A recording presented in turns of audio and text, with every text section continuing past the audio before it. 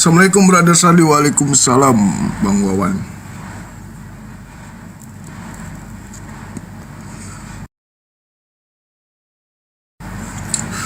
Cek kodam. Siapa ini? Heti kosong. Heti kosong. Siapa lagi mau dicek? Holy Movement. Ada kakek Paulus. Dia bawa kepala botak. Mas Ali selalu hadir. Waalaikumsalam. Assalamualaikum Mas Ali. Waalaikumsalam. Cek kodam host. Putra Kepri kosong. Lazuardi Fajar. Ada Roro Jonggrang. Dia lagi bawa. Fitra Salsabila kosong. Echan kosong.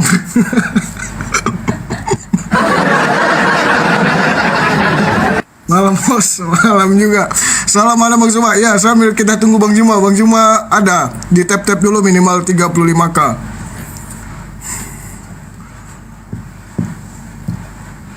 Mariam kosong. Benar aja ada kakek Pulus. Bawa tongkat. Debbie kosong. Putri ada ini kakek tua. Bis ada ini nenek lampir. Aku host. Kalau sembru kosong. Omar kosong. Yang mau ada kodamnya silahkan kirimkan singa 10. Vinagari kosong. Oh Vina Garut kosong. Vina Garut adalah. Kodamnya Vina Garut. Oh kodamnya Vina Garut. Bang, siapa ini? Dian HS. Ini kodok bekicot kodamnya. Ini jangan sering main di God ya. Biasa tiba-tiba masuk God. Kosong. Ya guys, kenapa jadi cek kodam semua di sini guys? Yang nggak ada kodamnya silahkan kirimkan singa 10, nanti saya isi kodam. Yang mau kodamnya nenek Mukiper nanti saya isi ya.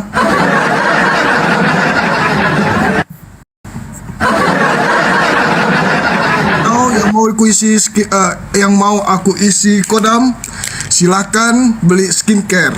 Nah, skincare dari Design. Kalau ini kodamnya bisa bikin glowing dan mencerahkan wajah. Ini dipastikan ada langsung kodamnya guys. Harganya sekarang sudah naik, makanya kemarin kalian nggak mau pesan kan. Sekarang harganya Rp130.000. Ini ada kodamnya di sini. Kodamnya ini bisa membuat muka glowing dan cerah. Gitu ya teman-teman.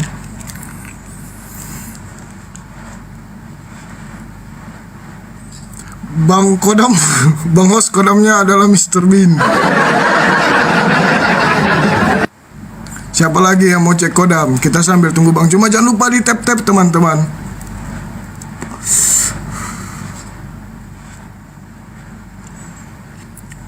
Mau cek kodam Bang, apakah kodam curut saya masih aktif? Oh, kodam curutnya karena nggak pernah pakai skincare, jadi dia udah mulai nggak aktif lagi Bang. Nah ini silakan yang mau pesan, yang ingin punya kodam, pesan skincare. Ini bisa memberikan wajah Anda glowing, cerah, dan mengeluarkan aura-aura positif. Jadi kayak gitu ya teman-teman yang belum punya kodam. Karena tadi saya lihat teman-teman di sini kodamnya kosong. Kalau saya host Della Papua, kodamnya kosong. Fine Sky Blue kosong. Siapa lagi mau dicek kodamnya? Bantu share sebanyak-banyaknya. Ya siap. Riz kosong. Siapa lagi nih? Ida Rosida ada. Ida Rosida kodamnya ini bekicot goreng.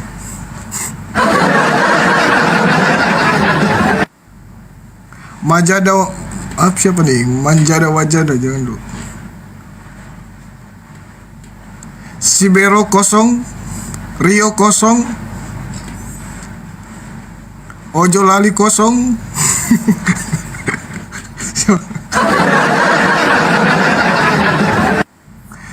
Bom bom ada, kodamnya biawak bulat.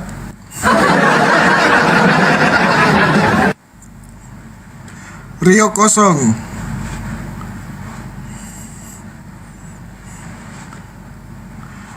Baby B, kodamnya ini ikan paus.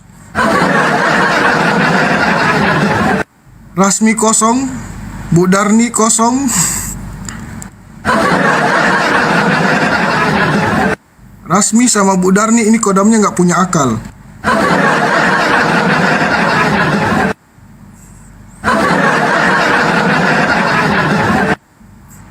Agatha, oh ada kodamnya Agatha, kodamnya iblis betina. Dipegang parang.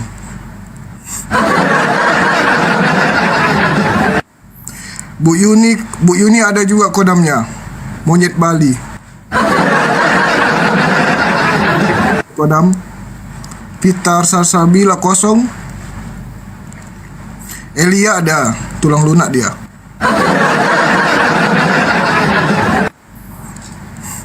Tony kosong, Ica kosong.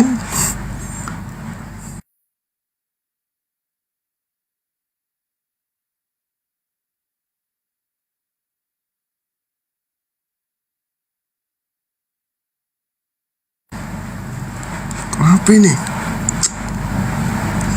Belum apa kena peringatan. Padahal sudah open camp pun. Guys, kalian nggak nge-lag guys?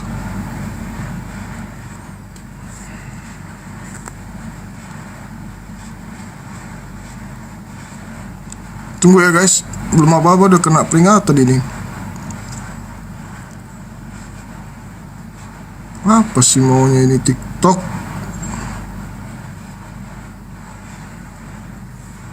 Nah gini aja.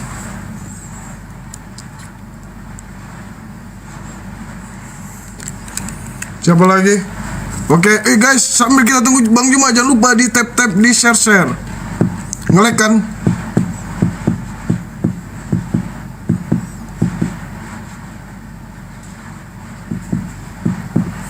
Udah aman, di tap-tap ya sambil kita tunggu Bang Juma.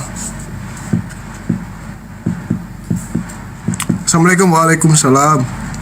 Iya udah aman. Gak tahu kena peringatan itu.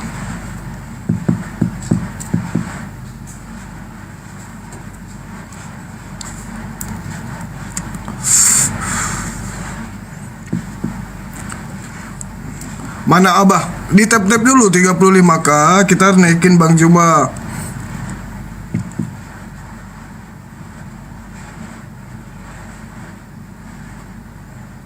Oh iya, aku gara-gara bilang kayak gitu. Gara-gara bilang apa?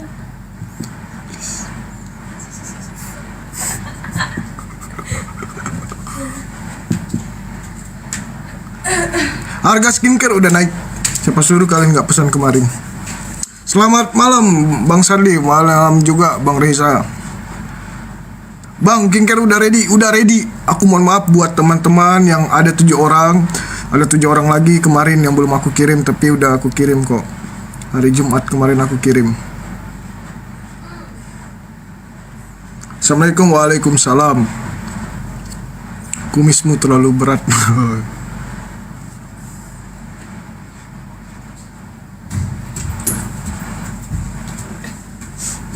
Tapi nggak bisa COD, iya. Belum dirubah. Bang Sardi jarang online, iya. Banyak kegiatan. Oh udah 35k. Baiklah, kita naikkan Bang Juma. Mana ini Bang Juma? Apakah beliau sudah ada? Abah request Abah. Lanjut cek kodam. Jangan. Udah mau naik Bang Juma. Ntar aku dipecat sama Bang.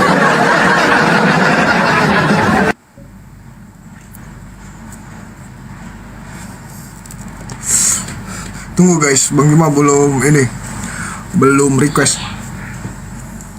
Abah request Abah. Sekarang harganya 135.000.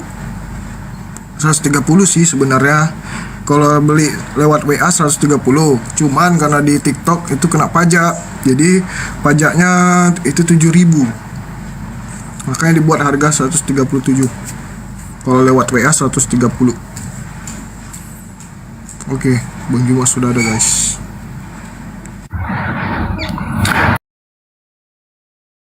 Saja dapat serum, toner, facial wash, sama krim.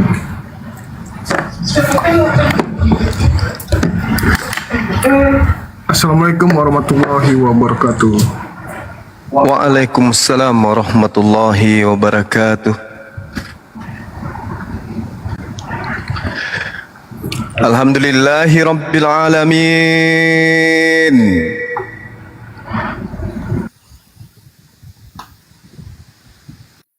Zikru rahmati rabbika abdah Zakaria isnada rabbahu nidaan khafiyah qala rabbi inni wahanal azmu minni wasta'ala ar-ra's syaiban wa lam akum bidu'aika rabbi saqiyah wa inni khiftul mawaliya min warai wa kanat imraati aqiran fahab li min ladunka waliyah yarithuni warithu min ali Yaqub waj'alhu rabbi radiyah ya Zakaria inna nubashiruka bi gulam ismuhu Yahya lam naj'al lahu min qablu samiyya qala rabbi anna yakunu li gulam wa kanat imraati aqiran wa qad balagtu minal kibari itiyya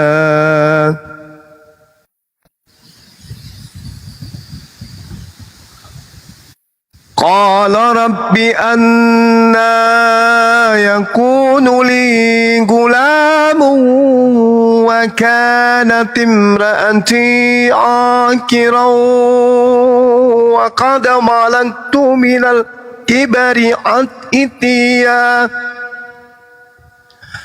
qala kadhalik qala rabbuka huwa alayya hayyin wa qad khalaqtuka min qablu wa lam taku syai'a qala rabbi ij'al li ayah qala ayatuka alla tukalliman nasa thalatha laylin sawiya فخرج على قومه من المحراب فأوحى إليهم أن سبحوا بكرة وعشيا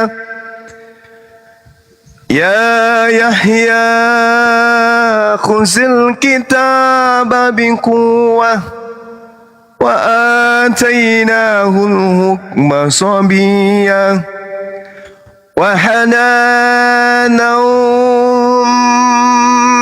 من لدنا وزكاة وكان تقيا وبرا بوالديه ولم يكن جبارا عصيا وسلام عليه يوم ولد ويوم يموت ويوم يبعث حيا واذكر في الكتاب مريم إذ انتبذت من أهلها مكانا شرقيا فاتخذت من دونهم حجابا فأرسلنا إليها روحنا فتمثل لها بشرا سويا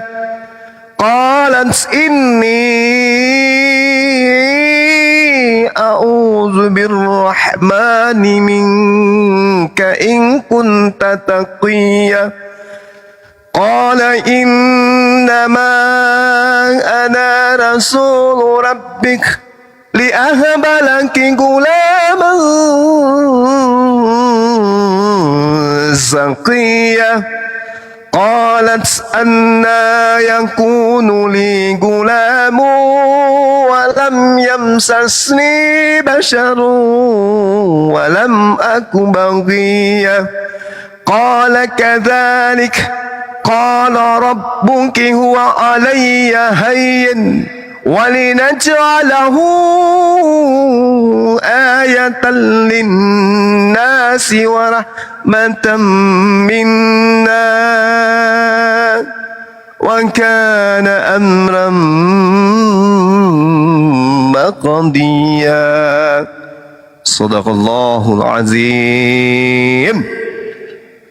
Sahabat yang dimuliakan oleh Allah Subhanahu wa taala, alhamdulillah, puji syukur senantiasa kita panjatkan kehadirat Allah Subhanahu wa taala.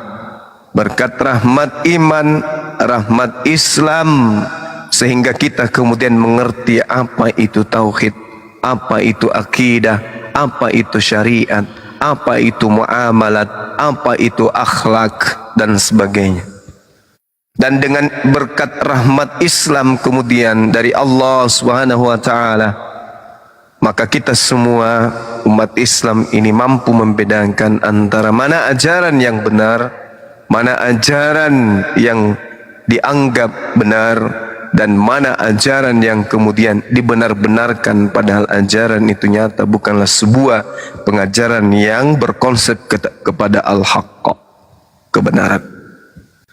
Senantiasa sebagai umat baginda Rasulullah Muhammad sallallahu alaihi wasallam, sebagai satu kebanggaan umat Islam kemudian yang tidak dimiliki oleh umat manapun selain umat Islam, yaitu syafaat yang kelak diterima oleh umat Rasulullah Muhammad sallallahu alaihi wasallam di saat tak ada lagi siapapun yang bisa memberikan syafaat.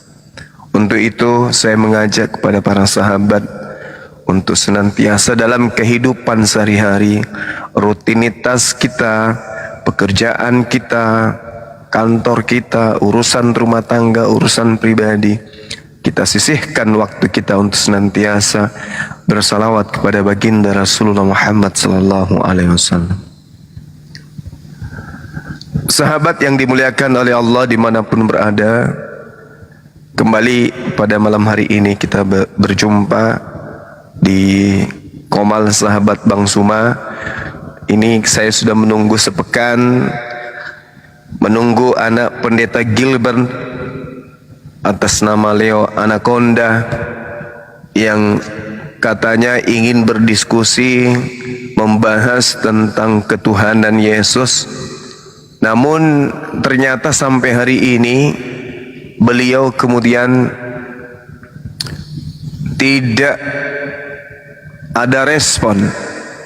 Jadi dia ibarat kata seperti kura-kura yang mengeluarkan kepala sambil menjulurkan lidah di keheningan malam, di saat orang pada tertidur, di saat kemudian alam lagi hening, mengeluarkan lidah, menjulurkan lidah kemana-mana, lalu kemudian memasukkan kembali lidahnya dan bukan cuma lidah, memasukkan kepalanya ke dalam cangkang, dan sampai hari ini tidak mengeluarkan lagi cangkangnya, karena dia sudah tahu bahwa apologet Islam Indonesia menangkap kemudian keinginannya dan menjawab tantangannya, kemudian merespon akan keinginan beliau, pendeta muda yang berkoar-koar dengan suara lantang, menantang semua siapapun yang ingin berdebat tentang ketuhanan Yesus. Ini sudah sepekan saya menunggu, PT saya dihapus oleh TikTok entah kenapa. Tetapi alhamdulillah ada beberapa sahabat yang PT itu diteruskan kemudian dan sampai hari ini masih menggaung. Tetapi pada faktanya tidak ada respon sama sekali. Begitu juga Adinda Yonatan Nandar juga sudah membuat PT lebih dulu untuk menjawab keinginan anak pendeta Gilbert yang bernama Leo Anaconda, tapi sampai hari ini belum ada respon. Artinya koar-koarnya pada saat itu hanya untuk cari muka kepada jemaat agar dianggap hebat, agar dianggap pahlawan. Tapi ternyata setelah dijawab tantangannya, dia seperti kura-kura yang masuk ke cangkang dan sampai hari ini belum mengeluarkan dan belum menampakkan batang hidungnya. Saya curiga dia mati di dalam cangkangnya sendiri. Menantang perang, setelah menantang perang itu dijawab oleh kubu lainnya, lari terbirit-birit, kemudian ketakutan atas tantangannya sendiri. Dikiranya kita umat Islam itu takut. Tak ada umat Islam, apalagi yang sudah terbiasa debat apologet, pembelaan agama, tak ada sedikit pun kata takut, apalagi mundur. Apologet Islam Indonesia gaungnya akan tetap terdengar seantero jagat raya, bahwa api apologet Islam Indonesia tetap menyediakan ruang kepada para pendebat Kristen untuk tampil di komal-komal Islam, memberikan pertanggungjawaban terhadap seluruh kata-kata yang diambil dari Al-Quran untuk mereka pertanggungjawabkan. Mereka mencoba mengusik Islam dengan mengambil istilah-istilah dalam Al-Quran.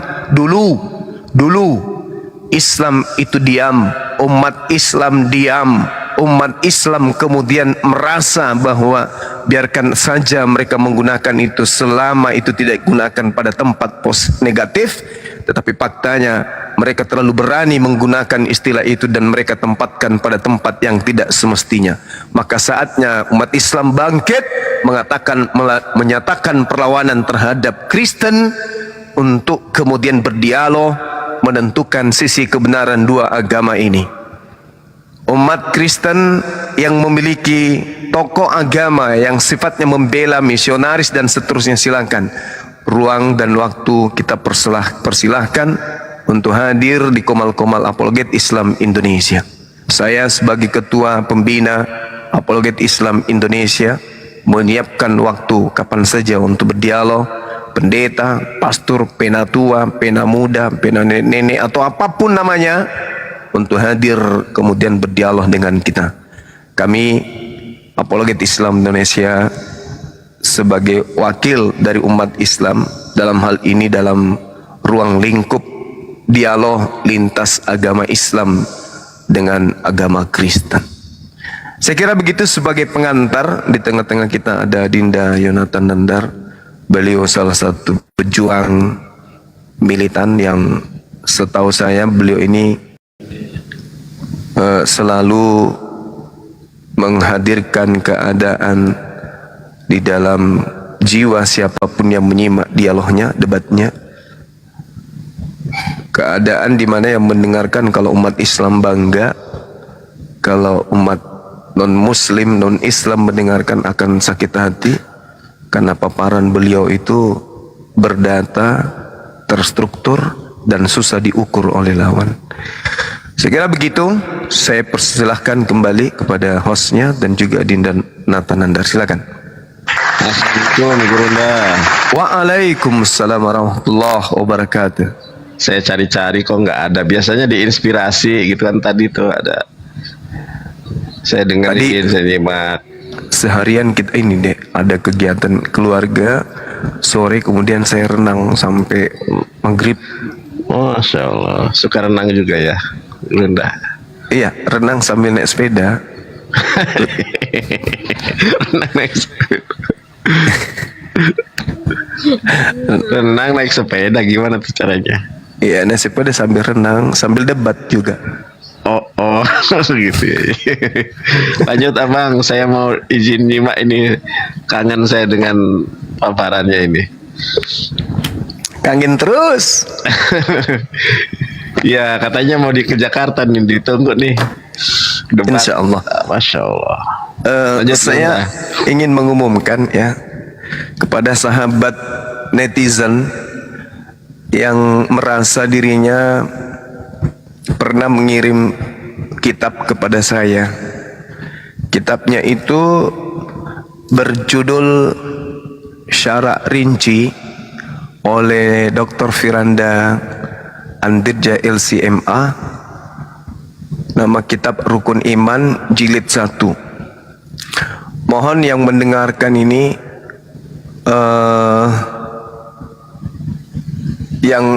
yang pernah mengirim kitab ini, mohon chat saya atau DM saya atau DM hostnya, karena saya rencana ingin membeli jilid 2 dan seterusnya.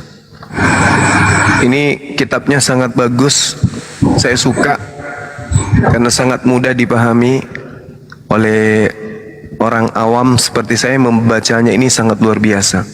Sekali lagi sahabat yang pernah ngirim sebuah kitab secara rinci Rukun Iman jilid pertama, mohon untuk chat saya lagi karena saya tertarik dengan buku ini untuk membeli jilid 2, jilid 3, jilid 4, jilid 5, jilid 6. Ini sangat luar biasa nih. Karena kitab bacaan gundulnya enak, bisa lah dibaca ya. Orang-orang yang baru belajar kayak saya itu alhamdulillah bisa saya baca meskipun masih terbata-bata, tapi paling tidak saya mudah untuk memahami. Dengan mudah memahami artinya saya akan lebih mudah juga menyampaikan isi dari kitab tersebut. Ya, mohon ya sahabat-sahabat. Dinda Yonatan juga kalau misalnya tahu namanya Gurunda, bukunya apa namanya? Syarah Rinci Rukun Iman. Syarat rinci Syarah, rukun, syarah. Syarah rinci Rukun Iman. Siap, nanti coba saya cari dia, Gurunda. Jilid 2, jilid 3 gitu. Siap. Bukunya aduh luar biasa nih. Bagus ya, sederhana. Penulisnya Dr. Firanda Andirja LCMA. Ini apa ini? Tolong ya teman-teman, mana tak? Ya, Syarah Rinci Rukun Iman, betul. Tapi saya butuh jilid 2, jilid 3 dan jilid 4 dan jilid seterusnya. Nanti tinggal dicek harganya. Kalau tadi cek kodam, saya cek harga ya teman-teman. Diinfokan harganya berapa, nanti kita beli insyaallah. Oke, siapa tahu ada teman Oteng yang mau belajar Islam atau mau berdiskusi tentang Islam atau lintas dua agama ini, waktu dan tempat disilahkan.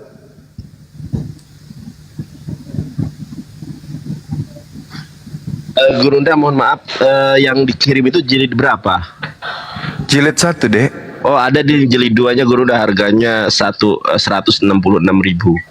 Insya Allah. Nih Gurunda nih, ada di biasa yang kemarin tuh Gurunda. Iya, Ini jilid sampai jilid berapa yang ada deh? Ini baru saya lihat di sini jilid 1, jilid 2. Belum ada jilid 3-nya kayaknya. Baru jilid 1, jilid 2. Oh gitu. Ustadz Firanda Andirja LCMA. Kalau jilid 1, jilid 2 harganya 227. Kalau jilid 2-nya aja harganya 166.000. Oh, gitu. Kamu mau? Kalau ilmu mas saya nggak pernah menolak Gurunda. 1 truk buku juga saya terima. Tapi yang penting dipelajari. Ya udah pesan aja deh. Masya Allah. Pesan Siap, dan Gurunda. kirimkan lagi ya. Iya ya. Tapi HP-nya besok insya Allah Gurunda ya. Soalnya ini HP-nya lagi dipakai ini. Iya, saya jilid live. 2 deh. Saya jilid 2. Siap Gurunda. Dirimu pesan setengah jilid aja. Jilid 1 aja deh. Jangan sekalian dilengkapi juga. Oh 2, Masya Allah. Iya. Terima kasih abang. Nih teman-teman ya. Saya ini, aduh, Gurunda Juma ini keras sama, udah nanti, udah itu aja udah. Masya Allah. Makasih ya bang ya. Iya dek, biasalah. Nyari buku malah ikut dibeliin. Berarti ini sudah kehendak Allah ya. Saya mampir di sini ya. Ternyata Allah Iya. pengen saya dapat buku itu. Iya, maksudnya saya cari mumpung belum banyak teman-teman naik. Siap, lanjut bang. Besok bang, eksekusi bang. Siap. Tapi kitab saya belum nyampe loh, dek. Oh belum nyampe. Iya, coba saya nanti cek besok ya. sekalian dicek. Siap. Kok belum? Kalau- yang mana Guru dah? Yang belum nyampe? Yang pertama kan? Oh yang Lisanul Mijan. Sebentar ya. Saya cek ya. Betul. Oke, lanjut. Silakan host. Kalau ada onyeng dinaikkan temanya temanya tentang Tuhan aja, sembahan Tuhan. Baik bang, ini belum ada Oten. Gimana kalau kita ini cek kodam dulu? Cek kodam lagi. Sudah kan tadi. Sekarang cek kodim. Ya silakan Oten yang mau naik diskusi sebelum saya cek kodam. Jangan sampai komal ini saya rubah jadi komal cek kodam bukan diskusi. Jambak host, udah aku jambak di bawah. Oten yang ngata-ngatain aku jambak, mereka nggak ada yang berani naik.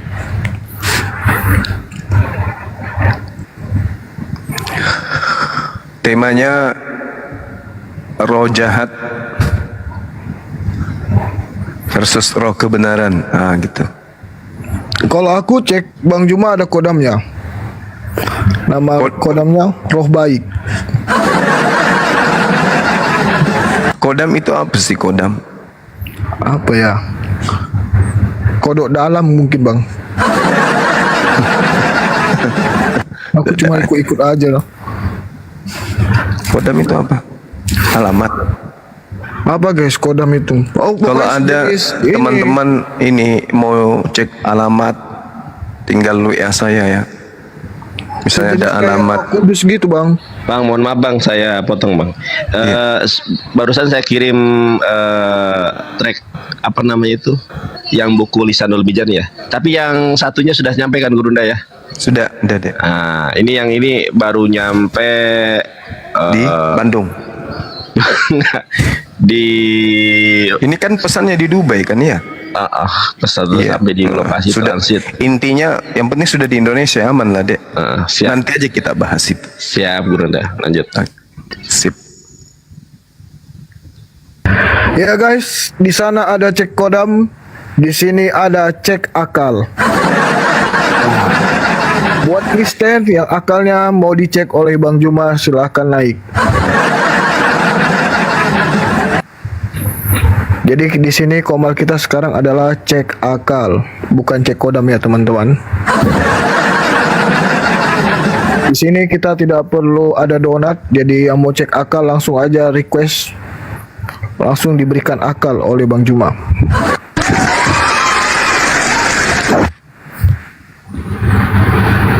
Dan ini khusus yang beragama Oten.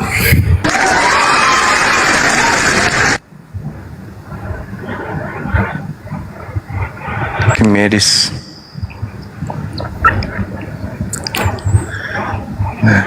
Oke, kita ada siapa nih? Vansa. Aku nggak mau. Vansa. Kalau di kampung saya itu namanya Panasa. Kalau di kampung saya namanya mobil. Mobil Vansa. Vanasa. Selamat malam Vansa. Iya, Assalamualaikum malam. kalau Muslim. Ya, agama apa bang? Saya Kristen, Bang. Ya, berarti mau dicek akalnya nih dong bang ya.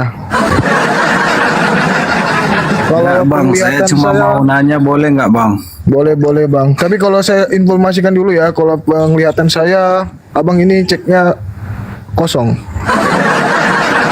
Gak apa-apa ya bang ya, diisi sama Bang Juma. Silakan bang, apa pertanyaannya? Bang, aku cuma mau nanya, Bang, gini, Bang, tentang hari kiamat tuh, Bang. Kan kalau di saya kan nggak ditulis kapan, Tuhan nggak tahu kiamat kapan. Emang kalau di Islam itu, Bang, Tuhan tahu kiamat kapan itu, Bang? Bisa dijawab itu, Bang? Iya, kalau Tuhan itu kan jelas maha tahu. Apapun kemudian pasti Allah tahu. Jangankan hari kiamat, yang mana hari kiamat itu Allah sendiri yang rancang.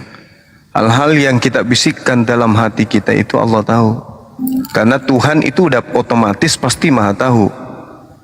Nah, Al-Quran kemudian menyatakan bahwasanya di dalam surah Al-Ahzab ya, ayat 63, Allah Subhanahu wa taala menjelaskan kepada kami umat Islam yang belajar tentang Al-Qur'an. Bismillahirrahmanirrahim.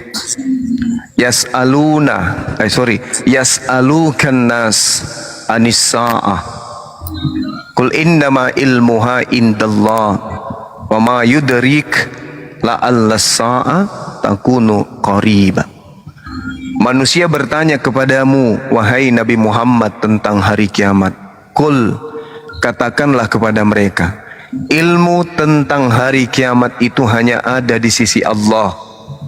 Dan tahukah engkau, boleh jadi hari kiamat itu sudah dekat waktunya. Jadi Allah itu tahu kapan hari kiamat, sebab Allah yang merancang semuanya itu. Hanya saja kita tidak diberitahukan. Kenapa? Karena kalau diberitahukan hari kiamat itu kapan, manusia ini cenderung kepada kesesatan. Kiamat masih lama, masih ada kesempatan kita kemudian untuk berleha-leha, bermaksiat dan seterusnya. Tapi oleh karena kiamat itu dirahasiakan, dan seperti halnya ajal dirahasiakan, maka orang yang berakal itu senantiasa harus mempersiapkan diri untuk itu. Jadi dalam Al-Quran, yas'alukan nas anis sa'ah, apabila manusia bertanya kepadamu tentang kapan hari kiamat, katakanlah bahwasanya sesungguhnya ilmu tentang hari kiamat itu hanya Allah yang tahu. Seperti itu, Bang. Iya, iya. Iya. Bang, ini satu lagi boleh nggak, Bang? Silakan. Kan kita disebut kafir, biasanya disebut umat Islam gitu, Bang. Iya. Lalu Terus? kenapa Tuhan menciptakan kita itu, Bang? Iya, baik. Jadi gini, Bung. Maksudnya gini, Bang, rencana Ya, Tuhan silakan. menciptakan orang kafir tuh kenapa itu, Bang?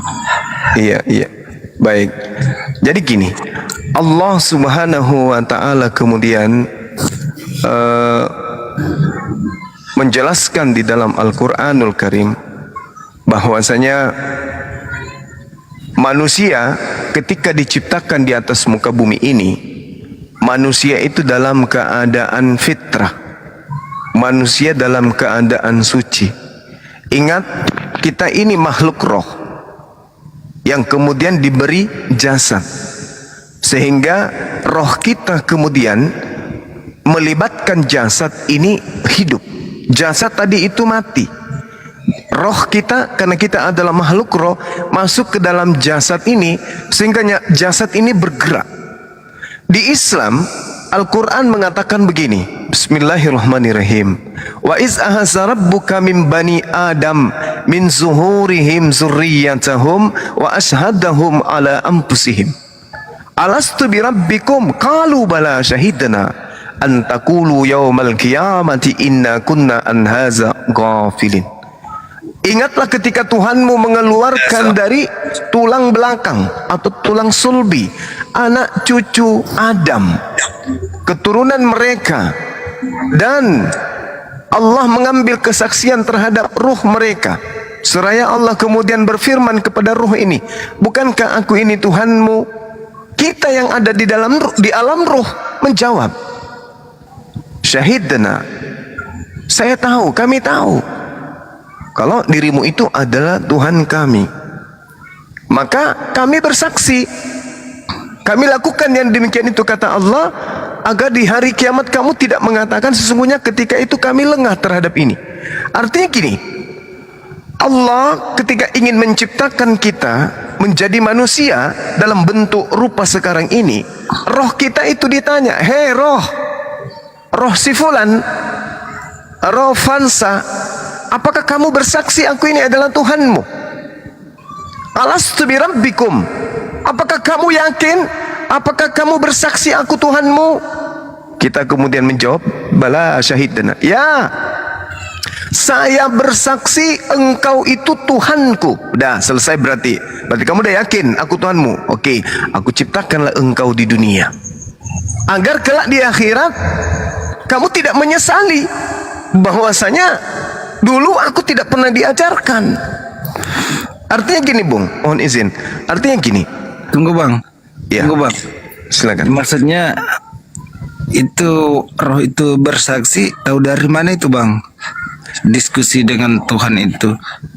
Ya, kita di alam roh. Allah bertanya, Tuhan bertanya Maksud kepada abang kita. tahu dari mana itu bang? Al-Quran yang menyatakan itu. Kitab suci saya yang mengatakan itu. Makanya kalau Ada ya bang, ada ya bang. ada surah Al-Araf ayat 172. Kalau saudara kurang yakin, di pengajaran kitab saudara pun diterangkan hal yang sama, bahwasanya sebelum kita ada di atas muka bumi, itu kita sudah berdialog dengan Tuhan, kita sudah berbicara dalam alam roh. Makanya Yesus mengatakan, sebelum Abraham ada, aku sudah ada. Itu maksudnya bahwasanya orang-orang atau manusia ini sebelum diciptakan menjadi makhluk biologis, kita sudah ada di alam roh. Contoh, di dalam Efesus 1 nomor 4 nomor 5. Sebab di dalam Dia Allah telah memilih kita sebelum dunia dijadikan. Pengkhotbah 3 nomor 15. Yang sekarang ada dulu sudah ada, dan yang akan ada sudah lama ada, dan Allah mencari yang sudah ada. Jadi kalau kita berbicara mengenai ayat suci Al-Quran ini, Pengkhotbah 3 nomor 15 juga mengiyakan. Nah, kenapa kita kemudian lupa akan hal itu? Karena kita sekarang dibungkus oleh jasad. Kita dibungkus oleh jasad. Ketika kemudian jasad itu terpisah dengan biologis kita, dengan roh kita, barulah kita tersadar. Begitu kita kembali ke alam roh, baru tersadar betapa ketika saya di dunia dulu, saya kemudian terpengaruh oleh bisikan biologis. Karena setan itu datang kepada kita karena kita makhluk biologis. Kalau kita makhluk roh, setan tidak berdaya. Karena roh itu tidak butuh makan, tidak butuh minum. Ketika roh kita masuk ke dalam tubuh, tubuh butuh makan, tubuh butuh minum. Maka iblis datang mempengaruhi kita. Makanya Adam jatuh karena makanan. Makanya di firman Tuhan yang ada, yang muncul kemudian di para nabi, terkait dengan makanan. Makanya dalam Al-Quran juga diterangkan begini, makanlah dari bumi hal-hal yang baik dan yang halal, walan tattabi'u khutuwati syaitan, dan janganlah engkau mengikuti langkah-langkah syaitan.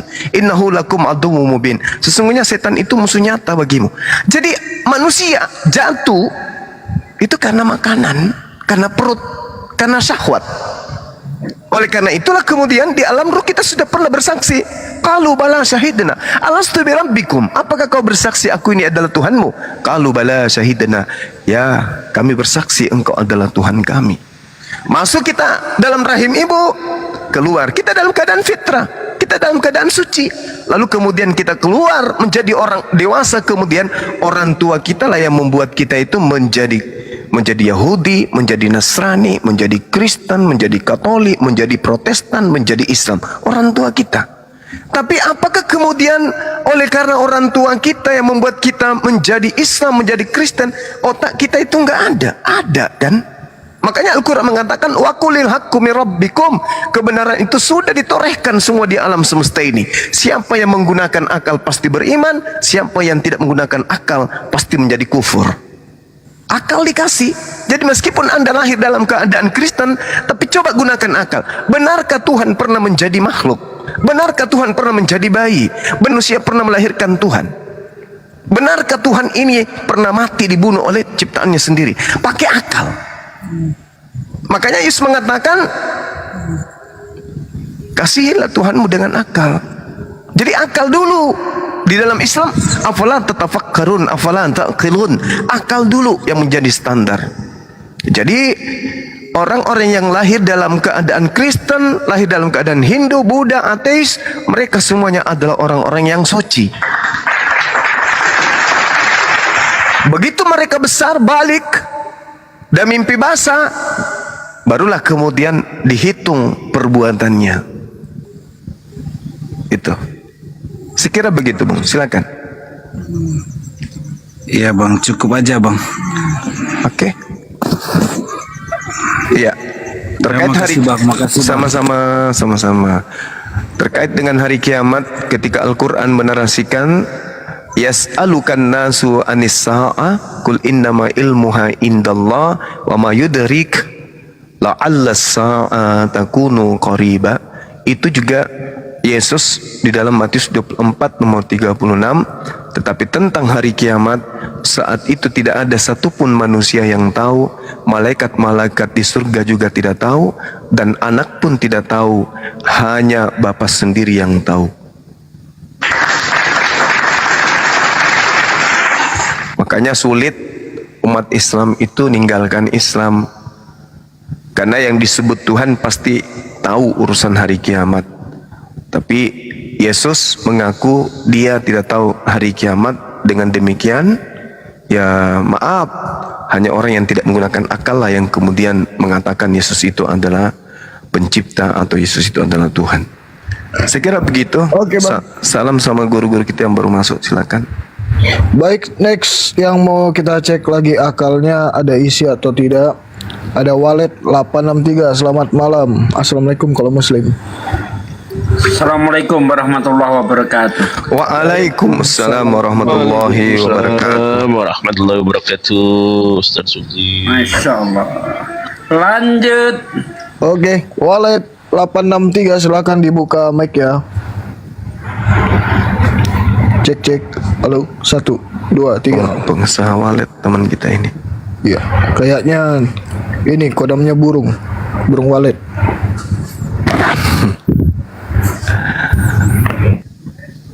Next, kalau nggak ada tidak siapa Michael.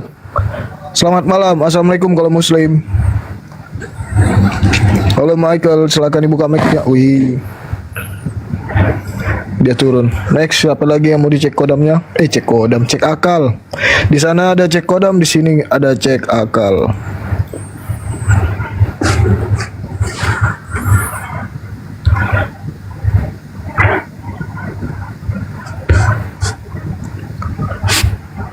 Wallet kalau nggak ada aku turunin ya.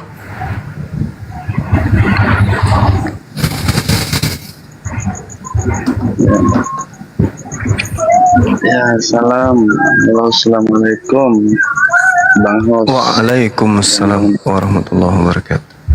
Waalaikumsalam. Ya Bang, muslim ya Bang ya. Bang, Boleh tanya ya Bang? kenapa? Bisa tanya ya Bang? Ya untuk yang muslim saya berikan waktu 3 menit. Silakan Bang. Ya. Ini mau tanya berkenaan dengan bunyi dalam surah Al-Baqarah ayat 30 ya Bang. Itu itu apa terjadi dialog antara Tuhan dan para malaikat Bang. Iya. Sehingga di situ ada yang berbunyi bahwa kelak manusia akan saling membunuh dan bertumpah darah gitu. Kemudian dari mana para malaikat mengetahui bahwa manusia akan bertumpah darah di bumi? Padahal di situ manusia belum ada di bumi pada saat itu. Jadi pengetahuan para malaikat pada saat itu di mana gitu Bang? Mungkin bisa dijawab Bang.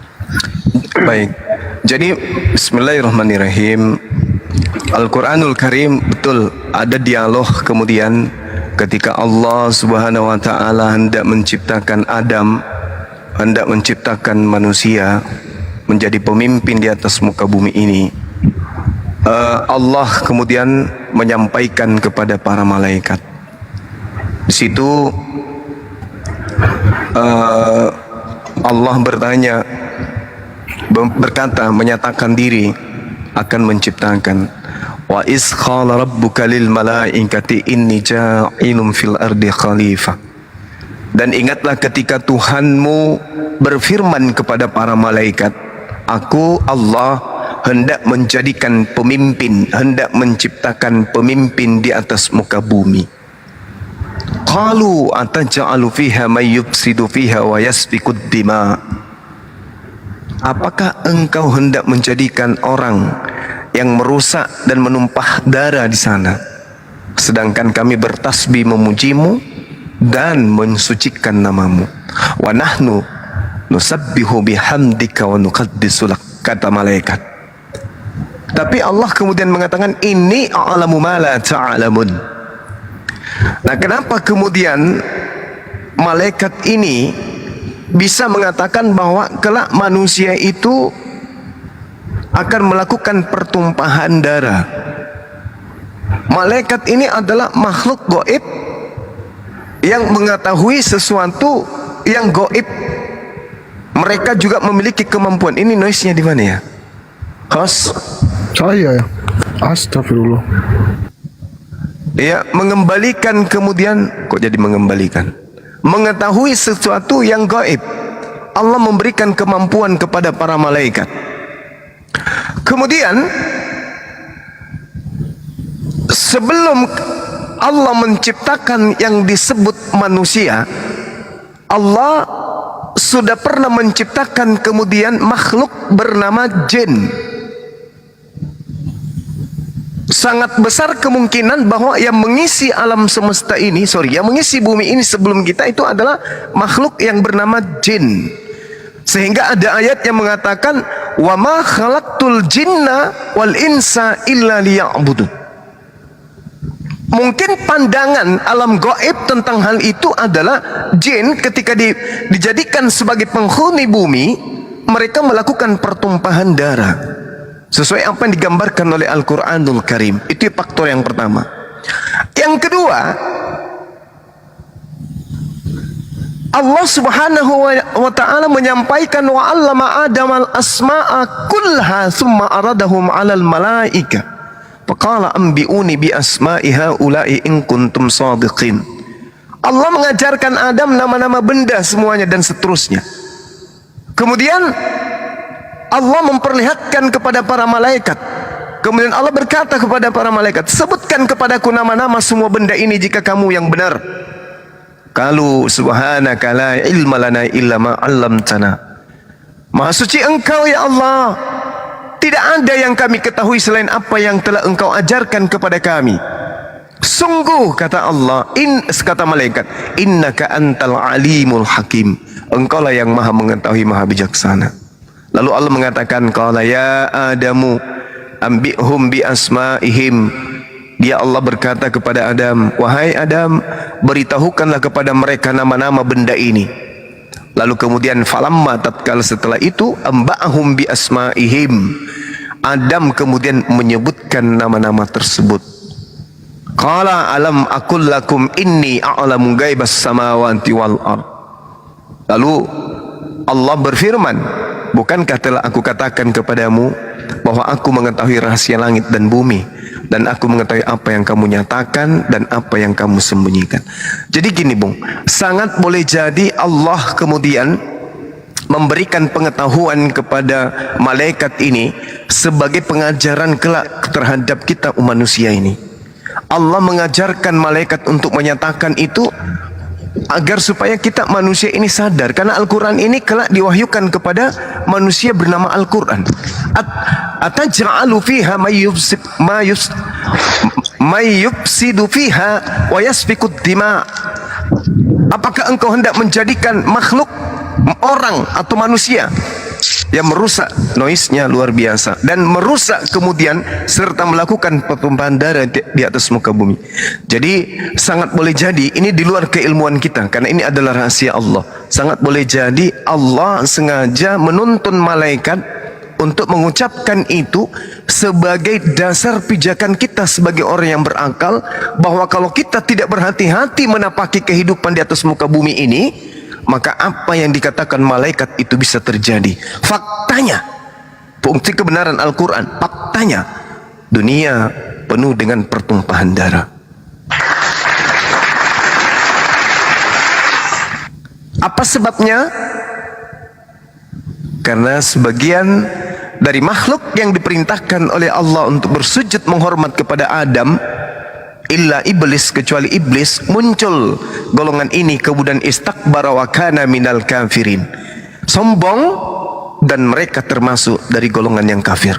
Malaikat tahu itu, makanya Allah berkata, ya iblis, wahai engkau golongan hitam, iblis, ma mana'aka an tasjuda lima khalaqtu biyadah. Apa yang menghalangi kamu untuk sujud menghormat kepada yang aku ciptakan dengan kekuasaanku? Astakbarta am kunta minal alin?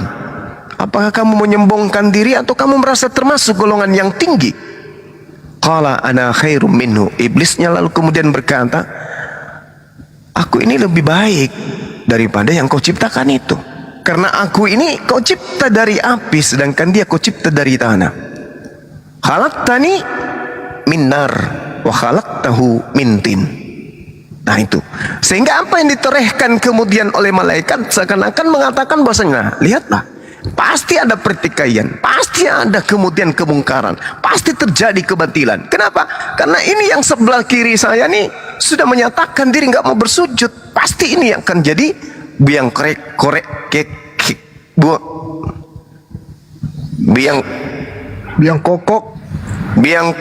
bagi yang koreknya nanti. Yang kerok tahu. Iya, saya nunggu guru-guru saya ini yang membantu. Biang keroknya nanti, pastilah ini ternyata betul. Beliau minta, iblis ini minta. Ketika Allah mengatakan di depan para malaikat, wa inna alaika la'nati ila yaumiddin, dan sungguh kutukanku atasmu sampai hari pembalasan. Lalu kemudian iblisnya dengan menghormat kepada Allah, dia mengatakan, Rabbi fa'anzirni ila yaumi yub'atsun. Ya Tuhanku, ya Rabbku, tangguhkanlah usiaku sampai pada hari mereka dibangkitkan.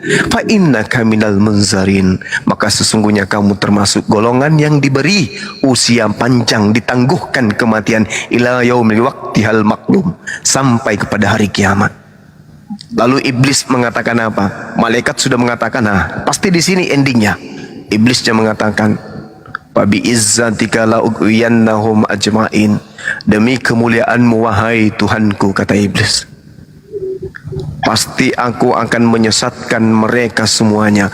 Artinya Adam belum punya anak, iblis sudah lebih duluan mengkapling, anak keturunannya kelak ini pasti akan kusesatkan semuanya, illa ibadaka minhumul mukhlisin, kecuali dari keturunan dia yang ikhlas, yang terpilih kemudian di antara mereka. Katanya, fal haqqu wal haqqa aqul. Allah kemudian berfirman, maka yang benar adalah sumpahku, dan hanya kebenaran itulah yang aku katakan. Nah ini bung, ini rahasia yang terjadi di alam gaib yang kita tidak tahu. Ketika nenek kita, kakek kita Adam alaihissalam ingin dicipta oleh Allah, pertikaian muncul, bukan pertikaian, pengajaran muncul. Kemudian Allah mengajarkan kepada malaikat, lalu Allah membuktikan kesempurnaan makhluknya bernama Adam.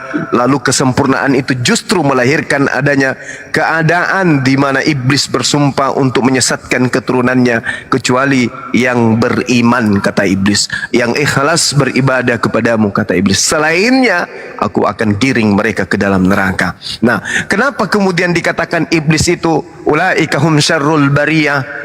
Allah mengatakan orang-orang kafir yang disesatkan iblis itu lebih iblis daripada iblis, lebih rendah dari segala makhluk, lebih hina dari iblis, malah kata Allah. Karena iblis meskipun ingkar kepada Allah, iblis masih mengakui ketuhanan Allah. Iblis masih memuji Allah. Fabi izzatika, demi kemuliaanmu. Tapi kalau orang-orang kafir memang betul-betul kufur kepada Allah, tak ada sedikit pun kemudian ke pengakuan imannya kepada Allah, tak ada. Maka Allah mengatakan ulaika hum syarrul bariyah, mereka adalah seburuk-buruknya makhluk. Jadi dia lebih buruk dari setan. Mereka ini lebih buruk dari setan, lebih buruk. Ya, saya kira begitu, Bung. Keterbatasan ilmu saya hanya bisa menyampaikan seperti itu. Insya Allah kalau abang saya ini ingin belajar lebih mendalam, mungkin kepada guru-guru kita yang memang punya kapasitas untuk menjelaskan ini lebih mendalam. Demikian dari saya, terima kasih. Ya, makasih Bang atas pencerahannya Bang. Iya, sama-sama. Jadi apa namanya, berarti yang penghuni bumi sebelum turunnya Adam pada saat itu adalah iblis ya Bang? Bukan iblis, jin. Bukan ya? Oh, Ya. jin. Jin. Jadi jin ini bukannya apa ya, dari golongan iblis ya Bang? Iblis itu adalah jin yang ingkar. Iya. Jadi kalau wa ma khalaqtul jinna wal insa, saya tidak menciptakan jin dan manusia kecuali hanya untuk beribadah.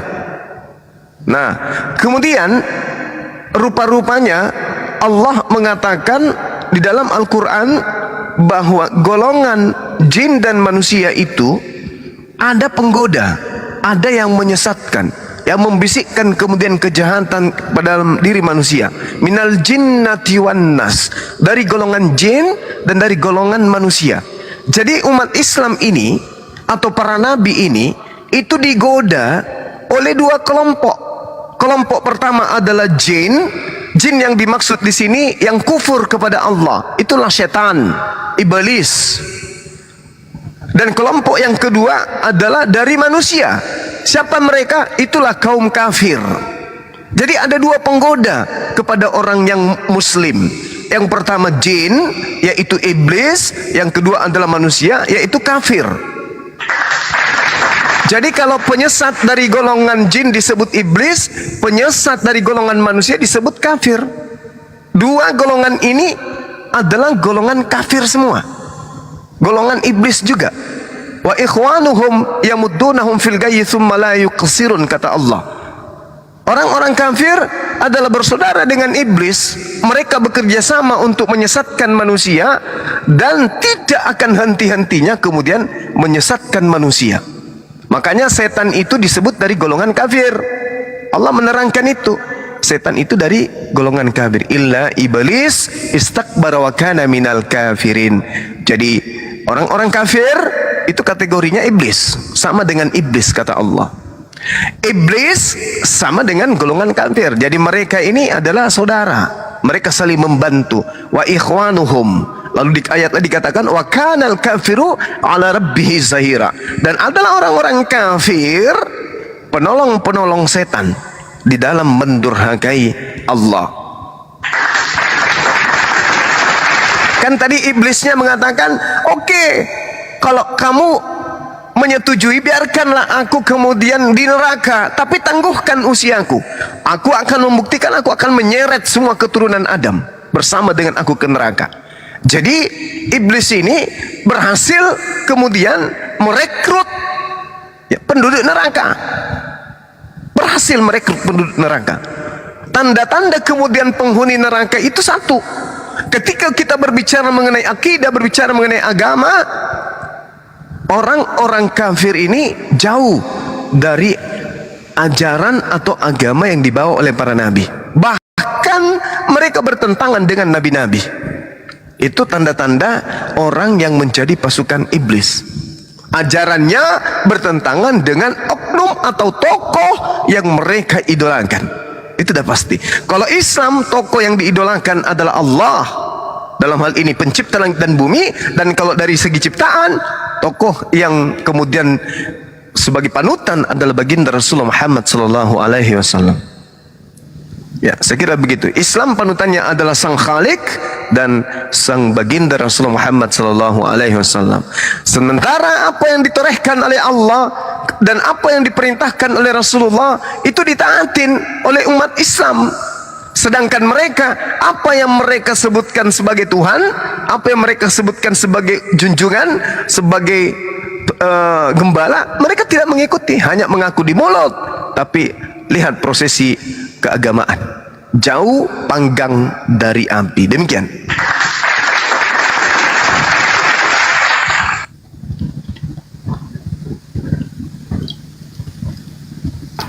Oke, Bang, siapa nih? Baristi. Waktunya udah habis ya, Bang ya. Terima kasih, Bang, untuk pertanyaannya. Ya Bang, makasih atas jawabannya Bang Juma. Dan Iya, jangan puas Bang ya. naikin juga Bang. Iya, sangat boleh jadi dirimu lebih tahu dari saya, tapi kita sharing-sharing, gitu ya. Sudah Bang. Nih, kabur otennya. Takut. Oke, Bang, terima kasih. Selamat malam. Assalamualaikum warahmatullahi wabarakatuh. Next, yang mau dicek akalnya silakan request teman-teman.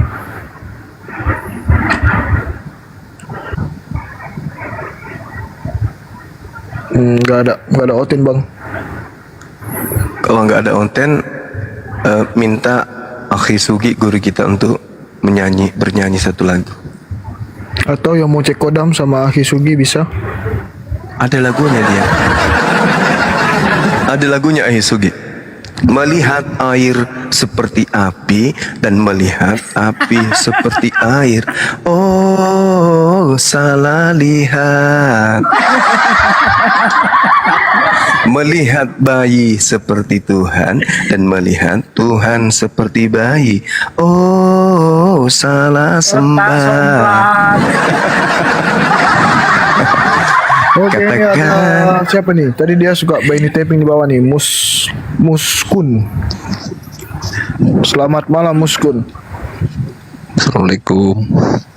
Waalaikumsalam warahmatullahi wabarakatuh. Oh, Muslim ya, Bang ya? Mau tanya, Muslim? Tadi komennya kurang baik di bawah baca. Silakan Bang, apa pertanyaannya? Kurang baik yang mana tuh?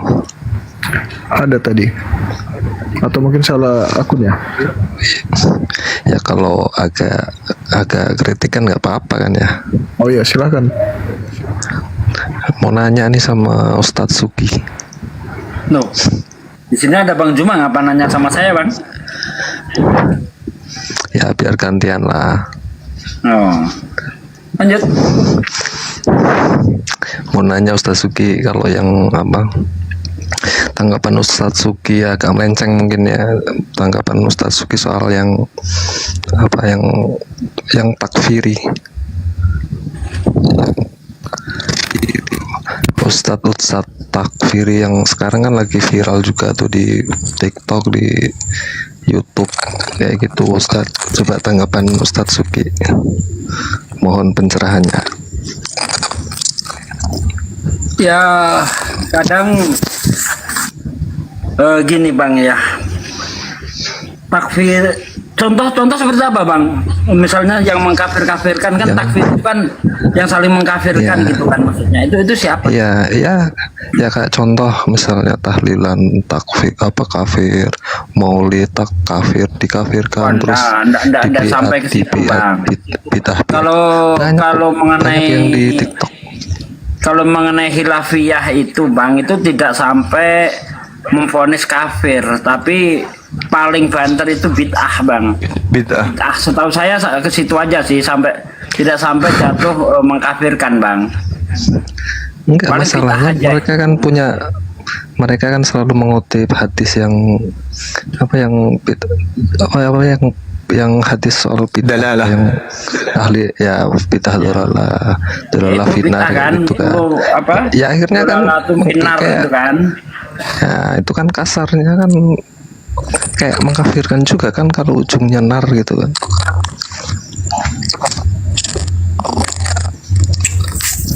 Apa suaranya kok jadi? Iya, suaranya kurang apa? Iya itu kan sama kayak mengkafirkan juga, soalnya kan finalnya kan dinar ya gitu. Ya memang hadis itu tidak salah sih, asal yang kita Sorry aku mau turun dulu ya, ini suaranya kurang jelas ini. ya Nanti masuk lagi. Oke, silakan Bang.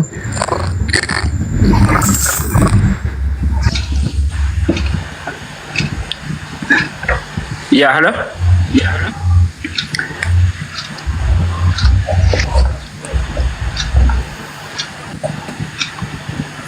Assalamualaikum Bang Zuma.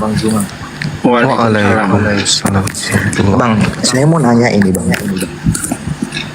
Iya, iya. Saya Islam sih, iya Islam. Mau nanya, kenapa kok jenazah ada yang utuh gitu Bang? Pertanyaan saya ini gitu Bang.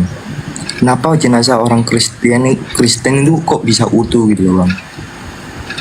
Pasti kan kalau misalnya apa orang Kristen kan pasti bilang kuasa Tuhan Yesus kan Bang. Kalau umat Muslim ya pasti bilangnya kuasa Allah kan. Kok bisa jenazah orang Kristen itu ada yang utuh gitu? Sedangkan jelas-jelas agamanya kan Kristen. Jenazah wudhu, maksudnya gimana sih? Utuh. jenazahnya.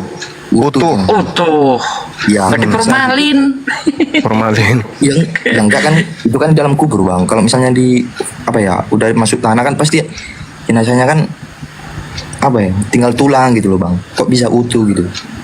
Diformalin Bang, formalin Di dalam itu iya kan sebelum mati itu diformalin dulu Bang. Contoh kalau kita lihat yang di Toraja itu nggak busuk-busuk itu kan karena diformalin. Iya Bang, kalau Iya, itu Bang. aja yang ngerti saya Bang. Yang Iya, kalau misalnya orang Islam gitu loh Bang.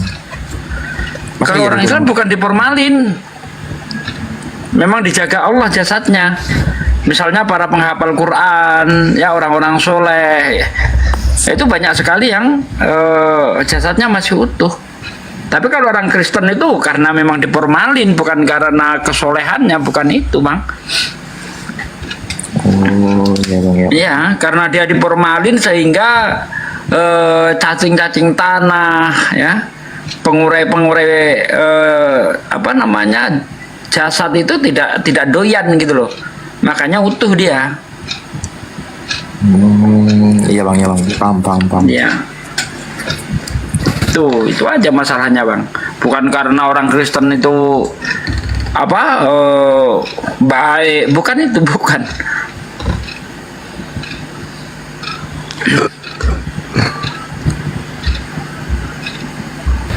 Oke Bang Mikel, terima kasih ya Bang. Untuk yang Muslim diberikan waktu 3 menit. Saya dulu waktu SD kelas 5, kelas 6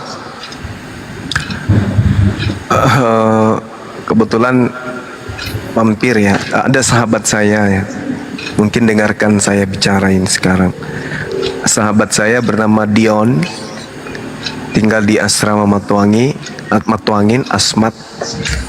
Saya kalau pulang sekolah sering mampir di rumah beliau. Kebetulan beliau itu bapaknya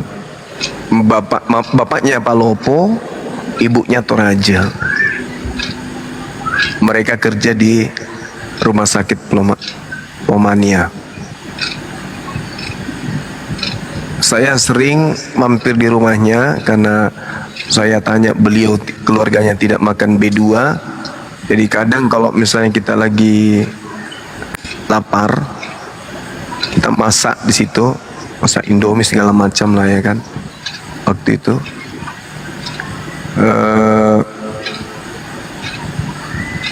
suatu hari Natal saya hadir di rumahnya.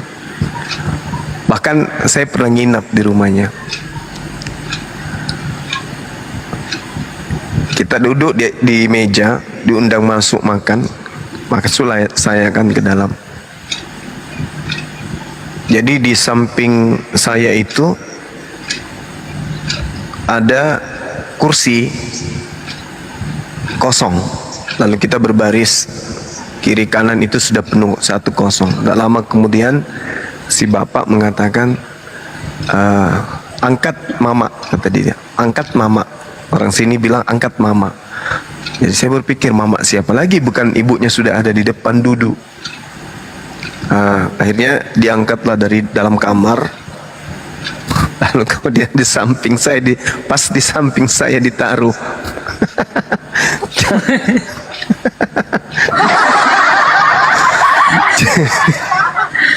Di samping saya disimpan, dibilang mama. Pas ku lihat begini, ya Allah, saya langsung lari keluar. Saya dikejar sama teman saya itu, Dion, sama adiknya satu, siapa namanya, dikejar sama mamanya juga. Nah, nggak apa-apa, itu mamanya ibu, katanya, mamanya ibu, tapi nggak apa-apa, sini aja. Oh, jangan tante di sini aja, tante. Udah mas saya di dalam, kita lagi mau doa, kata dia kan. Udah mas saya di dalam, udah tante di sini aja. Ya udah Dion, temani temanmu di luar, nggak berani temanmu. Jadi saya cerita itu siapa Dion? Dia bilang, nenekku itu. Kenapa bisa begitu mukanya? Sudah lama meninggal, udah lebih 10 tahun. Mati bejak. Jadi kenapa masih ada di sini?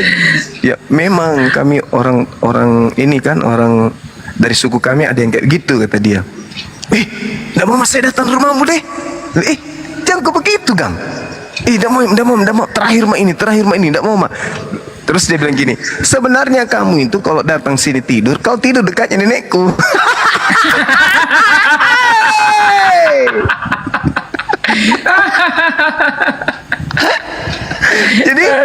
Jadi waktu itu saya tidur nginap di rumahmu, saya tidur dekatnya nenekmu. Iya, nenekku itu di sampingnya ada lemari panjang. Cuman saya tidak mau bilang.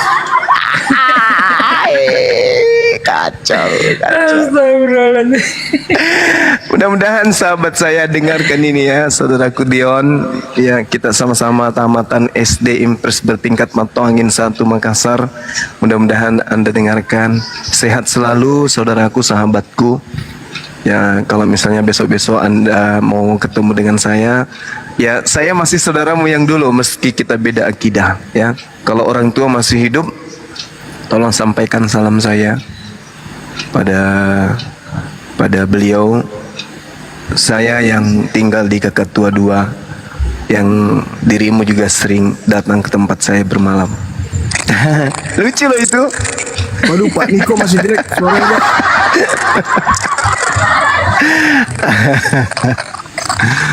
Kenapa nih Pak Niko ini?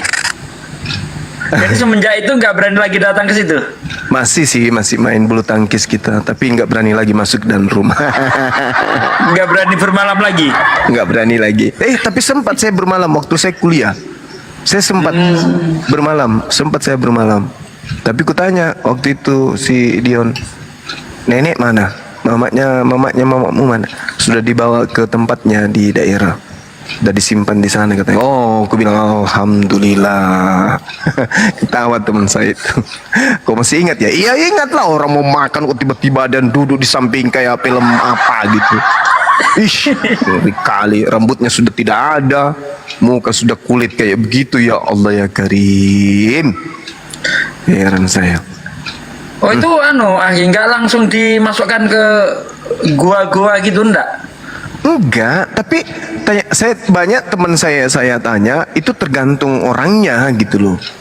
Tergantung keluarganya. Biaya, tergantung biaya. Mungkin juga sih, tapi kan kalau mengenai biaya, teman saya ini kan bapaknya TNI, kemudian ibunya perawat di rumah sakit.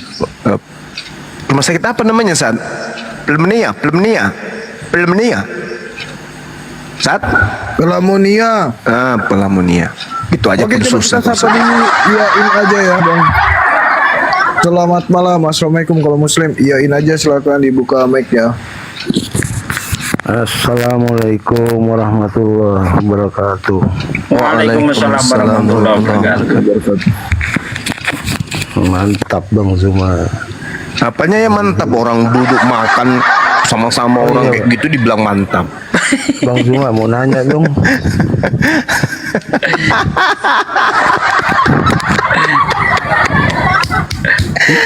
Aduh. Lucu. Kirain apa? Tunggu angkat mama. Apa mama mau diangkat di sini? Mamanya sudah ada di depan saya. Mama yang mana lagi? Katanya gua. Lengkap dengan Assalamualaikum warahmatullahi wabarakatuh. Waalaikumsalam warahmatullahi Bos, Ustaz, Bang Handi dan semuanya. Lanjut. Makan bareng lagi di situ. Ngapain kau takut katanya? Kamu sudah sering tidur sama nenekku. Hah? Dasar lu. Iya silakan bang. Ada Bang Handi tuh. Assalamualaikum warahmatullahi wabarakatuh. Waalaikumsalam warahmatullahi wabarakatuh. Jadi ada yang saya ingin sampaikan. Iya. Tapi penyampaian ini ya bisa juga tidak ingin disampaikan, tapi saya sampaikan aja gitu ya, karena ini memang tidak terlalu disampaikan sih. Jadi gini loh. Agak tuh. Mereka ini sebenarnya banyak sekali yang terpukul imannya karena Bang Juma. Satu. Kenapa saya? Ya justru itu mereka setelah terpukul introspeksi diri ya kembali ke Islam. Alhamdulillahirabbil alamin. Sebelum saya lanjut, saya tentu tidak boleh lanjut lama bicara. Saya sambut dulu. Opung kita ada di sini, harus disambut dulu ini. Tamu istimewa ini, Bang Juma. Opung Rambe. Iya, siap. Wah, abangku. Bang Prof.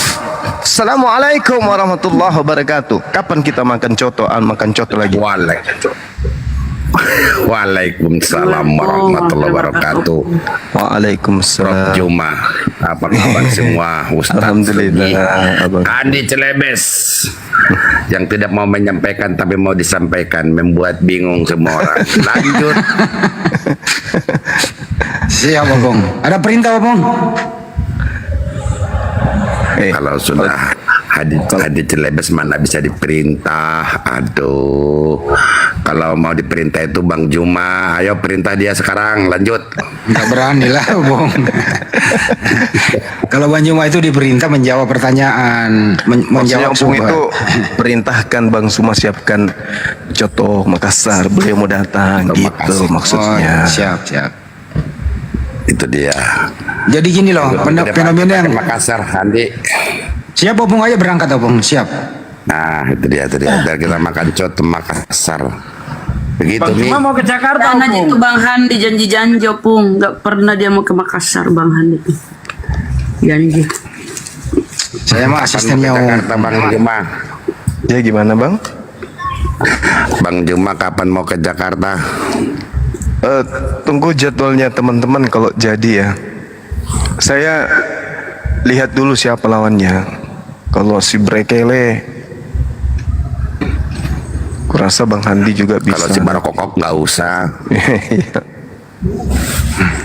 Jadi ada yang lucu, Bang. Mutar-mutar si Barokok jangan Bang Juma, percuma. Ada yang lucu Bang ini. Ada kan rekrut anak HMI, Himpunan Mahasiswa Islam Indonesia, direkrut oleh Apologet Islam Indonesia wilayah Sulsel. Berarti anak baru dia kan di dunia apologet, dia anak baru. Sangat antusias sampai dia datang ke gunung. Ya, pokoknya antusias sekali lah itu intinya. Jadi direncanakanlah satu hari, satu tanggal, jam dan bla bla bla bla bla untuk mempertemukan saya diskusi dengan seorang pendeta besar. Pendeta besarnya ini katanya merahasiakan diri, nanti ketemu Bang Suma baru diketahuan. Artinya dia sudah sering diskusi dengan Bang Suma tapi sang pendeta masih merahasiakan dirinya siapa. Jadi ada dua anak-anak api Sulsel yang menjaprik saya, satu laki satu perempuan, tiga dengan Bunda Gemini. Begitu kemudian saya katakan saya siap kapan aja, di api jam berapa saya akan hadir. Terus cek per cek Bunda Gemini chat saya sambil tertawa terus kenapa tertawa? Dia bilang gini, Daeng, kita tahu di siapa yang kita mau hadapi nih. Siapa? Pendeta besar. Siapa namanya? Luga Tambunan.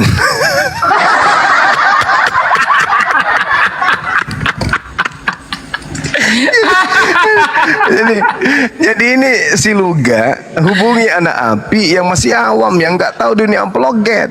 Si anak ini berapi-api, ada pendeta besar mau hadapi Bang Suma. Oh ya? Iya. Wah, disiapkan segala sesuatunya kan, ternyata Luga Tambunan, kerjain anak-anak saya, kurang ngajar lu. Luga. Sampaikan aja sama gurumu itu, saya sudah siap untuk bertarung dengan dia. Oh siap pak. Lama-lama ternyata dia bilang, nama saya Luga Tambunan, sampaikan aja.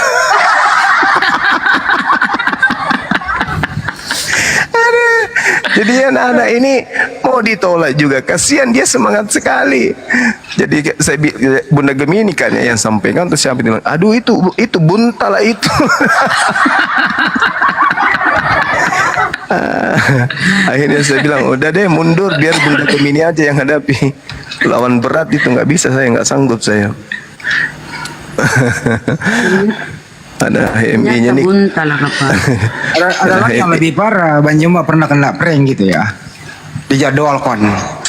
Ada pendeta juga yang lantang Bang Juma debat. Ini orang baru, belum pernah nongol gitu ya. Terus Bang Juma udah siap. Pendeta Alberto, pas dia naik Alberto. Saya tertawa ngakak gitu. Saya di bawah tertawa.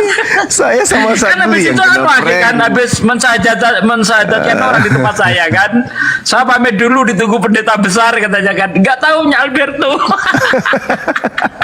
Ya, Dinda Yonatan kemana dia? Allah Akbar. Kupikir siapa kan? Waduh hebat ini. Bilang sama Sadi, ayo cepat kita live, ada yang nantang ini. Oh iya katanya. Begitu naik ternyata anak tirinya Bang Handi.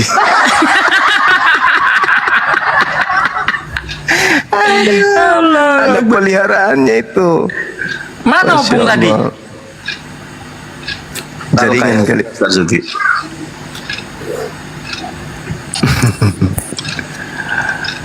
Allahu Akbar. Insyaallah. Oke, sambut dulu Yusuf.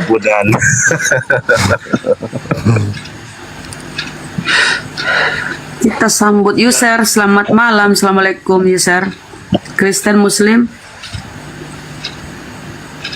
Minum kopi dia.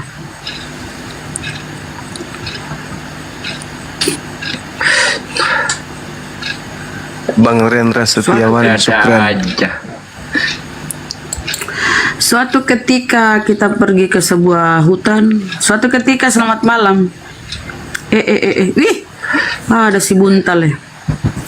User, dulu kita sapa user. Kenapa kau itu Luga? Turun semua tak orang. Luga, selamat malam. Selamat malam. Silakan, apa yang kau sampaikan? Ini kok bahas-bahas dia nih. Iya, benarkah Bang Luga ini ada jadwal dengan Api Sulsel dialog denganku? Nggak tahu sih, mungkin sih dia yang telepon Bang mau nggak debat sama Juma. Saya bilang aduh jadwal saya padat, saya bilang dipaksa-paksa saya. Jadi kapan itu rencananya katanya? Belum ada jadwal. Apa sih mau debat sama Juma, mau debat apa lagi, kan udah tiap hari juga kau kalah, terus mau apa lagi yang mau didebatin? Nah itu dia aku bilang, makanya saya tertawa. Jadi aku bilang, itu kan saya selalu dengan Bang Luga. Iya mungkin mereka nggak pernah nonton kali. Saya bilang saya sering, nggak usah dijadwalin. Tapi kalau mau ya debat apa podcast atau debat terbuka boleh lah. Tapi kalau cuma di TikTok tiap hari saya udah capek. Paling kalau saya tanya dengan kuasa apa Yesus membuat mujizat, udah pada mundur semua, udah pada ketakutan ngejawab.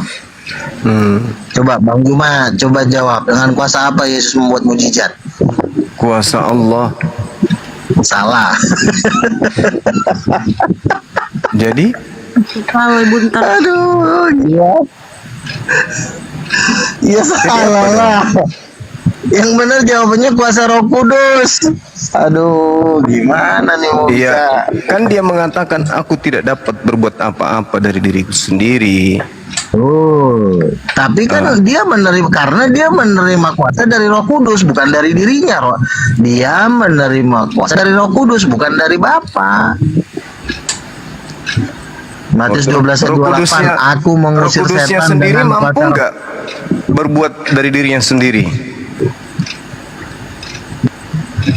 Roh Kudus itu kalau dia secara tuntunan dia mengikuti Bapa. Tapi kalau kuasa Roh Kudus tidak butuh siapa-siapa, termasuk Bapa. Dia nggak butuh Bapa kalau kuasa, karena kelebihannya Roh Kudus itu dia pemilik kuasa, itu kelebihannya dia.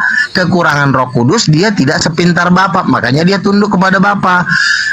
Dia akan tidak berkata-kata dari dirinya, apa yang dikatakannya berasal dari Bapa yang mengutus dia.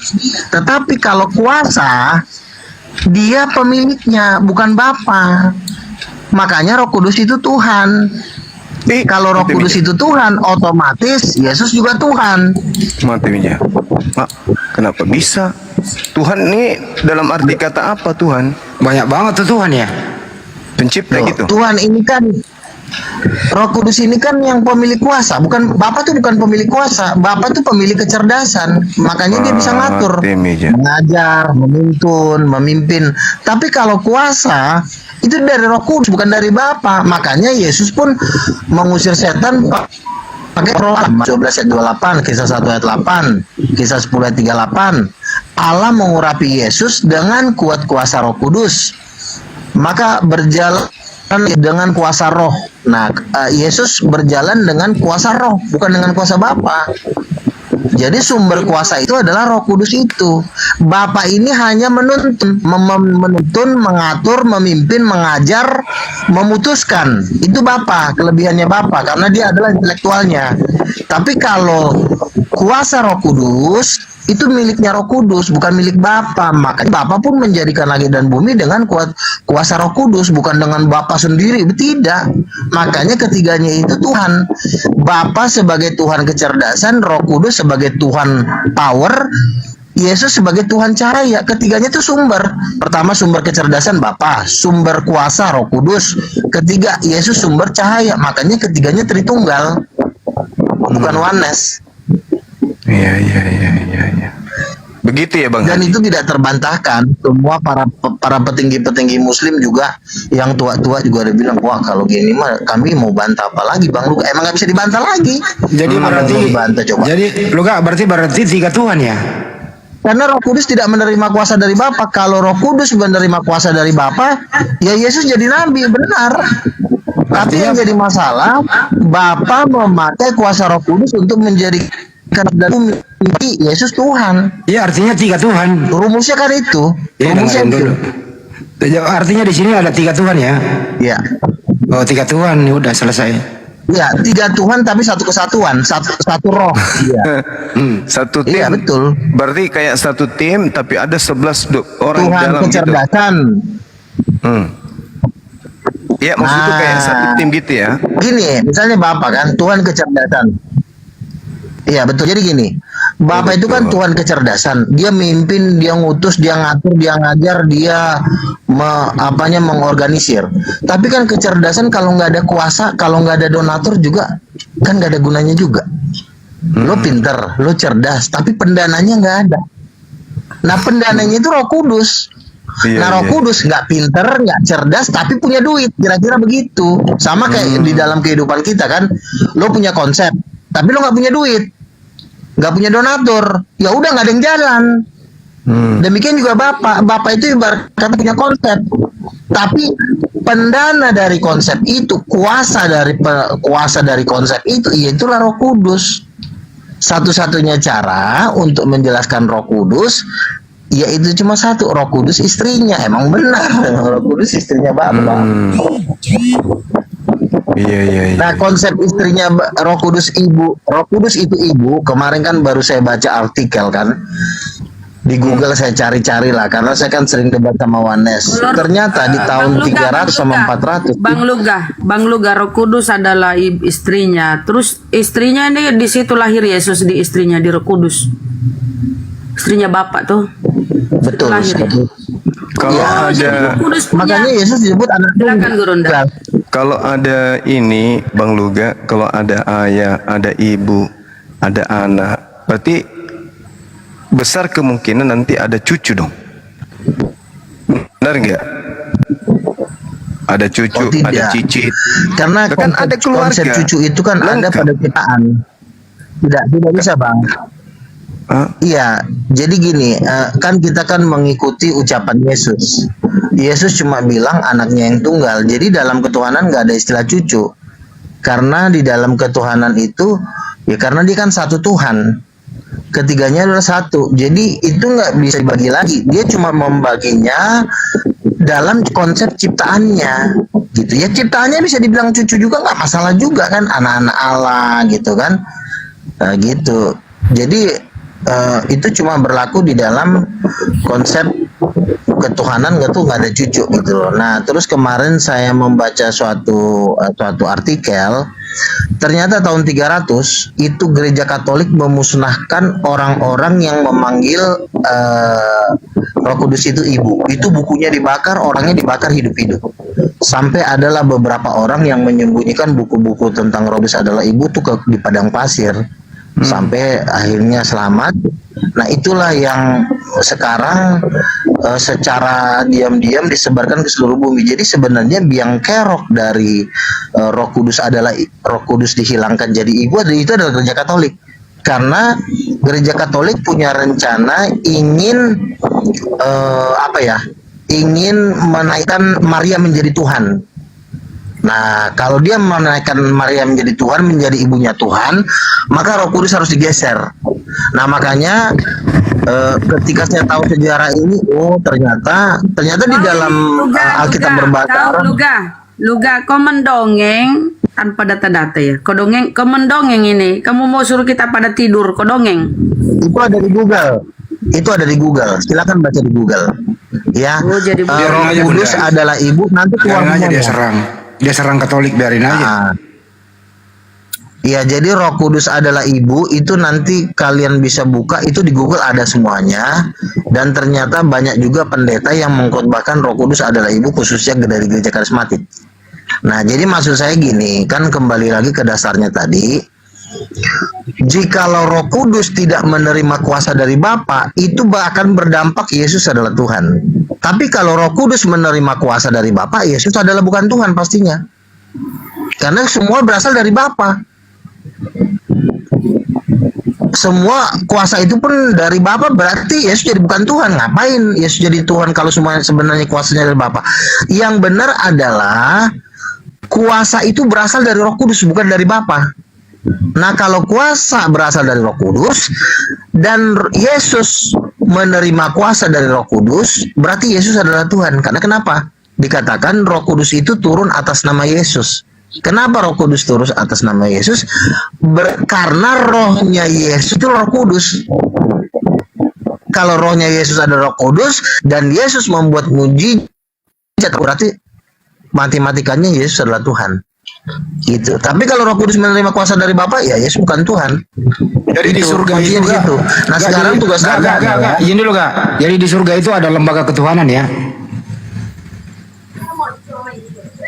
Iya kan, manusia kan dikatakan di Kejadian 1 ayat 28, manusia itu diciptakan menurut rupa dan gambar Allah. Diciptakannya laki-laki, diciptakannya perempuan. Ini diciptakan menurut gambar Allah. Suami istri kan? Adam kan suami istri. Nah, kalau Adam yang suami istri diciptakan menurut rupa dan gambar Allah, berarti kan di surga juga suami istri. Makanya Yesus disebut anak tunggal. Anak tunggal dalam artian apa? Ya benar-benar anaknya yang tunggal. Kayak lo punya anak lo sendiri, gimana kemuliaannya? Aku tidak dapat berbuat apa-apa dari diriku. Iya benar, Yesus tidak dapat berbuat. Tapi sebagai anak, dia punya hak pemilik seluruh kekayaan bapaknya. Apa yang Bapa punya, dia yang punya. So, makanya Yesus berkata, kepadaku telah diberikan segala kuasa di surga dan di bumi. Jadi anak tunggal itu Tuhan. Nah, kebetulan saya lagi launching buku yang kedua saya, judulnya Anak Tunggal. Itu nanti bisa dibeli. Terus Tuhan yang asli yang mana? Bapa, Putra, atau Roh Kudus? Yang mana Tuhan asli? Ketiganya itu Tuhan, bro. Tapi mereka punya saham kelebihan masing-masing. Misalnya kayak gini aja, angkatan darat, angkatan udara, angkatan laut, sama-sama angkatan, tapi kan beda-beda jurusan gitu loh. Kalau Bapa, dia bagian kecerdasan, Roh Kudus bagian power, Yesus bagian cahaya. Nah, jadi dia punya bidang masing-masing. Bang Luga, mereka pernah nggak rapat itu? Ya. Kenapa? mereka pernah rapat enggak? Ya, Tuhan yang tiga ini pernah rapat enggak? Oh iya, rapat mulu lah kerjanya, namanya juga ketuhanan, namanya juga udah Tritunggal, rapat terus. Baru diserahkan surat kuasa. Makanya ketika Anda menyembah anaknya yang tunggal, itu sama juga dengan Anda menyembah Bapa, sama aja. Gitu. Anda kan selama ini, oh Tuhan saya Bapa, tapi lu lupa kalau lu tuh punya ibu yang lu lupain, itu Roh Kudus. Pak, gitu loh. Saya nggak pernah menyembah Tuhan. Kamu Bapak nggak pernah saya sembah itu Bang Luga.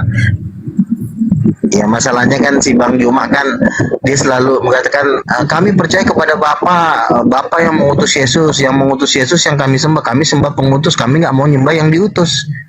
Ya udah, lu nyembah pengutus, tapi lu nggak tahu kalau pengutus ini punya istri, punya anak, namanya Yesus dan istrinya Roh Kudus.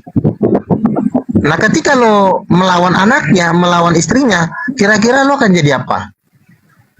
Ya lo akan tetap di neraka, karena yang lo lawan adalah keluarganya Tuhan. Jadi Maria ini kau ibaratkan Roh Kudus karena Maria yang melahirkan Yesus. Oke, nah kalau untuk Maria, kemarin saya nonton suatu seminar pendeta Malaysia, dia bilang begini, di dalam Alkitab, Yesus tidak pernah memanggil Maria dengan sebutan ibu, dia panggil dengan sebutan woman, wanita. Makanya orang-orang Yahudi marah kepada Yesus, kenapa lo nggak menghormati mama lo? Karena ketika Yesus hidup, dia menganggap Maria itu seperti orang biasa aja. Kalau saya ketemu mama saya kan, hormat kan, meluk gitu kan. Tapi kalau Yesus ngelihat Maria tuh kayak ngelihat pembantunya gitu. Makanya orang Yahudi heran. Tuhanmu, Luga berarti Tuhanmu Tuhan durhaka. Masa kira pembantu? Sebentar Ibu. Jadi gini. Durhaka itu Tuhanmu. Iya. Sebentar. Jadi gini ya. Makanya Bang Luga durhaka juga ini. Sebentar bro. Gini. Jadi di dalam bahasa Aramaik ternyata Yesus itu tidak pernah memanggil ibu, adalah woman. Kenapa Yesus ada dikatakan ibunya? Itu adalah kerjaan orang Katolik. Karena ingin mengangkat Maria penggantinya Roh Kudus. Ibu Bunda Mesias itu adalah Roh Kudus, bukan Maria. Makanya secara mental, secara psikologi, ketika Yesus berhadapan dengan Maria, dia biasa aja. Ketika Ibu Maria mencari Yesus di Bait Allah, kan dia bilang, kenapa kau mencari aku? Bukankah aku harus tinggal di rumah Bapakku? Jadi jawaban Yesus ini kayak orang nggak menghargai Maria. Ya wajar, orang Maria ciptaannya kok. Salah kau. Ketika Yesus Luga dengar, ketika Yesus dekat salib tuh dia ngomong, ibu ini aku tuh dia perkenalkan murid yang dikasih itu, dia menyambut mamanya ibu. Iya, itu kalau di dalam bahasa Aramaik tahun 300-400 itu nggak ada tuh ibu. Jadi coba deh nanti nonton videonya itu. Saya ada video seminarnya dan saya rasa itu bagus sekali. Jadi memang Roh Kudus ini diganti oleh Gereja Katolik menjadi Maria. Jadi penggantinya Roh Kudus itu Maria. Jadi yang dianggap ibunya Yesus itu Maria sebagai Ratu Sorga. Padahal yang menjadi ibunya Yesus itu Roh Kudus, bukan si Maria. Ngapain Yesus yang adalah Tuhan beribukan manusia kan? Nggak masuk akal. Makanya sikap dan tindak lakunya Yesus kepada Maria kan biasa aja gitu, dan itu cuma semua settingannya Gereja Katolik. Makanya dulu kalau orang mengaku Roh Kudus adalah ibu itu dibakar hidup-hidup dan buku-buku mereka dibakar. Nah sekarang kita di akhir zaman ini sudah terbuka, nggak ada lagi yang bisa menutup-nutupin. Makanya kita akan bongkar semua di akhir zaman. Makanya kan orang-orang Wanes makin benci sama saya sama orang Tritunggal. Ya itu derita lo kok. Memang kalau Roh Kudus ibu, kenapa lo harus meniadakan mama lo sendiri? Mama di dunia aja kita tiadakan, kita terlaknat dunia akhirat, apalagi kita meniadakan mama sorgawi yang memang yang daripadanya kita hidup. Kita sampai dipenuhi oleh roh. Ngapain kita dipenuhi oleh roh kalau dia bukan adalah ibu kita? Ya kan? Kamu harus dilahirkan dari air dan roh. Kenapa harus dilahirkan dari air dan roh? Kenapa bukan Bapa? Kenapa harus Roh Kudus? Ya Roh Kudus lah ibu yang sejati. Jadi Roh Kudus ini jenis kelaminnya perempuan ya? Oh iya dong, Roh Kudus itu perempuan. Berarti kalau begitu Bunda Maryam tidak Roh Kudus ya? Bukan, Maria itu manusia biasa, ciptaannya Yesus, pembantunya Yesus. Berarti Tuhan kalian itu terlahir dari manusia biasa. Betul, karena Tuhan mau pakai manusia biasa untuk bekerja di dalam kerajaannya. Jadi kan Maria kan hamba. Jadi bisa pula seperti ya, dari manusia biasa menjadi Tuhan. Tidak, karena Yesus kan tidak dilahirkan dari sperma dan sel telur Maria. Yesus cuma turun dari surga, turun ke perut Maria, dan keluar sebagai Tuhan, sebagai Allah. Dari mana Yesus kita tahu adalah Allah? Ya tentu dari ketika Yesus mengatakan dia menerima kuasa dari Roh Kudus, dari ibunya. Wajar dia menerima kuasa dari ibunya. Kita ini pun juga kan hidup kan dari mama kita, ya kan? Kita lahir 9 bulan. Kami lahir bukan dari mama kami juga. Kami lahir karena dari ada pohon. juga. Ya iya, dari bapaknya juga dan dari ibunya, dua-duanya dong. Spermanya dari bapaknya masuk dalam rahim, lalu 9 bulan di dalam kandungan. Di dalam kandungan kau kan dikasih makan kan dari air kehidupan dari mamamu di dalam perut mamanya. Ya kan 9 bulan. Gak, waktu Bunda Maria mengandung, Roh Kudus ikut terkandung apa di luar menjaga kandungan?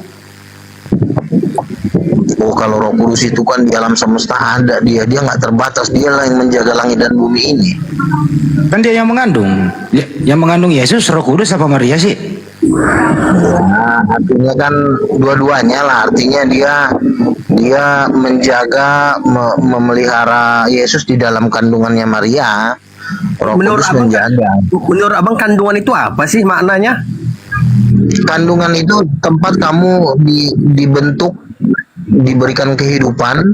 Nah, setelah kamu keluar, kamu juga kan masih netek lagi sama mama, ya kan? Netek. Kemudian Roh Kudus, tapi mengandung juga kata abang, dua-dua mengandung. Bukan mengandung, jadi dia membuat mujizat di dalam perut Maria. Yang membuat mujizat itu di dalam perut Maria kan Roh Kudus, bukan Bapa. Bapa cuma mengizinkan. Bapa sudah mengutus Roh Kudus. Yang membuat Maria hamil itu Roh Kudus, bukan Bapa. Jadi harus tahu kerjanya ya. Bapa mengizinkan, Roh Kudus yang bekerja. Itu apanya, kronologinya seperti itu. Jangan Bapa, kuasanya Bapa yang membuat Maria hamil, salah. Enggak. Bapa. Tadi kan abang mengatakan Roh Kudus mengandung juga, Bunda Maria mengandung juga. Kan dua-duanya abang bilang mengandung. Makanya ditanyakan yang mengandung Maria. Roh Kudus itu ibarat kata dia menyertai aja, menyertai, melindungi gitu.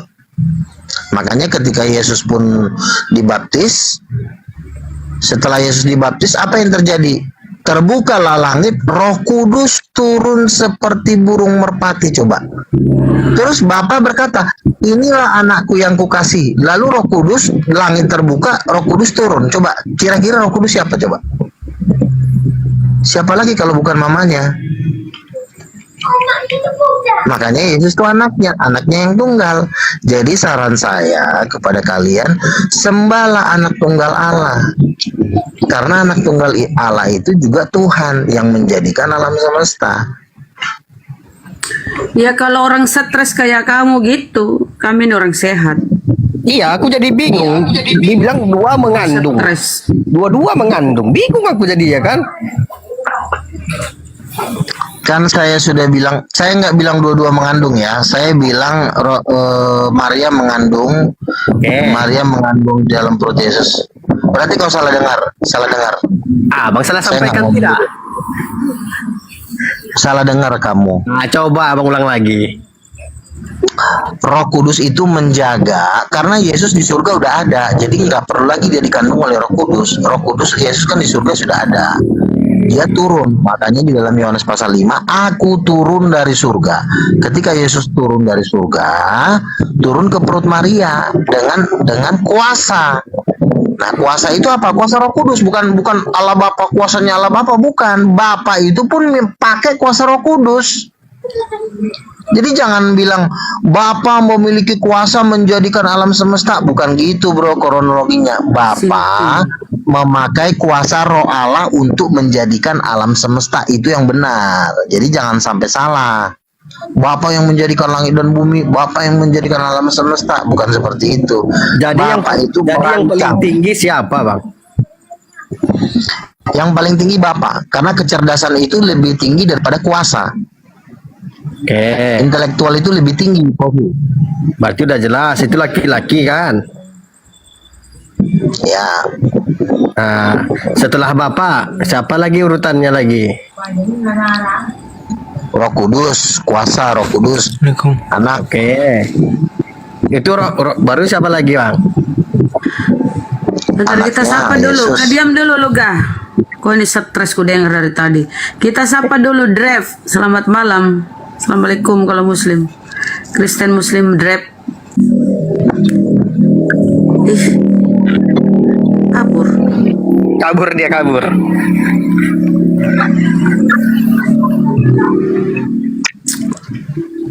Jadi penjelasannya Luga itu membagongkan. Jadi Tapi yang nyimak jangan ikut stres ya. Cukup si Luga yang stres. siap. Jadi Tuhan Yesus itu dia mati. Enggak, jangan ke situ dulu, fokus yang menerima kuasa dari siapa? Coba kau jawab. Ya, jangan aku yang menjawab. Abang lah, kan Tuhan kaliannya. Ya kan kau nanya-nanya. Jadi jangan dulu bertanya ke yang lain. Karena kalau dasarnya nggak ada, percuma kita bahas semuanya. Yesus nggak mati, Bogono begini nggak ada gunanya. Jadi harus tahu dulu dasarnya. Yesus menerima kuasa dari siapa? Silakan jawab. Ya kata abang tadi yang paling tinggi itu urutannya adalah Bapak. Tentu yang memberi kuasa itu Bapak kalian lah kan. Itu ya nak. Salah. Bukan begitu formatnya. Roh Kudus memberi. Bapa mengutus Roh Kudus, lalu Roh Kudus yang beri kuasa kepada Yesus. Gitu formatnya ya. Jadi bukan Bapa ngasih kuasa ke Yesus, bukan gitu. Berarti itu ada tingkatannya. Berarti Bapak memberi kuasa kepada Roh Kudus. Roh Kudus. Bukan, Bapak bukan memberi kuasa. Bapak bukan memberi kuasa. Terus Bapa mengutus Roh Kudus. Di dalam Roh Kudus ini ada kuasa. Jadi bukan Bapa memberikan kuasa kepada Roh Kudus. Bapa mengutus Roh Kudus. Di dalam Roh Kudus ada kuasa. Kuasa inilah diberikan kepada Yesus yang memberikan Roh Kudus. Bapa mengutus Roh Kudus. Jadi jangan salah formatnya. Karena kalau salah nanti jatuhnya kami yang rugi. Yesus jadi nabi jadinya. Kami jadi rugi jadinya. Kami juga kan nggak mau rugi. Jadi Bapa memberikan Roh Kudus, di dalam Roh Kudus itu ada kuasa, itu yang benar. Bapak yang supaya masuk. Silakan. Bapaknya siapa, Pak? Bapak itu siapa? Allah Bapa, Allah Bapa. Allah Bapa. Allah Bapa itu Yang apa? Allah Bapa. Ya, pencipta langit dan bumi.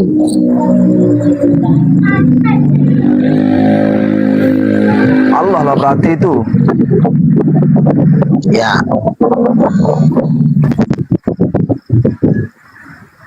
Cukup dulu ya Bang ya. Kita sisakan satu tempat untuk teman-teman Kristen yang di bawah yang mau naik diskusi gitu. Jadi saya sambut dulu ya ini Pak Niko ya. Pak Niko selamat malam. Ya, shalom, selamat malam. Oh. Abang Kristen juga ya? Iya, oten. Anda tanggapan nggak? Menurut Luga, Roh Kudus itu perempuan. Itulah ya, saya ibunya ikut Yesus. Luga aja. Oh, ikut aja. Gak ada komentar. Ya, aku setuju sama Bang Luga. Oh. Setuju dia. Lu dapat murid gak? Makin banyak pengikut gua, Andi, makin banyak. Oh, murid Bang Luga. Ya, artinya bukan murid ya, tapi memang ini kebenaran. Jadi lu setuju Ingin kalau tanya di sama sini? Bang Tuma ini? Kenapa nih kok? Diam dulu ya kak. Ingin aku tanya sama Bang Suma. Ya silakan. Di Al-Quran itu kan dikatakan bahwa jin dan setan itu kan juga muslim ya? Salah. Apakah ini artinya kan berarti jin dan setan bisa satu akidah dengan Bang Suma ya? Itu bertanya, itu klaim namanya itu. Kalau bertanya itu apakah? Terus Iya, silakan nggak Bang apa-apa, Jamal. Bang Edi. Nggak Iya. apa-apa, silakan. Kalau dasar Anda mengatakan seperti itu, berarti Tuhan yang Anda sembah dengan setan itu sama dong. Karena setan Ya, itu setan kan roh. tidak jadi Kristen di Sabar, di Bang, Alkitab. sabar. Ya nggak apa-apa nggak jadi Kristen, tapi jadi Sabar Tuhan. dulu, Anda bertanya toh. Jadi Tuhan. Setan itu roh. Yang kau sembah juga roh. Berarti sembahanmu dan setan itu sama. Ayo. Para mana itu? Saya sih kalau Anda mengatakan bahwasanya setan itu ada Islam, itu nggak mungkin. Karena setan itu adalah yang membangkang perintah Tuhan. Yang masalah ini adalah setan, roh, dan juga sembahan Anda roh. Coba saya buktikan ya, kita buktikan ya, Bung, kita buktikan. Di dalam Yohanes 4 nomor 24 di kitab saudara dikatakan bahwasanya Theos itu roh, maka sembahlah dia di dalam roh. Nah, di dalam kitab saudara di Lukas 24 di situ juga diterangkan di nomor 37 bahwasanya murid-murid Yesus dan ketakutan, murid-murid Yesus terkejut dan takut dan menyangka bahwa mereka melihat hantu. Hantu dalam bahasa Yunaninya adalah pneuma. Sedangkan Yohanes, Allah itu roh atau Theos itu roh, roh di sini juga adalah pneuma. Berarti Theos itu hantu. Tuhan Anda hantu dan setan itu juga hantu, sama-sama pneuma dalam bahasa Yunani. Dalam bahasa Yunani, hantu adalah pneuma. Di dalam bahasa Yunani, Theos itu adalah pneuma. Berarti antara Theos dan hantu itu sama-sama roh. Berarti kamu, saudara saya ini menyembah hantu, menyembah setan, gitu Bang. Itu fakta. Tolong dicatat Yohanes 4 nomor 24 dan Lukas 24 nomor 37. Yang Anda sembah itu sama-sama bahasa Yunaninya pneuma, tanpa dikurangi, tanpa ditambahi huruf. Artinya selama ini Kristen memang menyembah setan. Dan kalau itu di runut yang digantung di atas pohon itu kan memang Yudas, dan Yudas ini kerasukan setan. Berarti Yudas digantung bersama setan. Berarti kalau Anda menyembah yang digantung di atas pohon yang katanya salib, maka Anda menyembah setan, karena setannya ada di dalam Yudas. Sedangkan yang digantung di atas pohon itu bukan Isa, bukan Yesus, tetapi Yudas Iskariot. Nah, berarti kalau Anda mengatakan Theos itu roh, Bapa itu roh, tepat. Karena memang kalian menyembah roh, dan setan itu memang adalah roh. Sinkron banget ya, sinkron banget ya dengan Yudas ya. Iya, Bang Andi. Saya hanya menjelaskan sesuai dengan apa yang tertera di dalam Bible. Nah, saya luruskan pertanyaan saudara. Jin itu ada yang Muslim. Karena di dalam Islam, wa ma khalaqtul jinna wal insa illa liya'budu. Aku tidak menciptakan jin dan manusia illa liya'budu, kecuali hanya untuk menyembah, beribadah kepada aku. Jadi jin yang tidak beribadah kepada Allah itulah setan. Manusia yang tidak beribadah kepada Allah itulah kafir. Maka iblis itu ada dua golongan. Dari golongan manusia disebut kafir, dari golongan jin disebut setan. Manusia terdiri dari dua golongan. Apa itu? Manusia yang berjalan di jalan hak dan manusia yang berjalan di jalan batil. Ada yang berjalan dalam kebenaran, ada yang berjalan dalam kesesatan. Yang berjalan dalam kesesatan disebut kafir, yang berjalan dalam kebenaran disebut muslim. Nah, jin juga terbagi dua. Jin yang ingkar kepada Allah disebut setan atau iblis. Sedangkan jin yang tidak kemudian ingkar kepada Allah tetap aja disebut malaikat atau jin. Kalau di Kristen, malaikat itu terbagi dua. Ada malaikat yang ingkar, ada malaikat yang taat. Malaikat yang ingin menyamai Tuhan itu disebut Lucifer. Lucifer ini disebut bintang timur. Yang disembah oleh orang Kristen adalah bintang timur.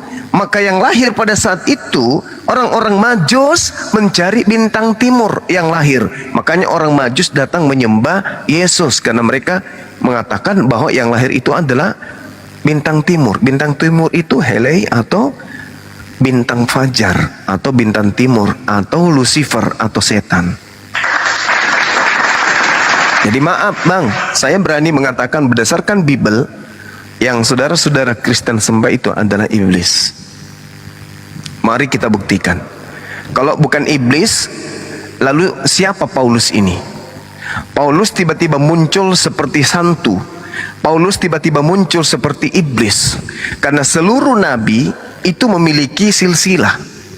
Seluruh ajaran para nabi yang membawa ajarannya itu pasti punya silsilah. Setan tidak punya silsilah. Kita tidak tahu siapa bapaknya, siapa ibunya, siapa anaknya, siapa kakeknya, siapa buyutnya. Begitu juga Paulus. Paulus ini laksana iblis yang muncul tiba-tiba untuk menyesatkan manusia. Kita tidak tahu siapa bapaknya, siapa ibunya. Tapi banyak manusia yang terhipnotis, banyak orang yang terjebak, banyak orang yang kemudian tertipu dengan ajarannya. Ikut. Kalau kita berbicara mengenai tipu atau tertipu atau korban tipuan, orang yang ditipu itu tidak sadar dirinya ditipu. Inilah yang terjadi sekarang ini. Miliaran, 2 miliar manusia tertipu oleh dedengkot atau tangan kanan iblis yang tiba-tiba muncul. Saya bisa mempertanggungjawabkan itu. Dalilnya di Matius 12. Jelas sekali dikatakan bahwasanya ada orang yang seperti yang dinubuatkan oleh Yesus terkait dengan angkatan jahat. Mari kita baca supaya tidak disebut sebagai fitnah atau hujatan. Yesus ditanya kemudian oleh angkatan jahat dan angkatan tidak setia. Yesus berkata begini, angkatan yang jahat ini dan angkatan tidak setia ini minta suatu tanda, tetapi kepada mereka tidak akan diberikan satu tanda apapun kecuali satu, yaitu tanda Yunus. Sebab Yunus 3 hari 3 malam dalam perut ikan, demikian juga anak manusia 3 hari 3 malam di perut bumi. Artinya angkatan jahat percaya kalau ada oknum yang ada di perut bumi 3 hari 3 malam, pada hari ketiganya keluar dari perut bumi. Itu yang percaya adalah angkatan jahat. Nah, lalu bagaimana kemudian iblis bekerja? Itu tadi yang saya terangkan, Matius 12 nomor 38 sampai nomor 42. Nah, sekarang kita lanjut ke 43-nya sampai dengan nomor 45. Supaya sinkron penjelasan saya, bukan fitnah, bukan menghina, bukan merendahkan. Di situ diterangkan bahwasanya apabila roh jahat atau roh setan keluar dari manusia, maka roh jahat ini akan mengembara ke tempat-tempat tandus dan mencari pemberhentian. Tetapi roh jahat ini tidak mendapatkannya. Artinya dia tidak mendapati tempat di gurung tandus atau di padang tandus untuk iblis ini tinggal. Lalu iblis ini berkata, aku akan kembali ke rumah yang telah kutinggalkan itu. Maksudnya iblis ini akan masuk kembali kepada orang yang tadinya maksiat lalu bertaubat. Lalu iblis masuk ke dalamnya untuk melakukan supaya orang ini jahat kembali. Itu dialami Paulus. Paulus membunuh murid-murid Yesus lalu kemudian bertaubat. Setelah bertaubat dia berjalan ke Damsik di padang gurun. Di padang gurunlah kemudian dia kerasukan roh jahat. Diawali dengan apa? Siapakah engkau Tuhan? Akulah Yesus yang kau aniaya. Itu bukan Yesus itu. Itu sudah pasti bukan Yesus. Kenapa? Yohanes 16 nomor 7 sampai nomor 15. Yesus nanti datang di akhir zaman. Makanya dikatakan di Matius 24 nomor 15 sampai nomor 15 sampai nomor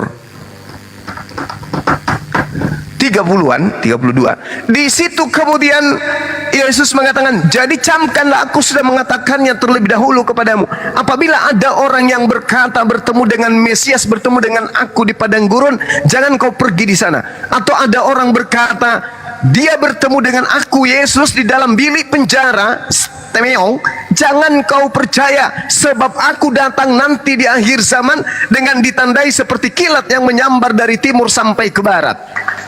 Berarti yang datang kepada Paulus di padang gurun dan yang datang kepada Paulus di dalam bilik itu adalah iblis. Matius 12:48, ketika kemudian iblis ini tidak menemukan tempat pemberhentian, maka dia mengatakan, aku akan kembali ke rumah yang kutinggali tadinya. Maka pergilah ia mendapati orang yang bertaubat itu, yang bersih hatinya, tersapu dan rapi teratur. Lalu setelah dia datang mendapati kemudian Paulus yang sudah bertaubat, dia si iblis keluar mengajak 7 roh lain yang lebih jahat daripadanya, dan mereka 8 roh jahat ini masuk dan berdiam di tubuh orang tersebut. Maka akhirnya keadaan orang itu lebih buruk dari keadaannya yang semula. Kenapa saya mengatakan ini Paulus? Kenapa saya mengatakan bahwa Yesus sedang menceritakan Paulus? Karena di data nomor 45-nya dikatakan dari Matius 12, demikian juga akan terjadi atas angkatan jahat ini. Siapa yang dimaksud dengan angkatan jahat? Orang-orang Farisi. Siapa yang dimaksud dengan angkatan tidak setia? Orang-orang Farisi. Kok bisa? Ya, mereka tidak setia. Mereka meninggalkan hukum Taurat menuju kepada hukum yang lain. Ini angkatan jahat dan angkatan tidak setia. Bagaimana bisa Bang Suma mengatakan mereka ini angkatan jahat? Ya, karena ke-11 murid Yesus bukanlah angkatan jahat. Di mana buktinya bisa kita lihat? Baca Lukas 24 nomor 9. Mari kita lihat. Kita lihat supaya tidak menjadi fitnah, tapi menjadi pengajaran bagi saudara-saudara kita Kristen. Jangan hanya mendengarkan dogma di gereja. Dan setelah mereka kembali dari kubur, mereka menceritakan semuanya itu kepada ke-11 murid Yesus dan kepada semua saudara yang lain. Perempuan-perempuan yang dari kuburannya Yesus, yaitu Maria Magdalena, Yohana, Maria ibu Yakobus, dan perempuan-perempuan lain juga bersama dengan mereka.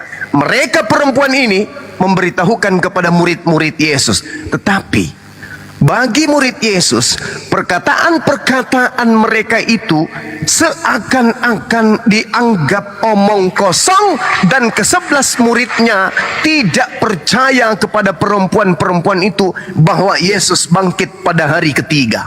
Mereka tidak percaya. Lalu sungguh pun demikian, Petrus bangun lalu cepat-cepat pergi ke kubur itu. Ketika Petrus menjenguk ke dalam kubur, dia melihat hanya ada kain kafan saja. Lalu Petrus pergi, dan Petrus bertanya dalam hatinya, apa yang kiranya sedang terjadi? Berarti Petrus dan teman-temannya tidak termasuk kelompok angkatan jahat. Kenapa? Karena Petrus tidak percaya tentang kebangkitan hari ketiga. Murid-murid Yesus tidak percaya tentang tanda Yunus itu. Sedangkan angkatan jahat minta satu tanda. Tanda tidak akan diberikan kepada angkatan jahat dan angkatan tidak setia menurut Yesus, melainkan satu tanda saja, yaitu bahwa Yunus hidup di dalam perut ikan 3 hari 3 malam. Demikian juga anak manusia 3 hari 3 malam dalam perut bumi. Artinya hari ketiga harus bangkit. Berarti kebangkitan hari ketiga adalah tanda Yunus. Hari ketiga adalah tanda angkatan jahat dan angkatan tidak setia. Paulus merangkak meninggalkan Yerusalem, menyeberangi lautan, menjelajahi daratan, mengajarkan Yesus bangkit pada hari ketiga. Roma 14 nomor 9. Untuk itulah Yesus mati, agar ia dibangkitkan pada hari ketiga untuk menjadi Tuhan bagi orang Kristen. Jelas itu. Jadi tidak salah ketika Bible mengatakan Theos itu adalah roh, sebab setan adalah roh. Apa pembuktiannya? Lukas 24 nomor 37. Murid-murid Yesus kaget dan ketakutan sebab mengira melihat pneuma, sebab mengira melihat Theos, yaitu adalah hantu, yang itu adalah iblis. Demikian.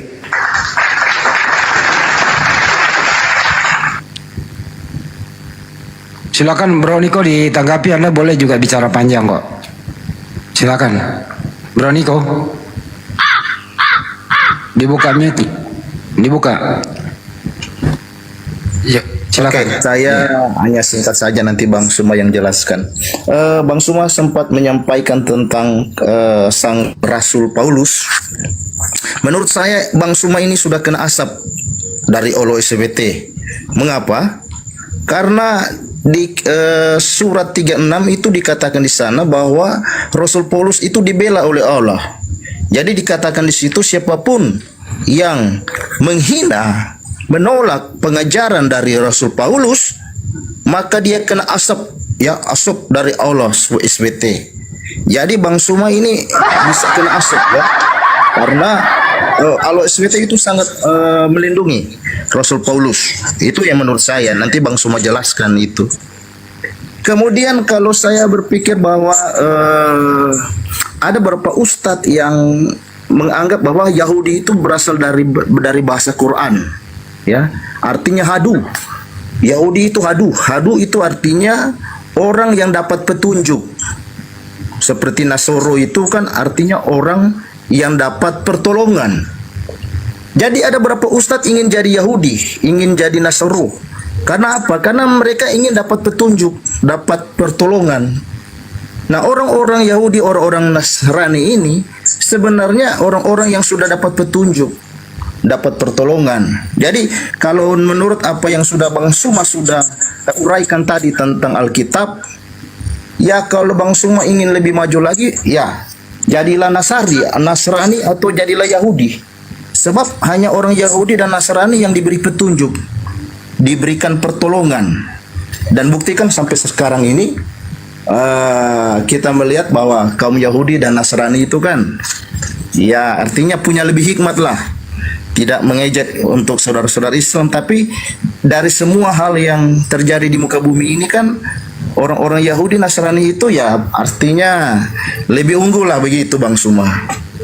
Jadi bagaimana pendapat Bang Suma? Yang ketiga, Bang Suma, saya ingin tanyakan apa yang Bang Suma sudah ceritakan tadi, ya. Kalau di Islam itu kan haram babi, ya.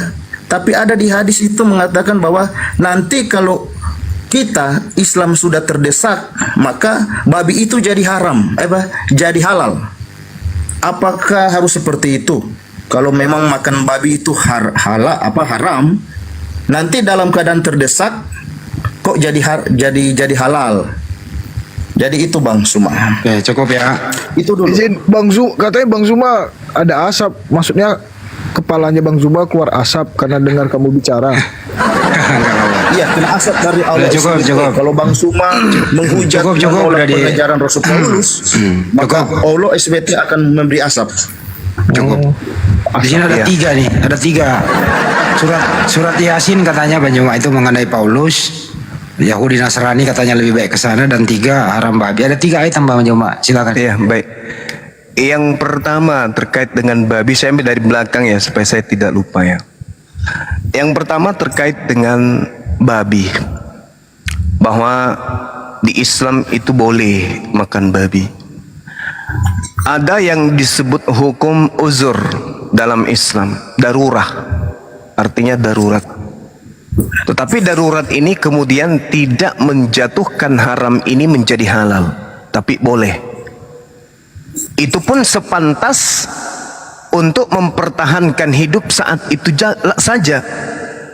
Jadi kalau misalnya diperkirakan perjalanan ke depan kita akan menemukan pemukiman atau mendapatkan sesuatu makanan 5 jam atau 7 jam, maka diupayakan apa yang kita makan, babi misalnya atau bangkai, itu bisa bertahan sampai usia atau masa 7 jam. Lebih dari itu tidak boleh, karena itu haram. Nah, ini sudah dipraktekkan kemudian oleh Yesus. Di mana Yesus mempraktekkan itu? Contoh, di dalam Keluaran 31 nomor 14 dikatakan begini: katakanlah kepada orang Israel, tetapi hari Sabatku harus kamu pelihara, sebab itulah peringatan. Yesus suka ngentot. Apa ini? Yang ngajarin Anda ngomong kayak gitu itu siapa? Siapa ini? Ya udah, terusin banyak. Hati-hati naikkan orang ya. Tadi komen mau mualaf temannya, ternyata kurang ajar. Ya udah, enggak apa-apa. Ya. Mudah-mudahan gigi mompong semua. Ya, dikatakan di dalam Keluaran 31, aku tetapi hari-hari sabatku harus kamu pelihara, sebab itulah peringatan antara aku dan kamu turun-temurun, sehingga kamu mengetahui bahwa akulah Tuhan yang menguduskan kamu. Haruslah kamu pelihara sabat, sebab itulah hari kudus bagimu. Siapa yang melanggar kekudusan hari sabat itu, pasti dia dihukum mati.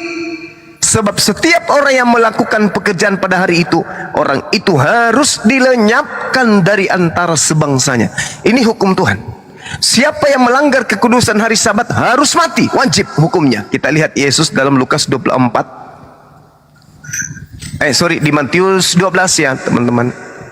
Yesus kemudian berjalan di ladang gandum karena lapar. Murid-muridnya memetik bulir gandum dan memakannya.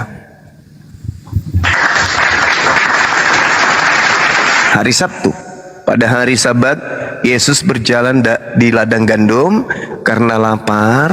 Murid-muridnya memetik bulir gandum dan memakannya. Kenapa mereka melakukan itu? Padahal itu adalah sesuatu yang haram, tidak boleh dilakukan pada hari Sabat. Wajib kemudian murid ini dibunuh. Tapi faktanya dibolehkan. Kenapa? Uzur, darurat. Darurat, kalau mereka tidak makan mati. Darurat, itu yang pertama. Kemudian yang kedua,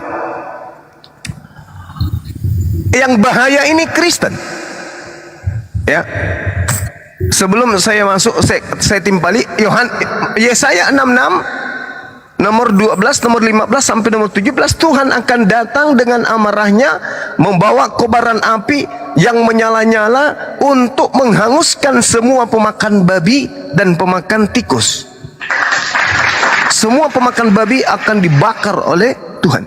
Itu dalam Yesaya 66. Kemudian yang kedua, apa tadi Bang Hadi yang kedua? Maaf saya lupa. Yang kedua itu adalah lebih baik menjadi Yahudi dan Nasrani aja bagi Pak. Baik. Yahudi dan Nasrani itu, yang pertama, orang yang mendapat petunjuk tapi melanggar, tidak melaksanakan petunjuk itu. Yang kedua, orang yang mendapat petunjuk tetapi membuat petunjuk baru. Saya ulang, Yahudi orang yang mendapat petunjuk tidak menjalankan petunjuk tersebut. Golongan kedua, orang yang mendapatkan petunjuk tapi membuat petunjuk lain. Ya, dimurkai. Dan orang yang pertama dimurkai, yang kedua itu adalah orang yang sesat. Al-Quran mengatakan begini, ketika Allah bersama dengan orang-orang Yahudi, memang dipilih mereka itu. Walaqad ahzallahu mitsaqa bani Israil wa ba'atsna minhum 12 naqiban wa qala Allahu inni ma'akum. Aku memilih 12 suku Bani Israel. Mereka adalah bangsa yang dimuliakan, bangsa manusia yang dimana Allah masih bersama dengan mereka. Allah bersama dengan mereka. Mereka adalah bangsa pilihan, betul. Tetapi mereka juga bangsa yang dikutuk. Kenapa dikutuk? Karena mereka ingkar pada janji. Wabima naqdihim mitsaqahum la'annahum wa ja'alna qulubahum qasiyah. Tetapi karena mereka melanggar janjinya, kata Allah, maka kami melaknat mereka dan kami jadikan hati mereka keras membatu. Mereka yuharrifunal kalima an mawadi'i wa nasu hazzam mimma zukkiru bih. Mereka suka merubah firman Allah dari tempatnya dan mereka sengaja melupakan sebagian pesan yang diperingatkan kepada mereka. Itu kata Allah. Memang mereka bangsa pilihan, tapi mereka bangsa yang dilaknat. Karena mereka selalu ingkar janji, mereka gemar merubah firman Allah. Akibat dari gemarnya merubah firman Allah, muncul Bible. Hasil dari gubahan, hasil dari rubahan, hasil dari Spanyol, kitab Sparnyolong.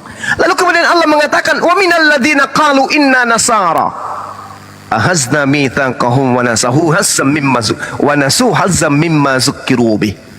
Dan di antara orang-orang itu ada yang mengatakan, kata Allah, kami ini orang Nasrani, kami telah mengambil perjanjian terhadap orang-orang Nasrani.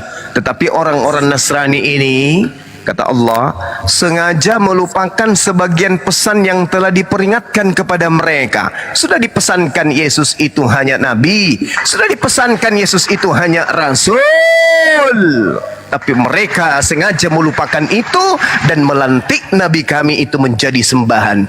Melupakan sebagian pesan yang diperingatkan kepada mereka. Maka apa kata Allah? Kami timbulkan permusuhan dan kebencian di antara mereka sampai hari kiamat. Dan kalau Allah akan memberitakan kepada mereka apa yang telah mereka kerjakan. Lihat dengan mata anda, Yahudi dan Nasrani, Yahudi dan Kristen tidak pernah akur.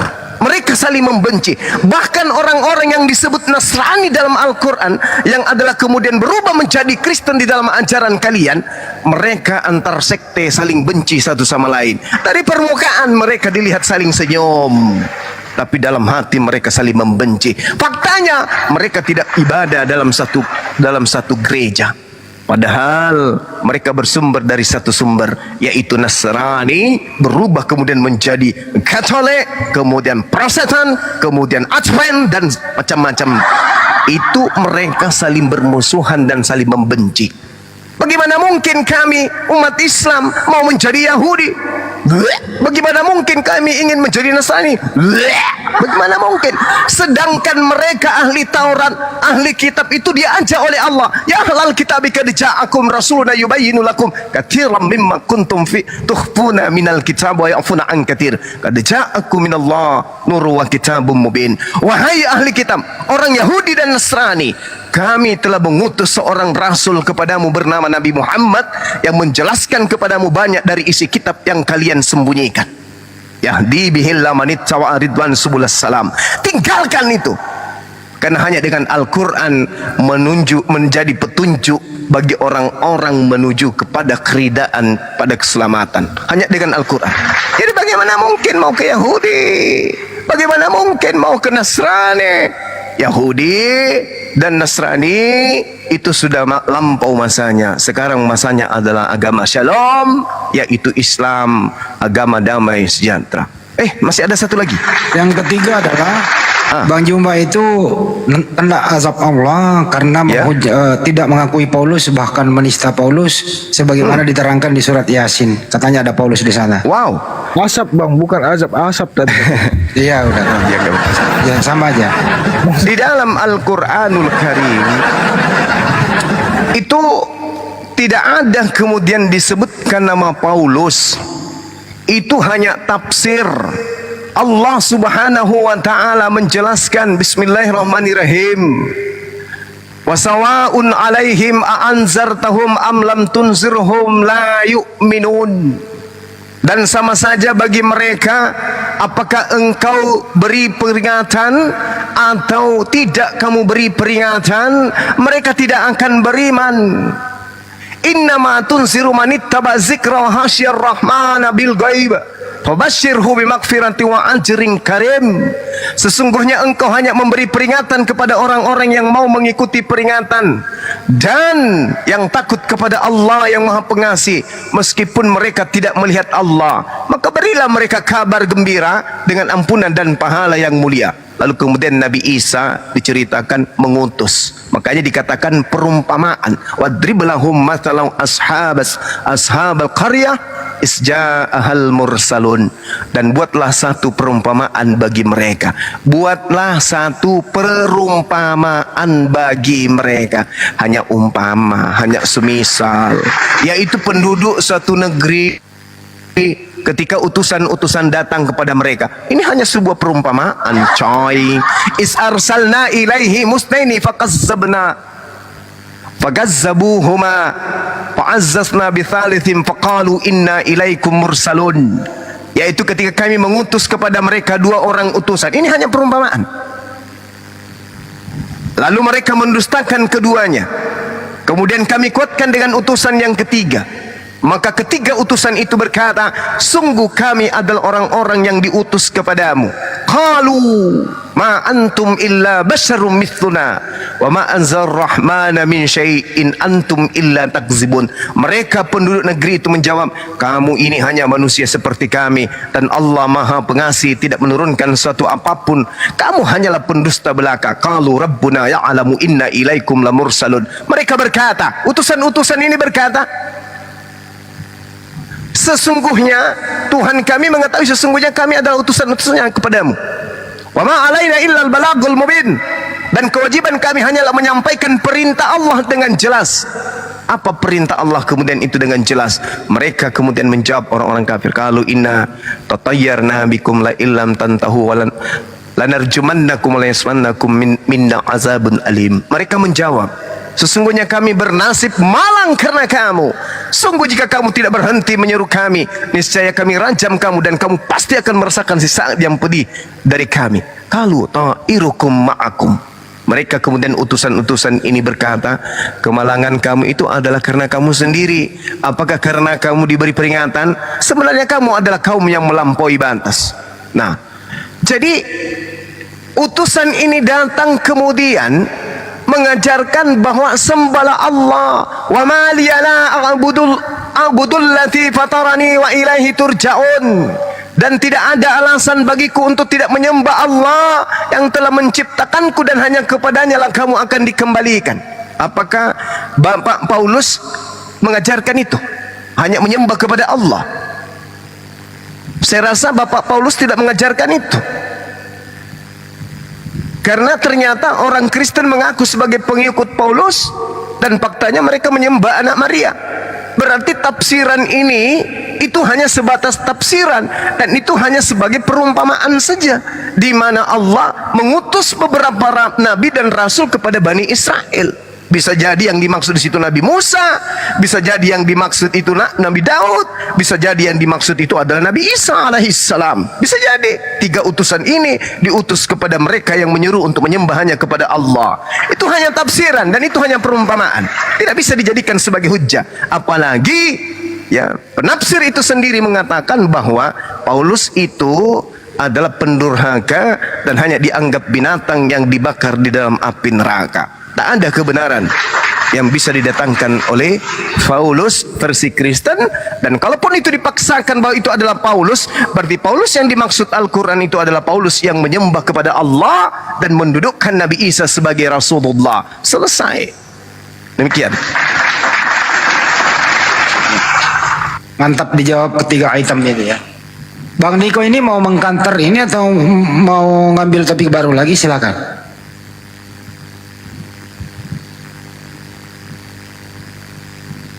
Jangan tidur bro, jangan-jangan dia nggak dengar nih pertanyaannya nih. Tapi sebenarnya sih, Bang Niko izin dulu Bang Niko, izinkan boleh nggak sekiranya Bang Juma bertanya satu? Iya. Ya, oke, makasih. Silakan Bang Juma lagi. Siapa nama bapaknya Paulus kalau Paulus ini memang benar-benar Bani Israel? Silakan. Tidak ada itu Bang, tidak tertulis dari kitab. Kalau nama bapaknya setan siapa? Bapaknya setan juga tidak tertulis sih. Berarti sama dengan Paulus. Ente menyembah oknum manusia bernama Yesus dan ente tidak sadari itu adalah azab dari Allah Subhanahu wa taala. Fi qulubihim maradun fazadahumullahu marada. Dalam hati Anda itu ada penyakit sehingga Anda tidak bisa membedakan antara utusan Tuhan dengan utusan setan. Anda tidak bisa membedakan antara Tuhan dan ciptaan Tuhan. Fi qulubihim maradun fazadahumullahu marada walahum azabun alim bima kanu yakzimun. Kayak gitu ya Ustaz Yusuf. Tapi kan di Al-Quran Abang kan Paulus itu dihormati Allah ya. Tidak ada di dalam Al-Quran Paulus itu. Di mana di Al-Quran nama Paulus itu nggak ada. Yang kubacakan panjang lebar itu adalah surah Yasin yang terkait dengan tafsir. Itu tafsir Bung, bukan isi Quran. Siapapun bisa nafsir. Saya juga bisa menafsirkan bahwa di situ bisa jadi itu tukul, bisa, tapi itu landasan pijakannya bukan firman Allah. Itu hanya perkataan orang yang ahli hadits atau ahli fikih. Tidak bisa kemudian dijadikan sebagai dasar pijakan untuk mengatakan itu mutlak benar, karena itu hanya tafsir. Karena di surah Yasin itu 13, 14 itu ada Yohanes, ada ya. Itu tafsir saudaraku, dan itu hanya perumpamaan. Wadrib lahum masalah, semisal perumpamaan, hanya contoh. Gini aja deh. Iya, Cuma di original teksnya memang ada nama itu disebut. Ndek Nara. Oke, udah terjawab ya bro? Ya. Ya, pertanyaan selanjutnya, kalau kita sering dengar ya di Ntar dulu bro. Kamu kok nggak menjawab si pertanyaan Banyuma satu aja? Yang tadi ya? Ya, kalau bapak rohaninya sih ada. Bapak rohaninya Paulus. Siapa? Siapa namanya? Aduh, sudah lupa lagi. Kandoleng. Itu si gurunya itu, si Rabi itu. Siapa? Gamaliel. Iya, Gamaliel. Dia kan murtad dari sana. Itu bapak rohaninya. Tapi dia murtad. Dia meninggalkan ajaran Gamaliel dan mengatakan ajaran Gamaliel itu adalah kotoran. Bukan dia murtad, dia kan bertobat itu. Dia murtad, makanya dia menjadikan dirinya sebagai pengajar terhadap orang-orang non-Yahudi. Ibrani 6 nomor 1, mari kita meninggalkan hukum Taurat menuju kepada hukum baru. Galatia 1 16 17, aku diutus kepada orang-orang yang tidak bersunat.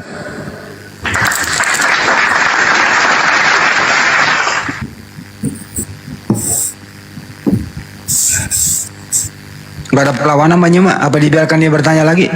Boleh. Iya, silakan Pak Niko. Iya, seringkali diucapkan bahwa orang-orang Nasrani atau Kristen itu sering menghujat ajaran Islam.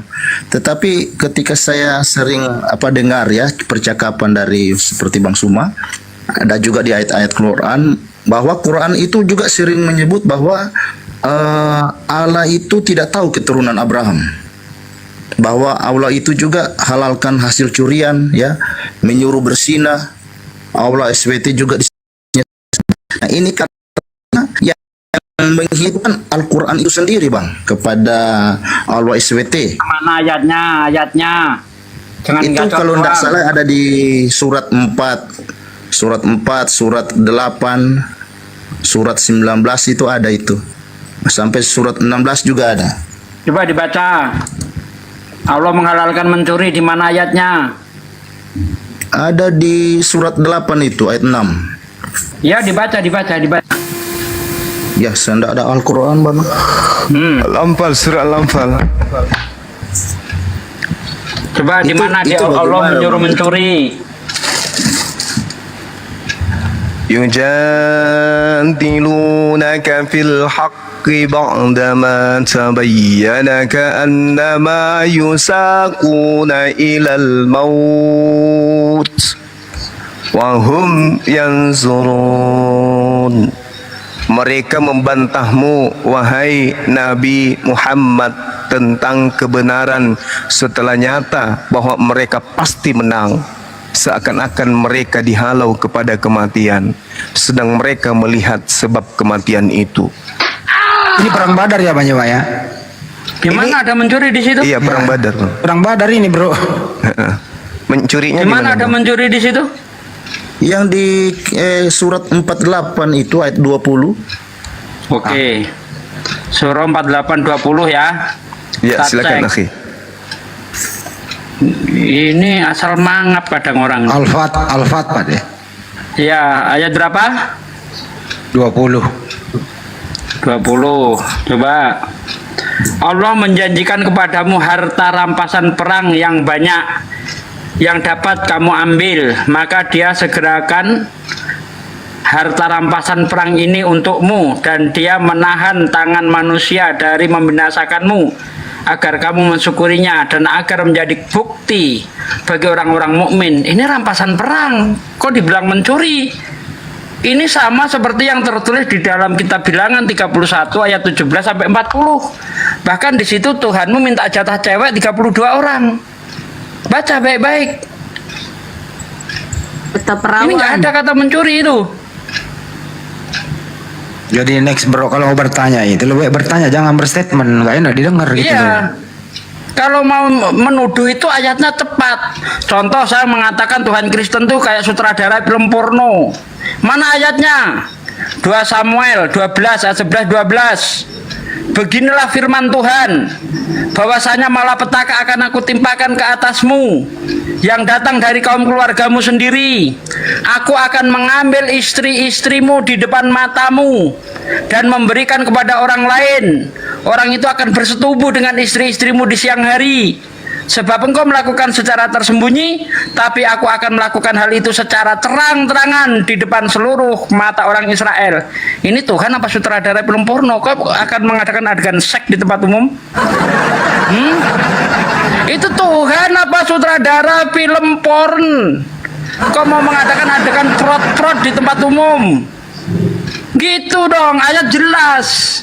Ini nggak ada kata mencuri di situ. Itu rampasan perang. Memang di dalam perang itu dibolehkan mengambil rampasan perang. Contohnya di dalam kitab Bilangan 31 ayat 17 sampai 40. Bahkan Tuhanmu mendapat jatah cewek 32 orang yang perawan. Baca baik-baik. Ini Tuhan apa sih? Cewek kok minta dia? Minta cewek perawan 32 orang? Bang Niko, mental masih aman? Jangan apa-apa. Biar ntar dulu ya, tadi izin dulu. Ini Pak Bang Juma ini loh, mereka ini sebenarnya sangat membenci Allah, sangat menista Allah Subhanahu wa Ta'ala. Tapi Bang Juma, Pak kenapa masih mereka mempergunakan kata itu? Kalau mestinya konsisten gitu loh. Bang Juma, silakan dijelaskan. Jadi gini, yang tadi yang saya katakan, iblis ini kan membangkang untuk bersujud menghormat kepada Adam. Tapi iblis masih mengakui bahwa Allah itu adalah Tuhannya. Iblis masih mengakui itu. Tapi kalau kita berbicara mengenai saudara-saudara kita Kristen, mereka ini sudah tidak mengakui Allah, bahwa Allah itu adalah Tuhan, tidak mengakui. Berarti apa yang diterangkan oleh Al-Quran bahwa orang kafir ini lebih jahat daripada iblis, itu betul. Ulaika hum syarrul bariyah. Orang kafir ini lebih buruk, lebih hina, lebih rendah daripada seluruh makhluk. Iblis itu makhluk. Ada yang lebih rendah dari iblis, yaitu orang-orang kafir. Karena orang kafir itu masih diberi ruang untuk bertobat. Orang kafir diberi akal. Orang kafir masih bisa berinteraksi dengan orang-orang soleh. Mereka masih bisa berdialog dengan orang saleh. Mereka bisa interaksi dan sebagainya. Sedangkan iblis tidak ada ruang bagi mereka untuk bertaubat. Orang-orang kafir bisa, tapi mereka tidak bertobat. Mereka malah semakin jadi-jadi keburukannya dan keingkarannya kepada Allah. Makanya Al-Quran mengatakan bahwasanya iblis itu golongan daripada orang-orang kafir. Illa iblis istakbara wa kana minal kafirin. Iblis selesai tugasnya untuk menyesatkan, dan iblis setelah itu menggunakan orang-orang kafir untuk menyesatkan. Wa ikhwanuhum yamuddunahum fil ghayyi tsumma la yuqsirun. Iblisnya istirahat, lalu kemudian dilanjutkan oleh orang kafir. Tugas iblis itu untuk menggiring manusia kepada neraka. Ini yang mereka sedang lakukan sekarang. Wa kana al-kafiru ala rabbihi zaira. Adalah orang kafir itu adalah penolong-penolong setan. Jadi setan ini masih ditolong lagi. Yang menolong adalah kafir, yang ditolong adalah setan. Setan menginginkan kemudian masuk ke neraka dengan mengajak semua keturunan Adam, dan yang melakukan pertolongan atau yang membantu setan menjalankan misi itu adalah orang-orang kafir. Wa kana al-kafiru ala rabbihi zahira. Orang-orang kafir adalah pembantu-pembantu setan di dalam menyesatkan manusia. Setan tidak sanggup sendiri, maka dia butuh saudara. Saudaranya adalah orang kafir. Makanya kalau kita mengajak orang masuk Islam, kita ajak mereka bersusah-susah. Nanti ente masuk Islam susah, tidur susah, makan susah. Kenapa? Ada sholat, ada puasa, ada zakat, ada sedekah dan bla bla bla bla bla. Mereka kita ajak susah.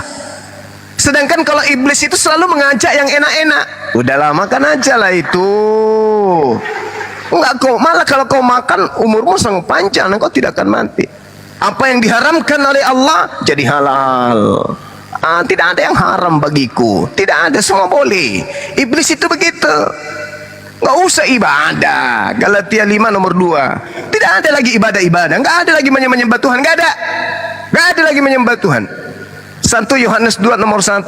Apabila kamu berdosa, enggak usah khawatir. Ada Yesus sebagai pendamai dosa kita. Jangan khawatir. Roma 10 nomor 9. Barang siapa yang berkata dengan mulutnya bahwa Yesus itu Tuhan, maka dia akan diselamatkan. Udah, bilang aja Yesus itu adalah Tuhan. Selesai perkara, Anda akan diselamatkan. Iblis itu selalu menjanjikan yang enak. Enggak pernah itu iblis menjanjikan yang berat-berat, enggak. Iblis itu, lo menyembah Yesus, besok hari kau mati, enggak ada kuburan, langsung ke surga. Enggak ada. Kamu itu tidak ada. Kamu itu anak-anak Tuhan. Enggak mungkin kalian itu masuk neraka. Beda dengan Islam. Mereka itu masih hamba Tuhan. Kalian itu anak Tuhan. Antara hamba Tuhan dengan anak Tuhan itu beda. Itu iblis. Cara kerjanya iblis itu kayak gitu. Makanya ente cuman ongkang-ongkang kaki sekali seminggu, pergi disko di gereja, kamu akan diselamatkan. Nggak disko pun nggak apa-apa. Jangan kau lihat mereka itu, tuh, coba lihat. Subuh mereka ke masjid, sore mereka ke masjid, siang-siang ke masjid, sore-sore ke masjid, maghrib ke masjid, malam ke masjid, subuh ke masjid. Ngapain kayak gitu? Kalau kalian ikut enak, sekali aja seminggu cuman Mose kata tubung, tubung, kiri kanan, mundur belakang, salto ke belakang, salto ke depan. Itu aja terus kerjamu. Mati pun kalian sudah dihias pengantin. Kenapa? Yesus mempelai pria, kalian mempelai wanita. Ke surga kawin sama Tuhan. Itu setan, cara kerjanya itu kayak gitu. Makanya mereka mengambil kata Allah bukan untuk menyembah Allah, tapi untuk menghina Allah. Makanya dalam kitab mereka, coba perhatikan, tidak ada Allah selain Tuhan. Itu penghinaan itu. Tidak ada Allah selain Tuhan. Itu bertaburan di dalam kitab mereka. Baca Markus 1 nomor 1. Apa yang dikatakan? Inilah Yesus Kristus, anak Allah. Anak Allah katanya. Padahal Yesus sendiri mengaku sebagai anak manusia. Yesus mengaku sebagai anak manusia. Bible, ajaran Kristen, Yesus itu anak Allah. Kenapa disebut anak Allah? Karena mereka menyembunyikan identitas hasil curian dari Al-Quran. Apa itu? Allah. Jadi gitu Bang Handi. Mereka mengambil kata Allah itu hanya untuk dipakai untuk menghina Islam, menghina Allah, menghina agama para nabi. Bukan tujuannya untuk baik-baik, tidak. Itu tujuannya untuk menghina Allah. Demikian. Bukan ini kerjaan, sebentar tikungan, saya moderator harga dulu. Bentar, bukan ini kerjaan iblis yang nyata, apa coba? Al-Quran mengatakan minal jinnati wan nas, dari golongan jin dan manusia. Jadi pembisik menuju kepada kejahatan itu dua golongan. Ada golongan jin, ada golongan manusia. Dari golongan jin disebut setan, dari golongan manusia disebut kafir. Orang kafir tidak akan senang sebelum kita ikut sama mereka ke dalam neraka. Gak akan senang. Apapun mereka akan lakukan Bang Handi. Bisa kitabnya dirubah menjadi Alkitab. Kemudian pengajar-pengajar mereka, tokoh-tokoh mereka disebut nabi dan rasul. Lalu kemudian Tuhan yang mereka sembah mereka sebut dengan sebutan Allah. Itu apapun mereka lakukan tuh. Nanti ujung-ujungnya ada lagi juga tuh. Sangat tidak menutup kemungkinan Ortodoks masuk ke Indonesia, mereka juga azan. Azan juga nanti mereka itu. Ortodoks itu sudah mulai melakukan ibadah seperti Islam. Wudu, habis itu salat. Bapak yang di surga, dimuliakanlah namamu. Bapak besar. Apanya yang besar? Besar lututnya, tumitnya, atau apanya? Kayak gitu caranya Bang Handi. Semua upaya akan dilakukan. Kenapa? Wa kanal kafiru ala rabbihi saira. Mereka adalah pahlawan setan. Setan butuh pahlawan. Pahlawannya adalah orang-orang kafir.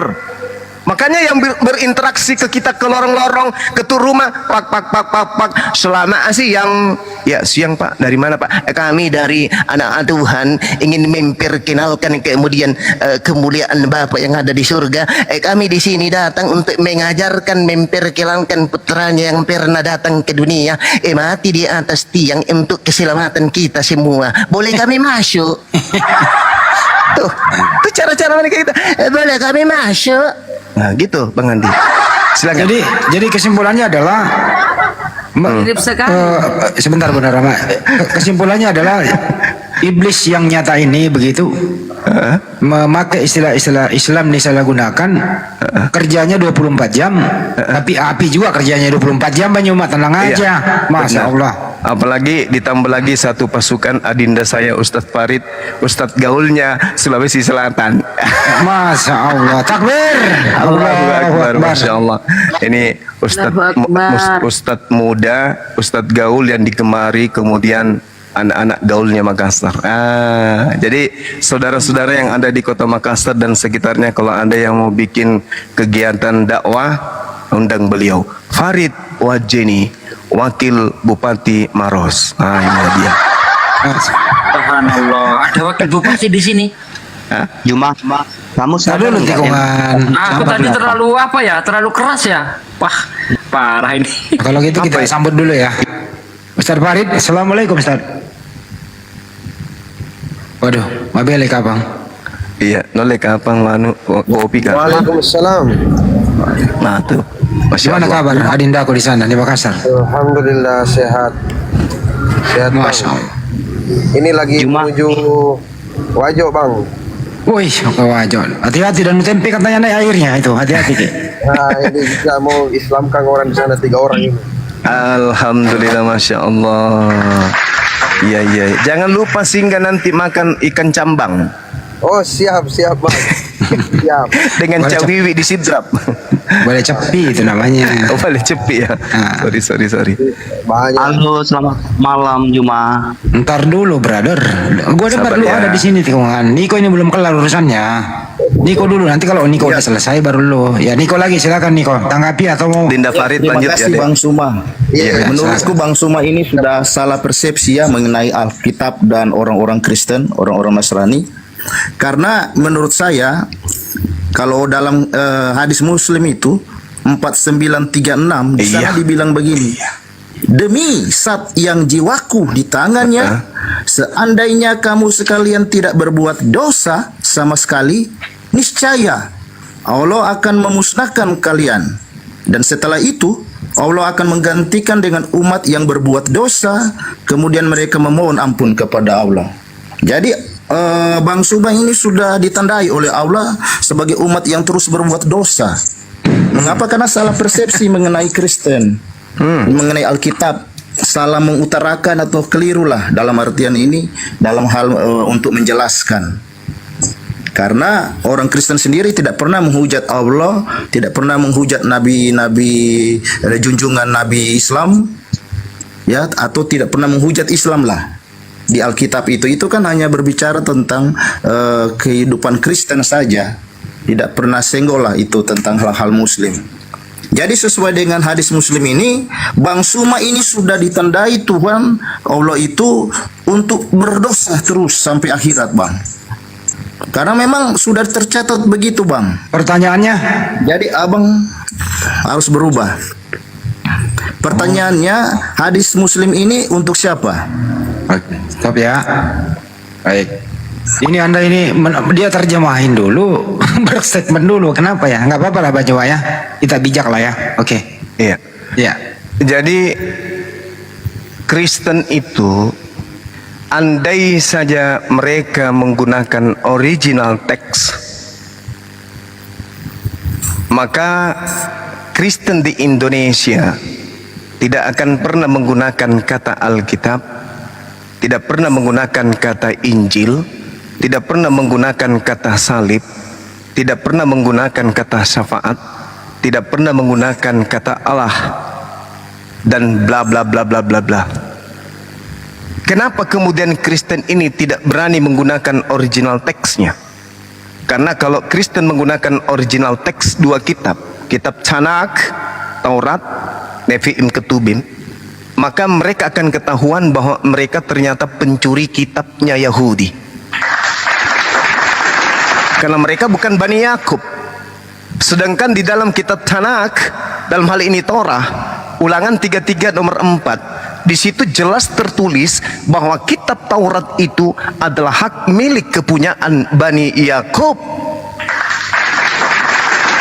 Mazmur 147 nomor 19 sampai nomor 20. Firman Tuhan diberikan kepada Yakub dan aturan-aturannya diberikan kepada Bani Israel dan tidak berlaku dan tidak diberikan kepada bangsa lain. Ditanya apa, jawabannya apa. Sabar. Inilah rumah. Sabar. Dari tadi gue ingatkan kau ya. Aku belum persilatkan kau ngomong. Kau ngomong, gue kick lah kau. Sabar. Cara saya terapi pasien itu memang kayak gitu ya. Karena sasaran saya bukan kepada yang bertanya. Sasaran saya itu yang ada di bawah.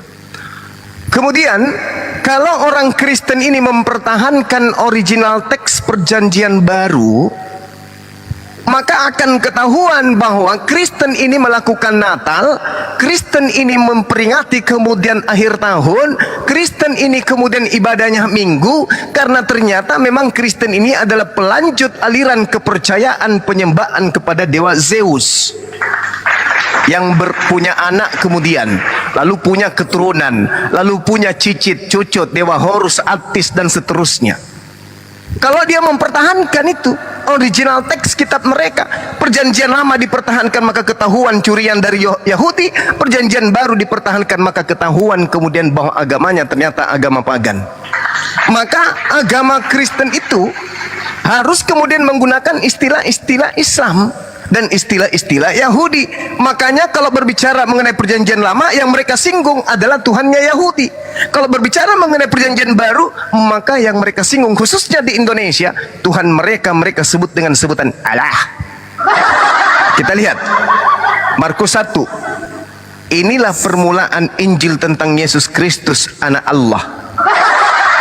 Kenapa nggak berani menyebut di situ anak Theos? Theos bahasa Yunani, diterjemahkan ke dalam bahasa Indonesia artinya apa? Dewa. Berarti Yesus anak dewa, bukan anak Elohim, bukan anak Eloa, bukan anak Yotefampe, bukan anak Allah, tetapi anak dewa. Itu baru betul. Itu baru betul. Jadi kalau Anda mengatakan Islam menghina atau saya menghina atau Al-Quran menghina, itu tak ada. Yang ada agama Kristen menerjemahkan kitabnya dalam bahasa Indonesia dan menggunakan istilah Islam, itu tujuannya dua: menghina dan memurtadkan Islam awam. Kalau Anda mengatakan kitab Anda tidak menghina Islam, memang tidak. Secara langsung memang tidak. Kenapa? Karena kitab Anda itu tidak berbicara mengenai Islam. Itu yang perlu Anda pahami. Ya, kalau Al-Quran berbicara tentang kitab saudara, Al-Quran bercerita tentang agama saudara, Al-Quran bercerita tentang Tuhan yang Anda sembah. Wajar kalau umat Islam siang malam bercerita tentang Kristen, karena Al-Quran membahas tentang kekristenan. Tapi kitabnya orang Kristen tidak membahas tentang Islam. Gitu bang. Layaknya Orde Baru bercerita Orde Lama. Orde Lama tidak bercerita tentang Orde Baru. Begitu juga Orde Baru tidak bercerita reformasi. Reformasi yang bercerita Orde Lama dan Orde Baru, itu baru betul. Al-Quran yang menceritakan tentang perjanjian baru dan perjanjian lama, itu baru tepat. Silakan.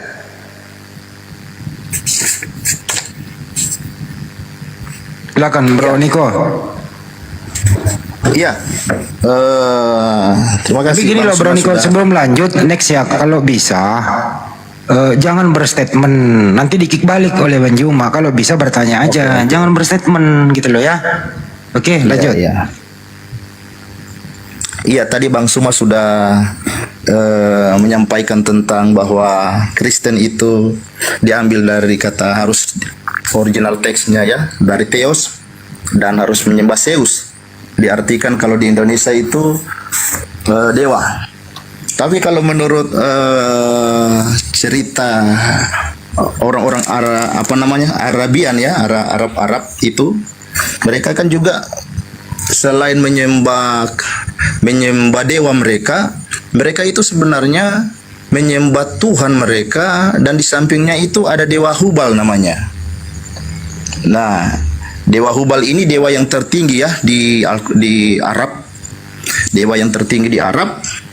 Makanya mereka itu mengatakan bahwa dewa itu adalah dewa kesuburan atau dewa bintang dan dewa bulan. Dewa yang memberikan kesuburan. Nah, ingin saya tanyakan di sini, apakah ini ada kaitan dengan mohon maaf ya, ada kaitan dengan masjid? Karena kan di masjid itu kan ditaruh bentuk bulan dan bintang. Apakah itu ada hubungan dengan dewa yang disembah oleh orang-orang Quraisy, yang mereka menyembah dewa bintang dan bulan? Nanti Bang Suma bisa jelaskan itu.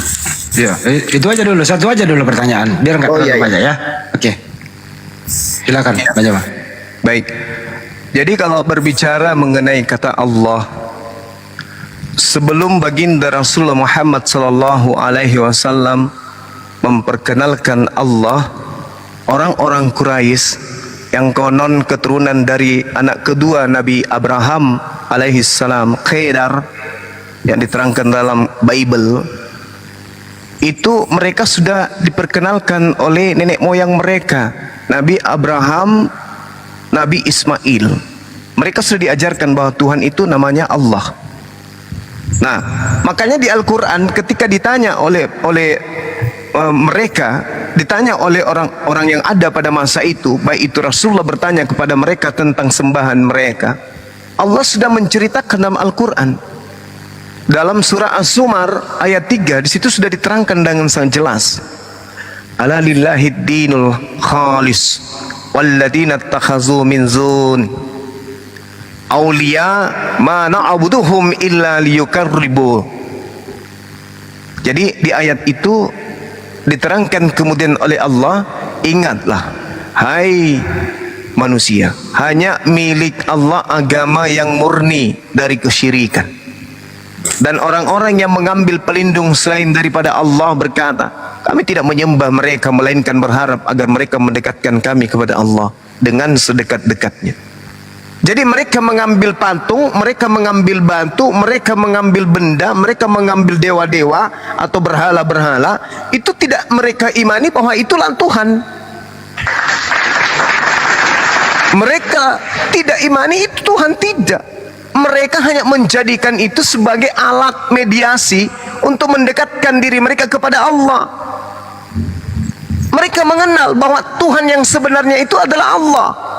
Mereka tidak menjadikan bahwa berhala-berhala itu adalah Tuhannya. Mereka hanya menjadikan itu mediasi, media, alat untuk sampai kepada Allah. Sama seperti kemudian orang Kristen menjadikan kemudian patung Yesus itu sebagai media untuk sampai kepada Yesus, sebagai simbol saja. Orang-orang Quraisy tahu itu. Maka Rasulullah Muhammad SAW menghancurkan semua media yang mereka gunakan, yang mereka ibadahi, yang mereka sembah selain daripada Allah. Meskipun mereka mengatakan ini bukan pencipta, yang menciptakan itu namanya Allah. Innallaha la yahdi man huwa kazibun kafar. Sungguh Allah tidak memberi petunjuk kepada pendusta atau orang yang sangat ingkar. Nah, oleh karena itulah kemudian di dalam Al-Quran juga dalam surah As-Zukhruf ayat 87, di situ diterangkan, dan jika engkau bertanya kepada orang-orang jahil ini, orang-orang Quraisy ini, siapakah yang telah menciptakan kalian? Niscaya mereka akan menjawab Allah. Jadi bagaimanakah mereka dapat dipalingkan dari menyembah Allah? Mereka tahu yang menciptakan langit dan bumi itu Allah, mereka tahu. Sebelum Rasulullah Muhammad SAW memperkenalkan Allah, orang-orang Quraisy sudah kenal nama Allah. Sudah kenal. Makanya ditanya, apakah berhalamu ini yang menciptakan kamu? Tidak. Yang menciptakan kami adalah Allah. Tapi mereka tetap aja menggunakan berhala itu. Karena kenapa? Belum ada nabi dan rasul datang kepada mereka untuk memberikan petunjuk. Itu Bung. Seperti itu yang bisa saya sampaikan kepada saudara. Jadi kalau saudara tadi mengatakan bahwasanya kami umat Islam ini apa tadi pertanyaannya Bang Hadi? Bulan dan bintang. Terkait dengan bulan dan bintang. Bung, sejarahnya kemudian ketika perang salib, orang-orang kafir itu menggunakan bendera dengan lambang salibnya mereka. Maka berundinglah pada saat itu bagaimana bisa kita membedakan pasukan kita dengan pasukan kafir ini. Maka mereka mengambil simbol langit, yaitu langit bulan bintang. Jadi bulan bintang itu adalah simbol agama langit, sedangkan salib itu simbol agama bumi. Maksudnya agama bumi, agama yang dibuat-buat oleh manusia yang ada di bumi. Sedangkan agama langit adalah agama yang diwahyukan dari langit. Jadi itu maksudnya. Bukan larinya ke dewa, bukan. Gak lagi. Gak ada hubungannya itu. Itu sejarahnya itu seperti itu, Bung. Itu ada dasar pijakannya kepada perang salib untuk membedakan antara pasukan Islam dan pasukan kafir adalah tentaranya menggunakan kode salib, Islamnya menggunakan simbol langit yaitu langit itu bintang dan bulan dan bintang. Seperti itu, Bang. Nah, kalau Anda ke Sulawesi Selatan di tempat kami ini bersama Dinda Farid, banyak gereja-gereja itu yang di atas menara gerejanya itu apa? Kamu tahu? Patung ayam. Boleh enggak saya mengatakan bahwa mereka itu menyembah ayam? Berat itu, Bang, berat. Di depan Polresta Makassar situ ada gereja di sudut. Pas menaranya itu gambar ayam, bukan gambar, patung ayam jantan di atas pas di puncak gereja. Apakah boleh saya berkata bahwa mereka menyembah manuk?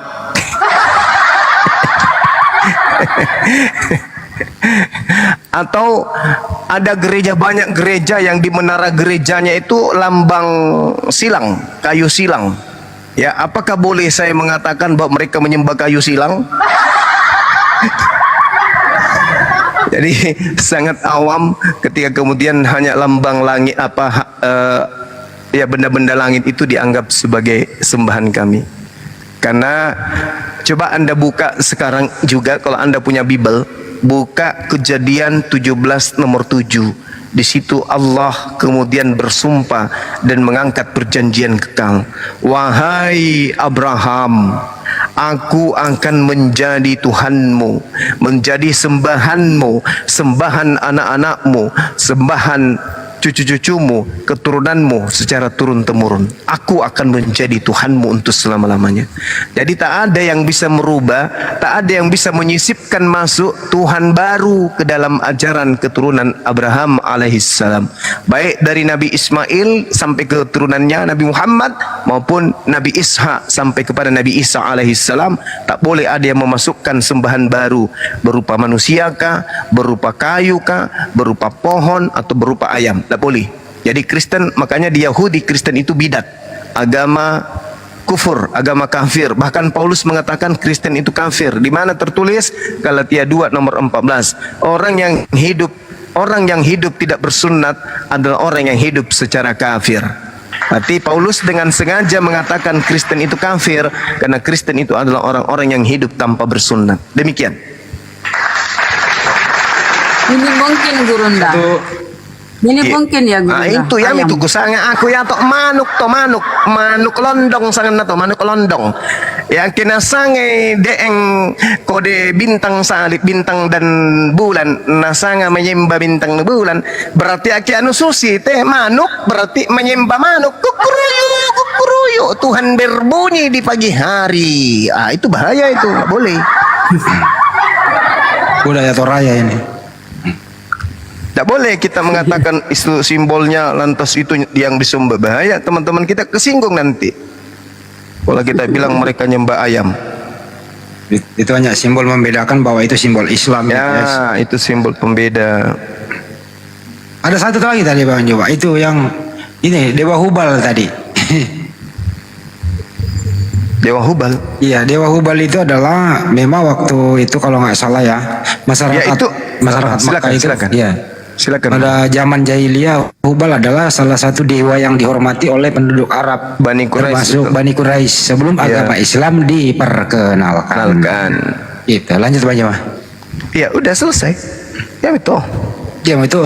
Iya, mungkin ada tambahan dari Ustadz kita, Dinda Ustadz kita, kalau misalnya ada yang ingin disampaikan terkait dengan apa yang saya uraikan, mungkin ada yang keliru, yang perlu diperbaiki, silakan Dinda. Tapi kalau masih ada Dewa Hubal di Makkah sekarang ini saya bayarin 10 triliun. Memang Dewa Hubal benar kata Bang Zuma tadi bahwasanya Masya Allah. Ya, setan ya. itu butuh bantuan dari orang kafir. Inna syaitana lil insani adu mubin. Setan itu adalah musuh yang nyata bagi kita. Memang dia pekerjaannya itu untuk menarik manusia supaya manusia itu jatuh ke lembah mereka yang sama. Jadi itu. Dan untuk masalah simbol-simbol itu sudah dijelaskan di dalam kitabnya Asy-Syarastani. Ketika perang salib terjadi, crusader itu menggunakan logo-logo yang bertanda salib. Maka Islam pada saat itu yang dicetuskan oleh Salahuddin Yusuf Al-Ayyubi, ya, sebelum mengambil alih yang namanya Palestina 1181 Masehi, itu memang sudah jauh sebelumnya lambang bulan dan bintang itu memang agama langit dari atas, dan itulah diambil simbol, dan itu kembali dikemukakan oleh Salahuddin Al-Ayyubi sudah jauh sebelumnya diambil sebagai simbol. Tapi Salahuddin Al-Ayyubi kembali mengemukakan itu menggunakan simbol tersebut. Dan memang masalah simbol itu tidak usah lagi diungkap-ungkapkan lah, cukup kita sudah paham, pelajari. Dan yang lain ini masalahnya kalau sudah tahu kebenarannya, ya kalau sudah tahu kebenarannya maka ucapkanlah syahadat. Itu kenapa? Karena semakin lama kau berpikir maka kan semakin berkarat kau punya pemikiran itu, semakin lento ulumu. Ya, daripada kau selalu berpikir Zeus, kakek merah saja itu sudah dilarang. Apalagi Zeus itu, ini wajah-wajah topap itu tahu sekalian seperti itu ya. Tidak usah diteruskan seperti itu. Bertahan kepada kebodohan itu salah. Bagaimana kita ini bisa saling membenarkan, meluruskan. Kalau sudah tahu kebenarannya ya sudah. Kan memang itu sudah dicatatkan, walan tarda angkal yahudu walan nasara hatta tattabi'a millatahum. Mereka itu tidak akan pernah senang selama kita ini tidak mengikut dengan ajarannya. Sedangkan ajarannya kan itu apa, Spanyol ya, apalah kita Sparnyolong dan lain sebagainya. Ini sudah jelas dijelaskan seperti inilah, seperti itu. Sudah banyak di kitab-kitab, andaikan masih original itu kan sudah jelas sekali bahwa akan ada nabi yang terakhir yaitu Ismu Ahmad. Itu sudah dijelaskan, tapi ya namanya Spanyol ya, Sparnyolong untuk mempertahankan, menjual kata-kata untuk menjanjikan orang surga supaya dia bisa kaya, itu tidak boleh. Bahkan dia bilang Ustadz juga seperti itu. Saya ini bukan mau cari hidup dari dakwah, saya ini mau menghidupkan dakwah. Kita ini developer sama dengan Bang Zuma. Nah, boleh begitu. Jadi coba kita ini bagaimana orang menghargai para ustadznya ya, ditolak tidak enak, no baik itulah dipakai untuk bersedekah, untuk buat pondok tahfiz, buat pesantren dan lain sebagainya itu. Singkat menjadi Pak yang developer. Iya, makanya kita ini kita dakwanya kita ini memang perintah, bukan pekerjaan, bukan sebagai profesi. Profesi kita ini beda, profesi kita ini bukan cuma sebagai pendakwah saja keliling, tidak, tapi kita ini memang bagaimana supaya dakwah ini hidup. Dengan cara seperti itu kita punya usaha lain lah. Kalau Bang suruh saya, ya mungkin itu masukan saya, mudah-mudahan segera mengucapkan 2 kalimat syahadat, kita akan tuntut Allah. Masya Allah. Iya. Tapi ngomong-ngomong jangan lupa bantu Kak Dinda.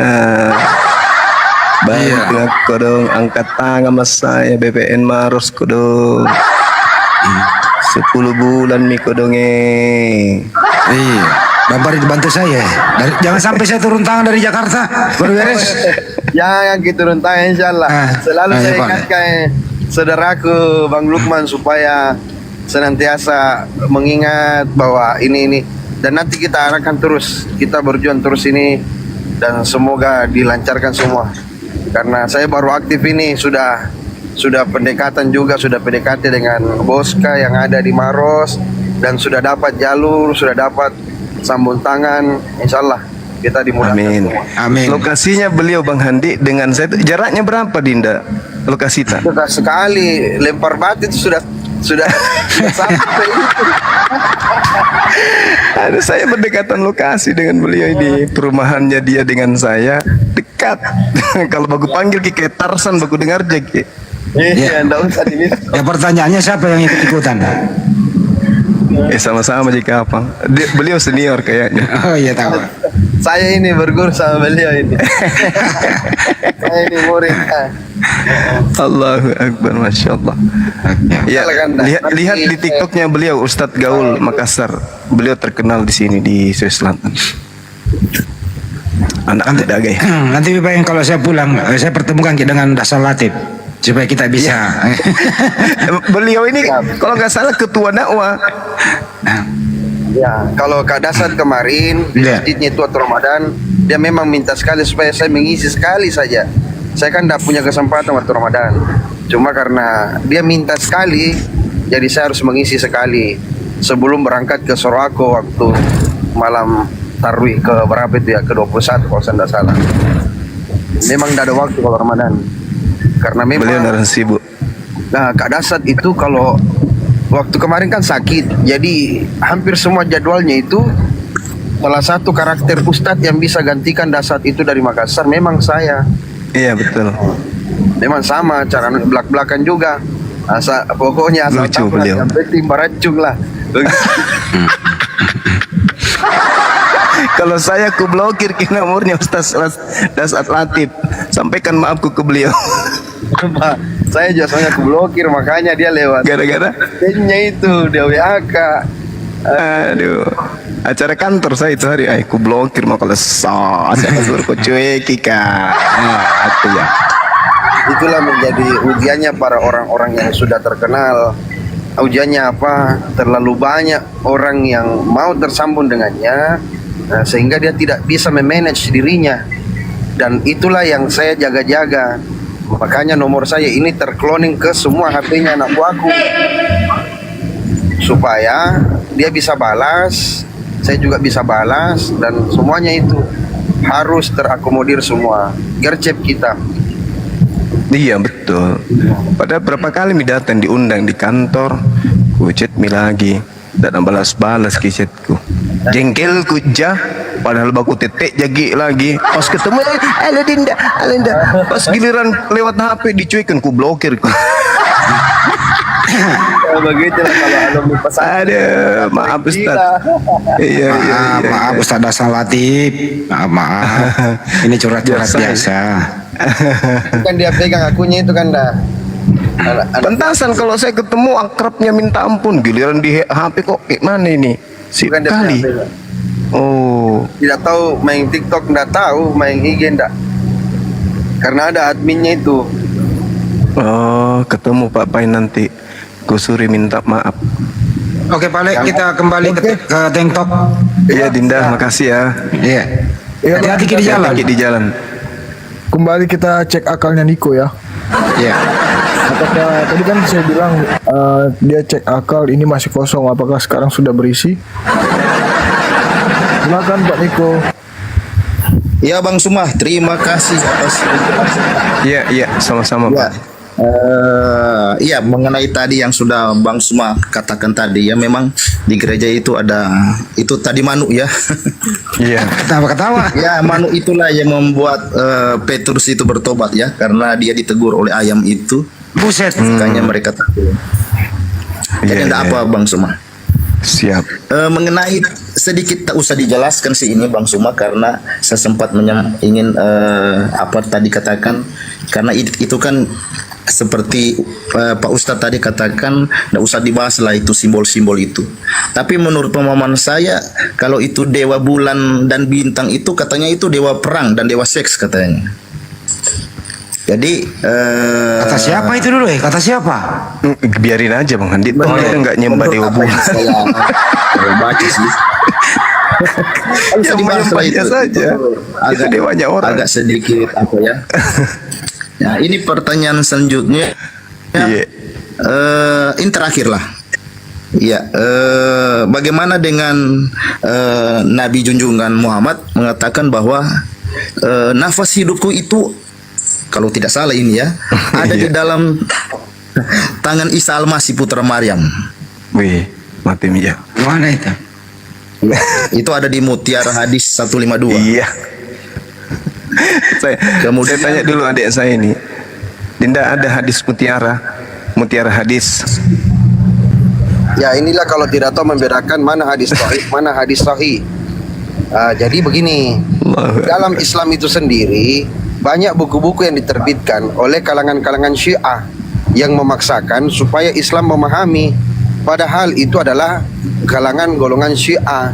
Jadi kalau masalah seperti itu dikatakan, jadi perlu dibedakan mana orang yang belajar tentang ilmu hikmah, banyak belajar tentang ilmu syariat. Dalam Islam ada juga memang golongan mereka itu bukan Islam, namanya Syiah, itu golongan yang menyimpang. Jadi itu yang perlu kita pahami dalam agama Islam itu sendiri.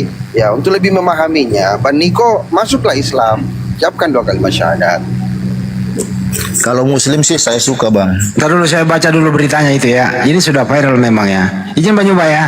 Ini ya. Belakang ini di media sosial viral sebuah hadis yang dinilai kontradiksi dengan Al-Quran dan hadis lainnya.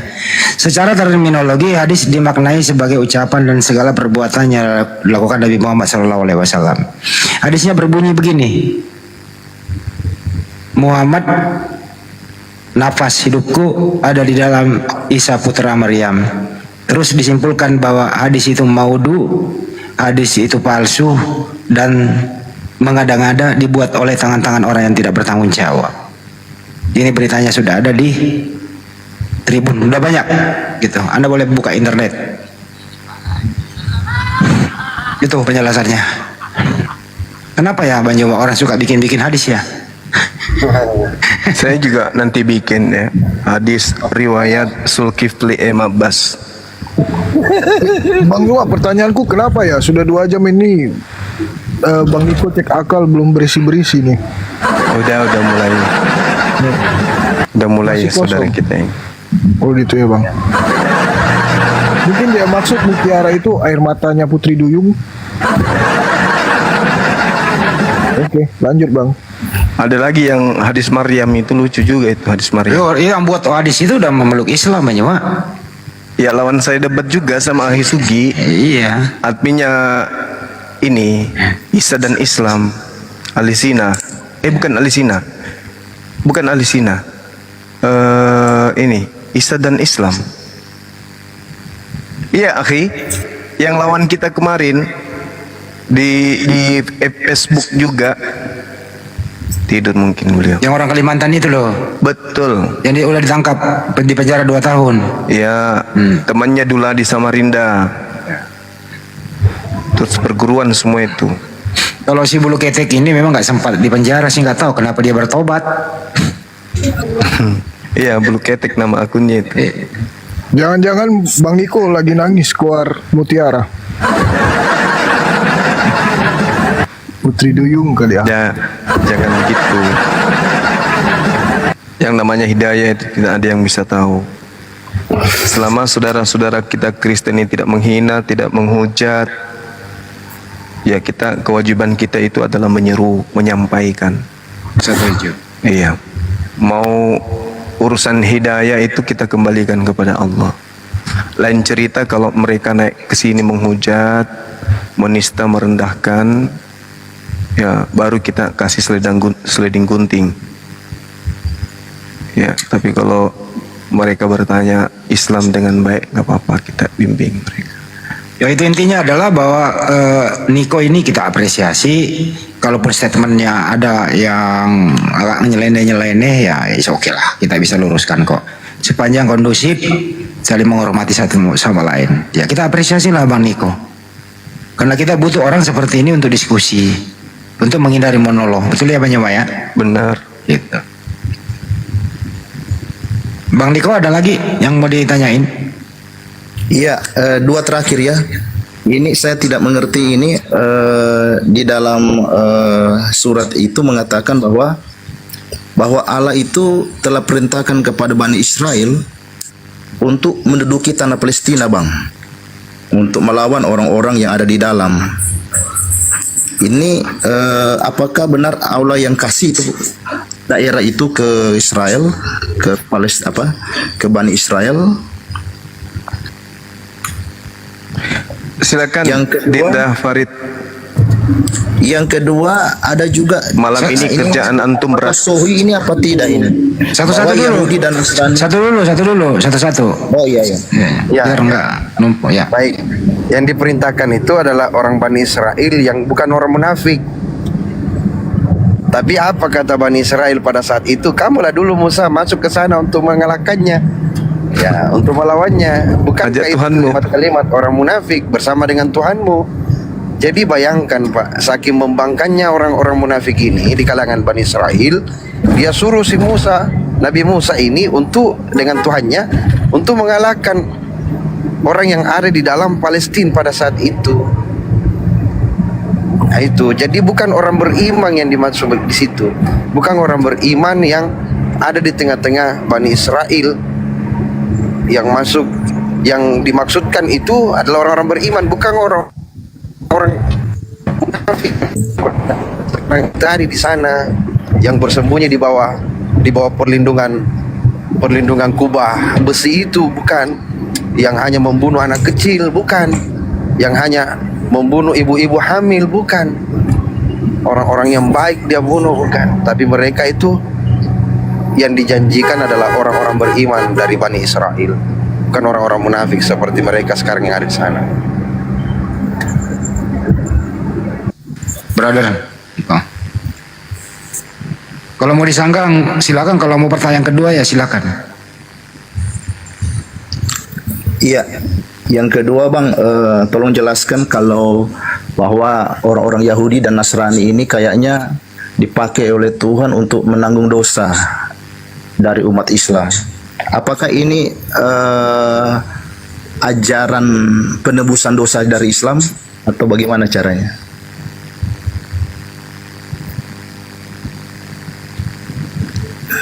Iya, jadi Dinda Farid bisa? Masih ada waktu? Sudah lintas agama kayaknya ini.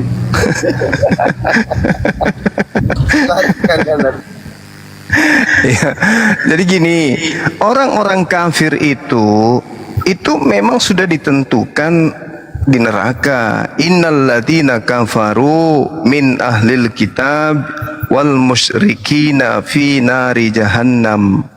Jadi orang-orang Kristen, orang-orang kafir itu jelas sudah ditentukan mereka itu di neraka.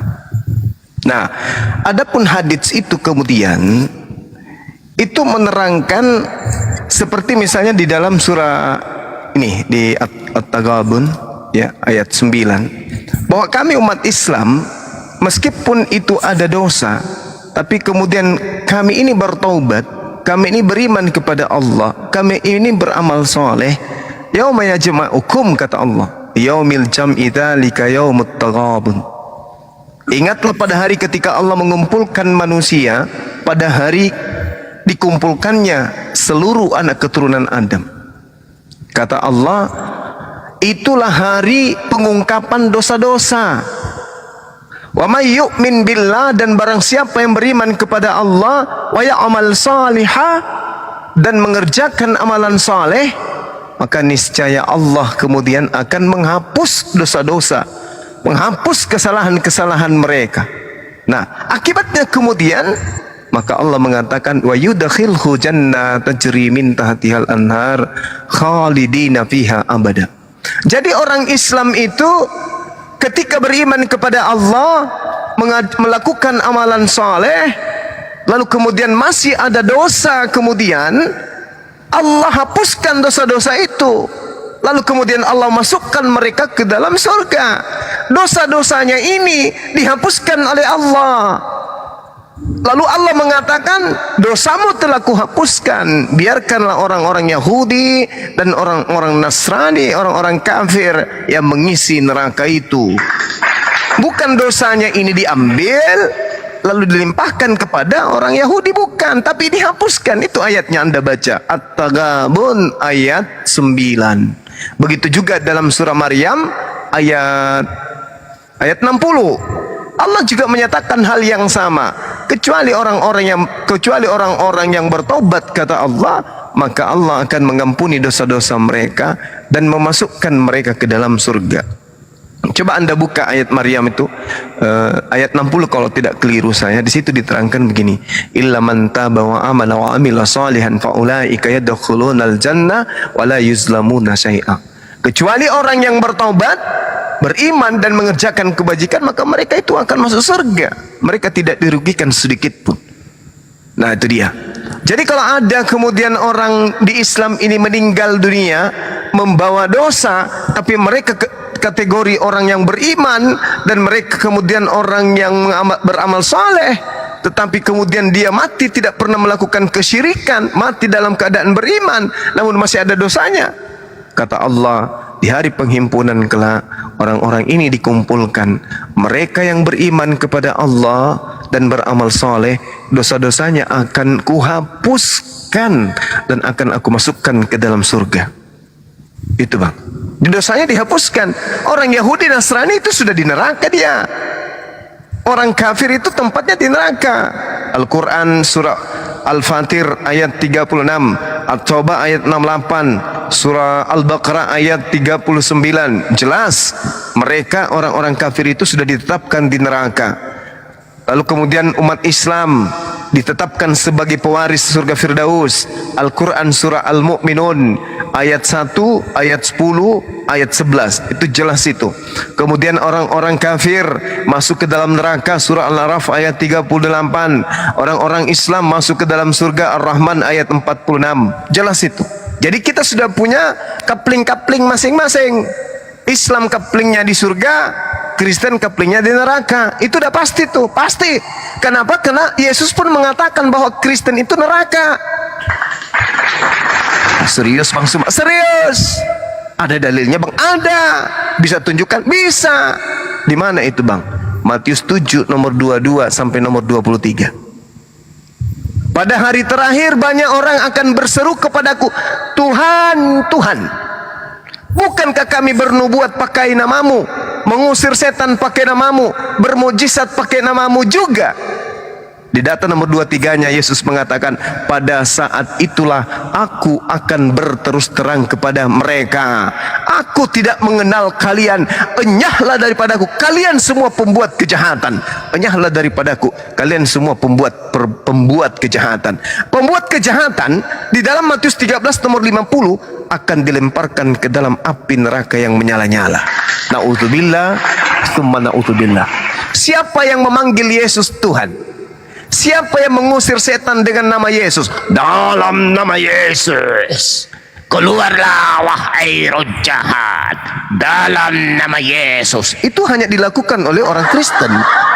Maka yang diusir dan dikatakan sebagai penjahat, ya orang Kristen. Makanya saya katakan, Islam dijamin surga, Kristen dijamin neraka. Masing-masing kitab kita mengatakan seperti itu. Islam di dalam Al-Quran surah Al-Mu'minun, Ar-Rahman, Al-Mu'minun, ditegaskan Islam itu mewariskan surga. Di dalam kitab saudara justru diwariskan neraka kepada Kristen. Dan di Al-Quran Kristen pun diwariskan neraka. Al-Fatir 36, At-Taubah 68, Al-Baqarah 39, bla bla bla dan seterusnya. Jadi kemana hendak Anda berpijak setelah kematian? Surga? Mana surganya Kristen? Ada dalilnya dari Yesus? Tak ada. Yang ada cuma neraka. Oh itu payah itu Bang. Silakan.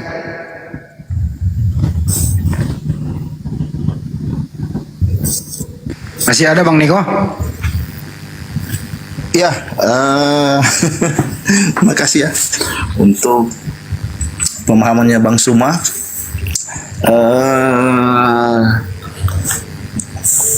Ada satu bagian riwayat itu mengatakan bahwa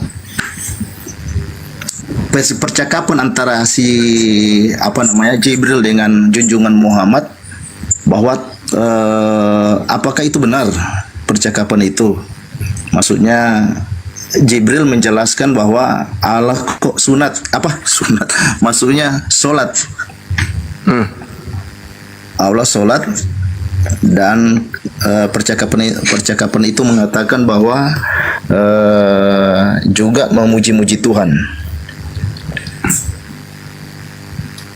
Ini yang dibawa kemarin sama ini Bang Andi. Salawat. Al-Sunnah 27 ayat 2 itu. Ada yang mengatakan Rasulullah ingin menghadap, tetapi Jibril mengatakan, jangan ribut, Allah lagi sholat, lagi memohon doa. Nah, ini yang kita tidak temukan hadis sahihnya di mana ini.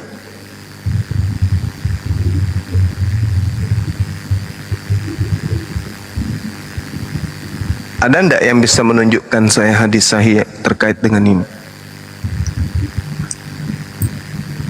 Belum pernah nemu saya itu.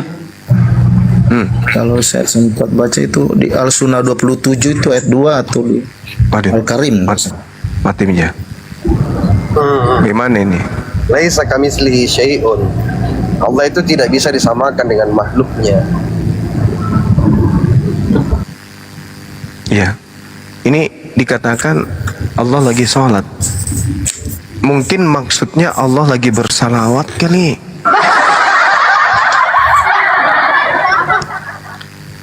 Kalau Allah itu lagi bersalawat, itu wajar. Allah bersalawat kepada baginda Rasulullah Muhammad sallallahu alaihi wasallam.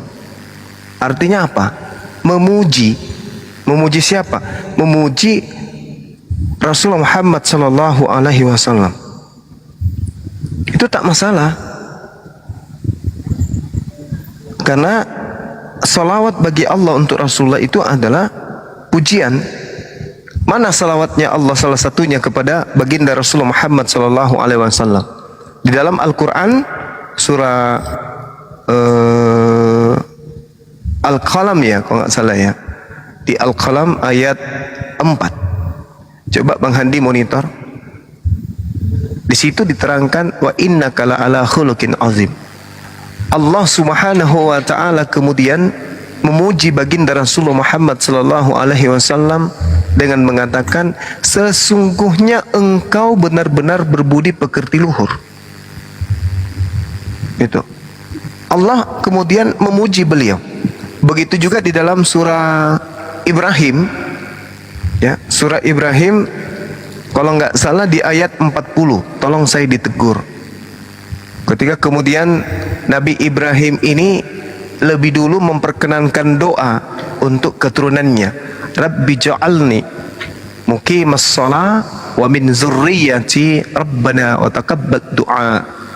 Ya Tuhanku, jadikanlah aku dan anak cucuku yang tetap melaksanakan sholat.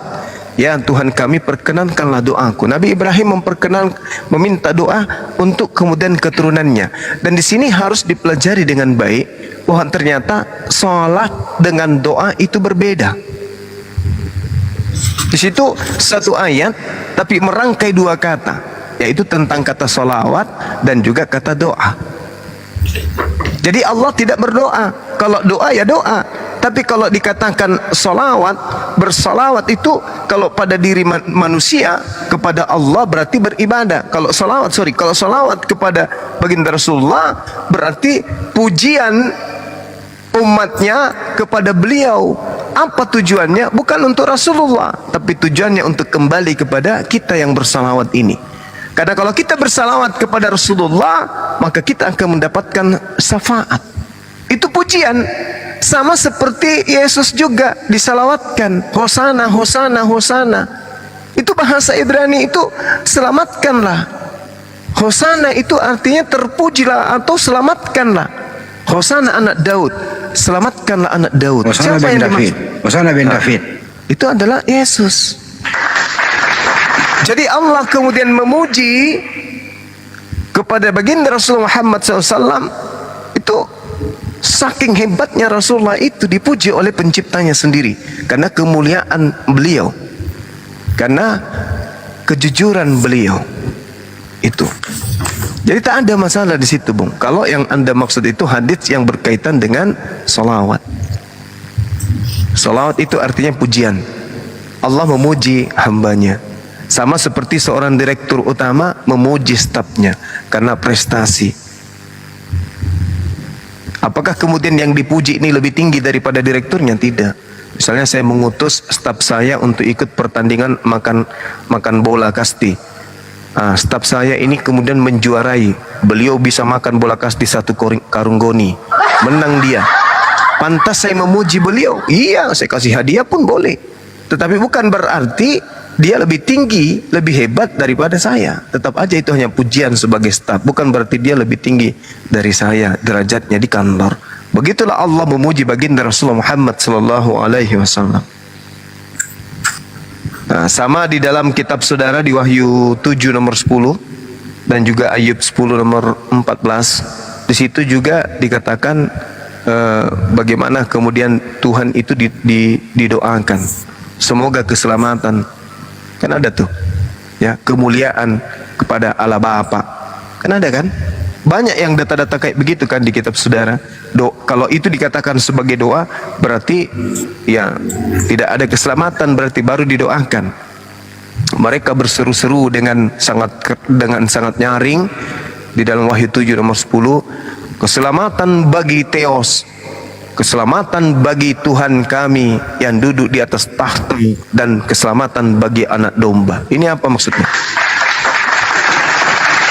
Keselamatan bagi Bapa yang ada di atas tahta dan keselamatan bagi Yesus. Baca Wahyu 7 nomor 10. Apakah berarti mereka ini belum selamat? Kalau dipuji berarti belum selamat gitu. Nah, ini ucapan doa ini. Dengan suara nyaring mereka berseru-seru, keselamatan bagi Bapa kami yang duduk di atas tahta dan keselamatan bagi anak Daud atau anak domba atau Yesus. Bahaya ini kalau Bapa dan Yesus belum selamat, makanya dia perlu didoakan.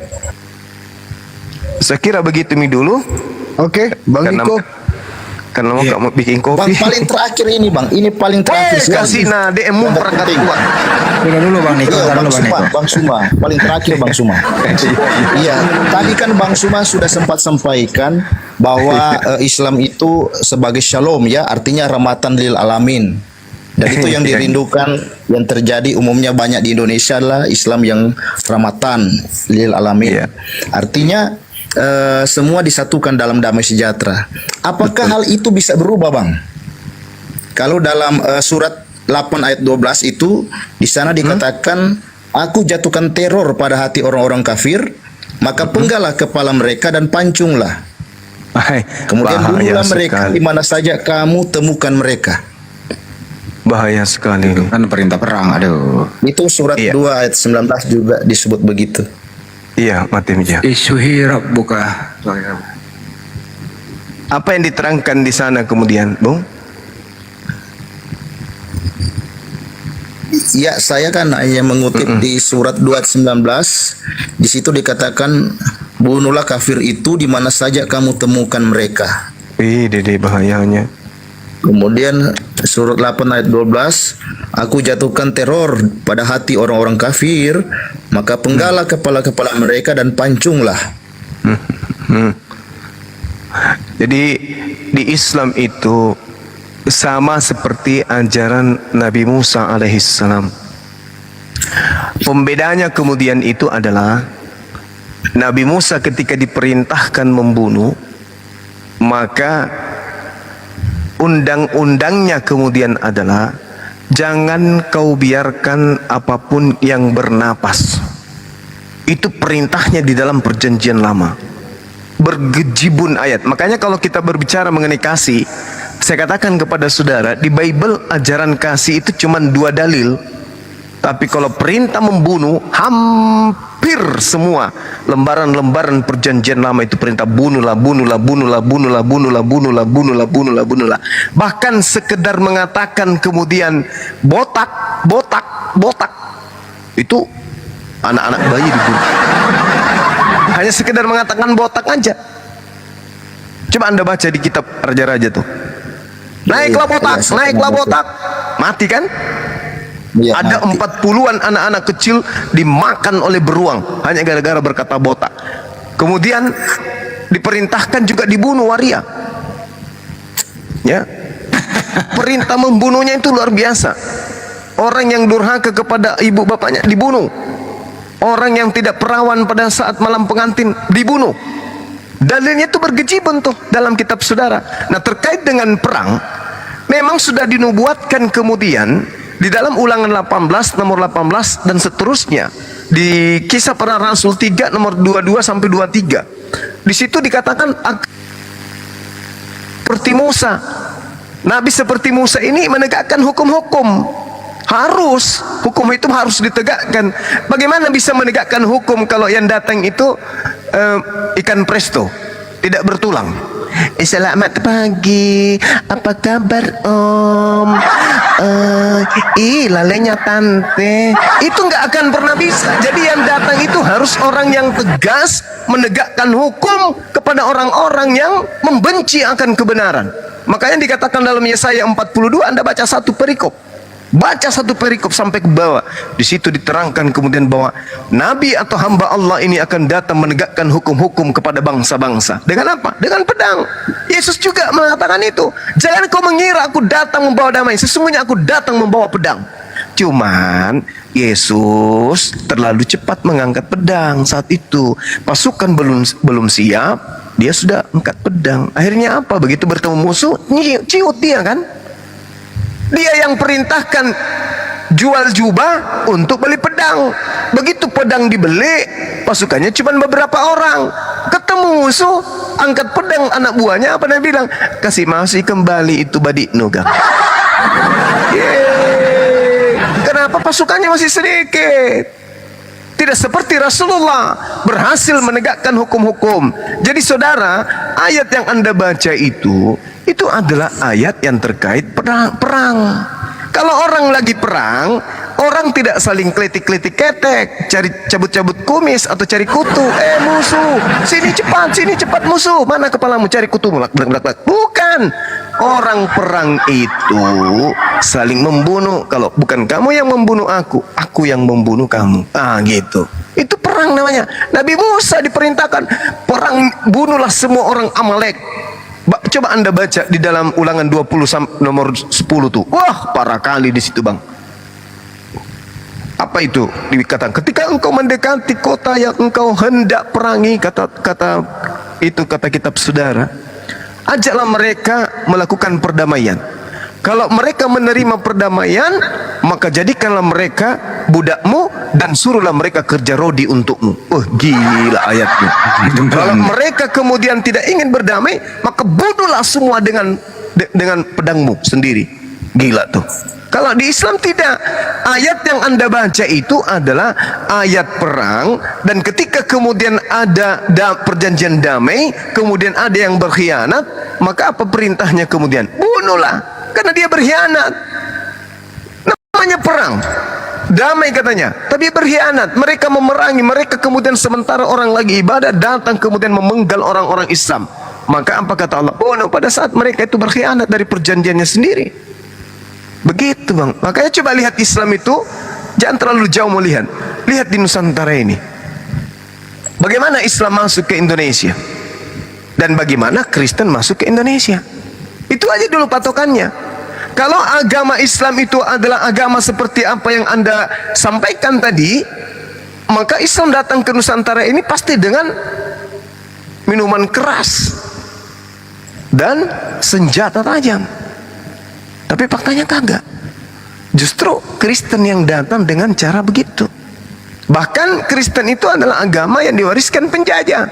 Gereja, rumah ibadah yang diwariskan oleh penjajah. Bible adalah kitab yang diwariskan penjajah. Yesus adalah Tuhan yang diwariskan penjajah. Sementara Islam rahmatan lil alamin, menyebar ke seluruh penjuru bumi tanpa memerangi kecuali diperangi. Nah, kenapa ada ayat seperti itu? Karena di dalam kitab Kejadian maupun di dalam Al-Quran diterangkan bahwasanya manusia itu akan melakukan senantiasa pertumpahan darah. Aku akan menjadikan keturunanmu dan keturunannya menjadi permusuhan. Nah, itu Tuhan yang membuat kemudian. Jadi peperangan itu akan terjadi kapanpun. Tidak ada kemudian pemberhentian perang di atas muka bumi ini. Tidak ada.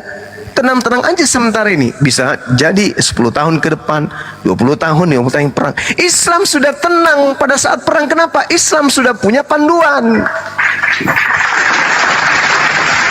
Sudah punya panduan perang. Oh, ternyata kalau perang itu begini, tidak boleh membunuh ini. Kalau mereka sudah menyerah, tidak boleh. Musuh pada saat dia minta damai, minta perlindungan, lindungi antar mereka pada tempat yang aman. Bayangkan, itu diterangkan dalam Al-Quran. Dalam masa perang ada yang angkat tangan minta perlindungan, lindungi mereka musuh kamu itu, meskipun mereka telah membunuh. Lindungi, lalu antarkan mereka kepada tempat yang aman bagi mereka. Sudah dilindungi, diantarkan lagi di tempat aman. Di Bible mana ada tertulis seperti itu? Nggak ada. Kalau di Bible Anda itu bunuhlah, bunuhlah. Bahkan Yesus pun mengatakan bahwa apa? Bawalah semua ke hadapanku, bunuhlah semua di depan mataku. Itu kata Yesus. Orang-orang yang tidak mau menjadikan aku sebagai apa? Raja. Kata Yesus, mereka yang tidak mau menerima aku sebagai rajanya, bawalah ke hadapanku, bunuhlah mereka di hadapanku. Itu kata siapa? Kata Yesus. Pergilah kamu kepada lintasan itu, ajaklah semua orang masuk kepadaku, masuk kepada rumahku sampai penuh. Kalau tidak mau, bunuh. Itu perintah. Cuman karena Yesus itu sekali lagi terlalu cepat, dia mengatakan perang kepada musuh, sementara lawannya pasukannya belum ada. Begitu ketemu pasukan Roma, masukkan pedangmu, jamu kok, banyak sekali musuh nah berapa jika kita kodongnya, kasih masuk lagi pedangmu saja, jamu kok angkat tangan misalnya. Nah, begitu. Yesus tak berdaya melawan musuhnya. Makanya ajaran kasih banyak, kasihlah musuhmu. Itu belakangan itu Bang Andi muncul. Yesus perintahkan jual jumahmu, beli pedang. Begitu beli pedang, ternyata cuma satu pedang. Bagaimana ceritanya? Satu atau dua itu pedangnya waktu itu. Begitu menghadapi musuh, tukutak, tukutak, tukutak. Musuh di depan juragan, mana dia? Itu sana, ayo maju. Begitu ketemu tinggal 3 meter, stop. Kau kasih masuk kembali pedangmu. Demok kok. Ter kamu tiro tuh musuh budak maro. Banyak musuh kita. Kita cuma berapa orang? Gak usah. Ajaran kasih aja sekarang kita. Ya, padahal tadinya jangan kau menyangka aku datang untuk membawa damai. Sesungguhnya aku datang untuk melemparkan api ke atas bumi. Jago nah. Begitu lihat tentara Romawi, ternyata kumisnya kayak tanduk kerbau. Mundur. Tamanya maju.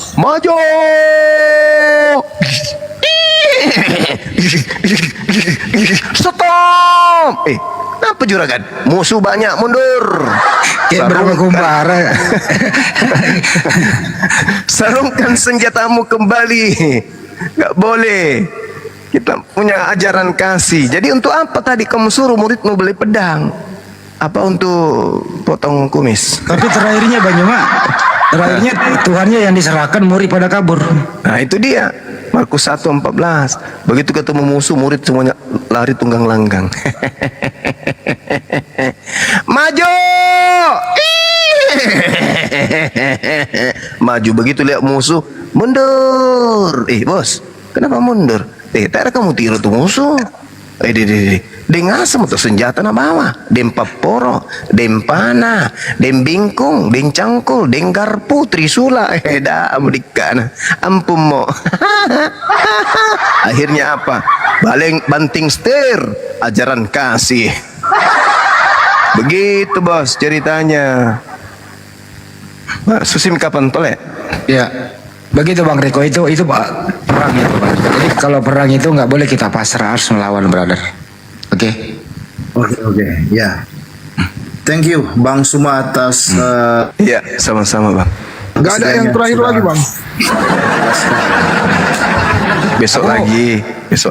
Tapi aku mau tes Bang Niko satu statement terakhir buat Anda, coba ditanggapi nih. Kalau ada musuh, oke, anggaplah Belanda kembali ke Indonesia untuk memporak-poranda lagi ya kembali ya. Ini beranalogi. Terus kemudian ini Kristen ngapain bang? Melawan atau dikasih itu musuh? Gimana bang?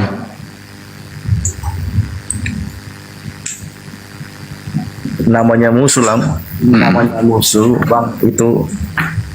Ini kan sudah menyerang tanah air ya.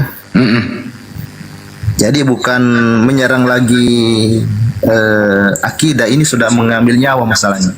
Jadi harus lawan lah. Berarti melanggar Bible dong, kasihilah musuhmu. Iya, kasihilah musuh itu kalau dalam konteks mereka artinya hanya teologi atau dia serang mematikan teologi ya jangan, kita harus berteologi juga. Ya kalau begitu kesampingkan Bible. Begini kalau gitu bang, kesampingkan Bible, ikut Islam aja udah melawan. Aku suka, tapi aku lebih suka Muslim bang. Oke, mantap. Ya. Bible nggak bisa dipakai apa-apa bang, serius. Konyol kita jadinya. Masa musuh dikasihi kan gitu. Gitu bang ya. Tapi berapa untuk Bang Niko malam ini? Anda top. Thank you brother. Ya, Bang Niko, terima kasih sudah cek akal. Iya, sama-sama. Ya sudah, satu pantun untuk Bang Niko. Bang Niko ke Bekasi, jatuh terprosok. Bang Niko, masih mau kau datang besok? Makasih Bang Niko. Iya, waktu. Oke Bang, ditunggu kedatangannya. Iya, iya. Selamat malam Bang, semoga bilang balas loh Pak Niko. Pak Didi Pak Didi tetap jadi. Apapun yang terjadi, saya pasti kembali jadi. Nggak nyambung ya. Oke Pak Niko, besok kita cek akal lagi. Next ada Bang Nando. Selamat malam, assalamualaikum kalau Muslim. Baik, selamat malam. Malam Bang. Islam atau Kristen Bang? Bang Nando. 100% Kristen. Baik, saya cek dulu Bang ya, akalnya. Masih kosong Bang. Silakan Bang. Apa pertanyaannya? Baik. Terima kasih. Bisa dikurangi sedikit ehonya Bang. Bang ini bukan tempat karaoke. Sedikit kok ehonya Bang. Siap. Siap. Gimana? Cek. Ya. Gimana? Oke ya. Jadi sebelum saya mau masuk ke pertanyaan saya ingin melanjutkan dari pertanyaan Pak Niko tadi, masalah lambang yang ada di masjid itu, bulan bintang itu. Itu saudara Juma itu kurang spesifik menurut saya itu menjelaskannya. Contohnya seperti kami itu ada salib, itu jelas itu melambangkan memang kami pengikut Yesus, dan memang disitulah penderitaan Yesus, disitulah pengorbanan Yesus semua. Begitu juga yang mau kita dengar dari saudara Juma, tapi belum sampai ke situ, malah dia mengatakan menyembah, mengarah ke ayam, menyembah ayam. Jadi maksudnya secara spesifik apa itu? Sebelum saya ke pertanyaan saya. Soalnya apa ini? Iya, ini apa ini? Iya. Pertanyaan yang tadi loh. Ini kosong. Pertanyaan dari saudara Niko tadi, saudara Juma itu tidak spesifik tadi itu. Atau saya lanjutkan aja ya, saya tegaskan lagi. Apa itu arti bulan dan bintang? Artinya itu lambang bendera pasukan Islam saat menghadapi tentara Kristen yang menggunakan bendera salib. Udah dijelasin. Itu sudah spesifik sekali tuh.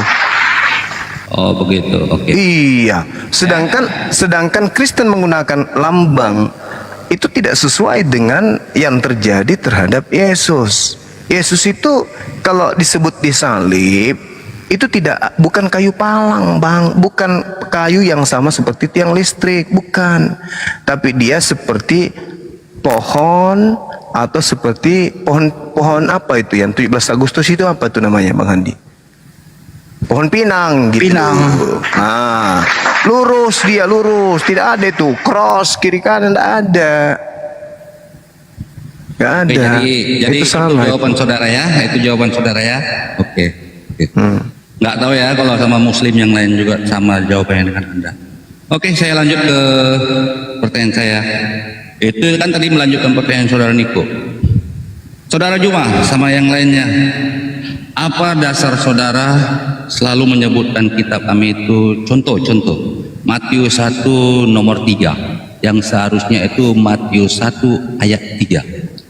Bisa saudara jelaskan apa dasarnya saudara berani mengatakan Matius 1 nomor 3? Coba. Oke, nanti pertanyaan saya balik ya, Bang. Ya. Jadi apanya? Kata ayat itu hanya ada di dalam Al-Qur'an. Tidak ada di dalam Bible.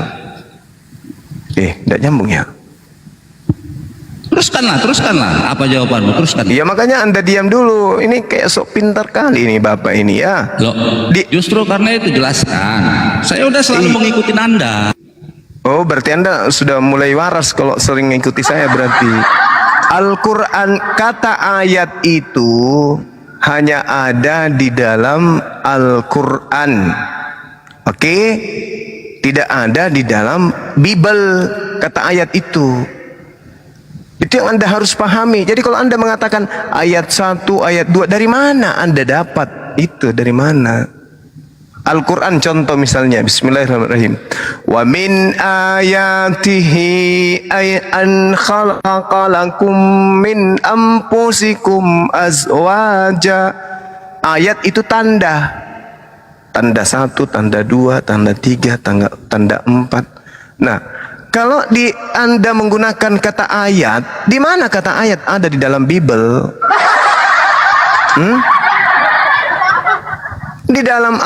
Di dalam kitab Anda itu yang ada apa? Kalau nomor itu apa dalam bahasa Yunani? Hah? Bang? Togel? Bang, yakin? Bahasa Yunaninya nomor apa, Bang? Iya, nomor. Itu harus Anda tahu dulu. Bahasa Yunani biar keren toh. Nomor itu apa? Aritmos kan? Kalau Anda mau jujur kan. Jadi Markus aritmos 2, aritmos 3. Ngapain pakai bahasa Al-Qur'an, ngapain? Kayak Paulus aja nyamar-nyamar. 1 Korintus 9:20 kepada pengikut Taurat, aku pura-pura menjadi pengikut Taurat meskipun aku tidak ikut Taurat supaya aku bisa memenangkan banyak dari penganut Taurat. Kepada orang Islam aku pura-pura seperti Islam supaya saya bisa memurtadkan Islam gitu. Janganlah, kita itu kebenaran. Jadi kalau saya mengatakan Matius 1 nomor 3, berarti saya melepaskan ajaran Islam dari agama Anda supaya Anda jangan ke Islam-Islaman. Katanya ada ajaran Anda itu ajaran yang paling benar, ajaran anak Tuhan katanya. Tapi kok ikut-ikutan ke agama kami? Kata ayat tidak ada di Bible. Yang ada di Bible itu aritmos. Kenapa nggak pakai Matius aritmos 3, nomor aritmos 3? Pakailah itu. Susah kali kan? Kenapa harus ke Islam-Islaman? Kita hargai agama Kristen dirinya. Jangan Anda itu adalah hansip menggunakan seragam polisi. Jangan. Itu namanya polisi gadungan. Anda jelas-jelas hansip. SK-nya keluar dari lurah. Dinas menggunakan seragam polisi. Polisi gadungan, ditangkaplah Anda. Samanya ini, agama Anda dari Roma. Agama Anda itu dari Romawi. Orang-orang Roma yang mendirikan agama Anda itu, pertamanya disebut Katolik. Tidak ada kata ayat di situ. Lu pikir Al-Quran? Kalau Al-Quran ayat ada. Wa min ayatihi an khalaqalakum min anfusikum. Kalian mute kan? Oke, saya sudah jawab. Sekarang giliran Anda. Tolong tunjukkan kata ayat di dalam Bible. Mencerwet. Silakan. Saya tunggu. Silakan Bang dijawab. Silakan Bang, di mana ada kata ayat di Bible? Original teks di mana? Bukan terjemahan. Terjemahan itu mah niru-niru. Silakan Bang Nando. Jadi saya ini orang Indonesia ya. Jadi saya yang bilang Anda orang Barat siapa? Gimana? Mana kata ayatnya? Mana? kembali ke topik. Berarti Anda tidak sepemikiran dengan pemikiran. Pertanyaan saya dijawab dulu dong, Bos. Anda kan bertanya, kenapa orang Islam kalau menyebut jangan main mute. Ya makanya jawab pertanyaan, Coach Lo. Apa sih? Makanya jawab pertanyaan. Anda itu sudah mewakili Kristen di sini. Perlihatkan kemudian Anda pantas mewakili Kristen. Jangan naik cuman kayak Salabi. Anda ditanya itu jawab. Anda bertanya ke saya. Dari tadi saya ditanya, sudah 17 jam saya ditanya oleh orang Kristen. Saya jawab dengan sabar. Anda giliran bertanya, saya jawab.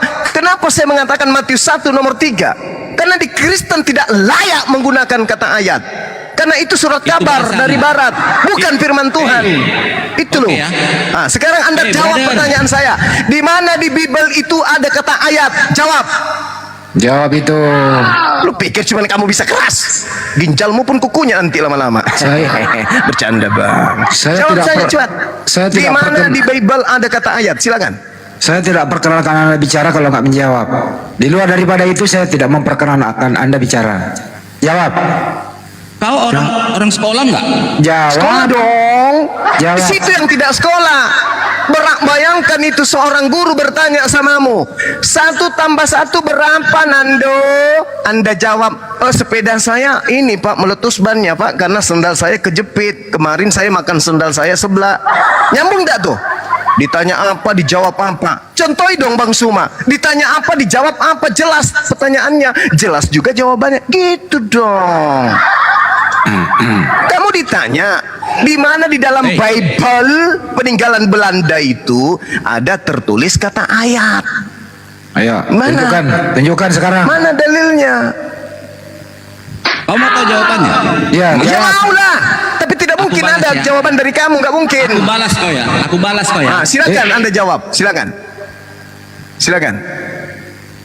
Saya diam 5 jam kalau ada jawaban dari Anda, silakan. Ya, silakan. 1, 2, 3. Kenapa nggak dijawab? Kalian jangan mengislamisasi segalanya. Loh, jadi begini sih ya. Jadi kamu ingin mengatakan bahwa kata ayat itu dipakai oleh Kristen untuk kristenisasi? Ketahuan. Ketahuan deh belangnya. Saya tadi sudah mengatakan. Udah dibuang aja Pak ya. Tunggu. Belum ya. Ini orang begini bagus ini. Penipu kayak begini bagus. Dimainkan Bang Andi. Penipu kayak begini, ini setannya luar biasa ini di dalam otaknya. Kalau kau orang bersekolah, bagian dari bab. Saya sekolah, nggak usah kau urusi saya sekolah tidak sekolah. Intinya saya sudah jawab pertanyaanmu. Sekarang kau jawab pertanyaanku. Ya, jawab pertanyaanku. Jangan di-mute Bang Andi, jangan dia. Biar dia celoteh. Ayo, jawab pertanyaan saya. Kalian tuh terlalu cemen. Tena kaloro, Deng. Ipo ngoro, paluka jangang. Saya tanya apa? Saya tanya, kenapa orang Kristen menggunakan kata ayat? Jawab. Karena ayat bagian daripada bab. Selesai. Jangan kau framing. Bagi tadinya dia kita wajib. Memalukan Kristen se-Indonesia. Sebenarnya yang memalukan itu kalian. Mana kata ayat di Bibelmu? Mana?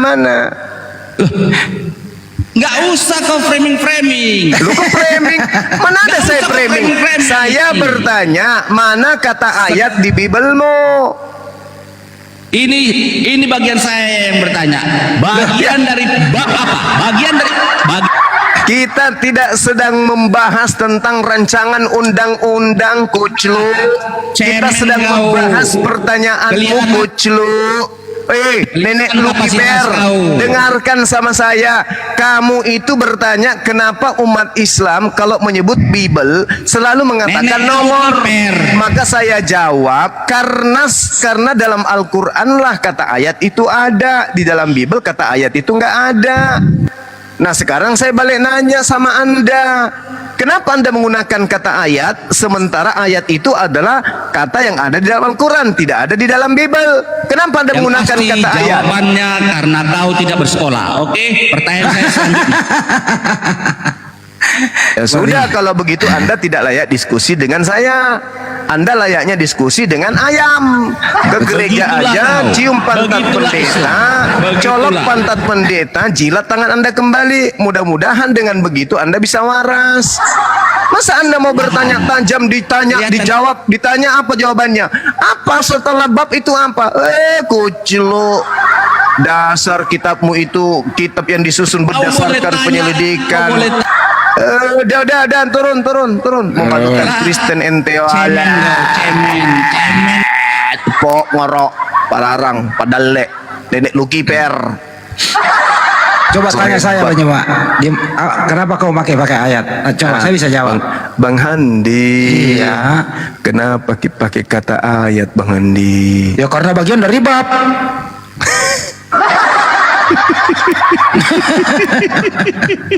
Labaga, ulu gimpi.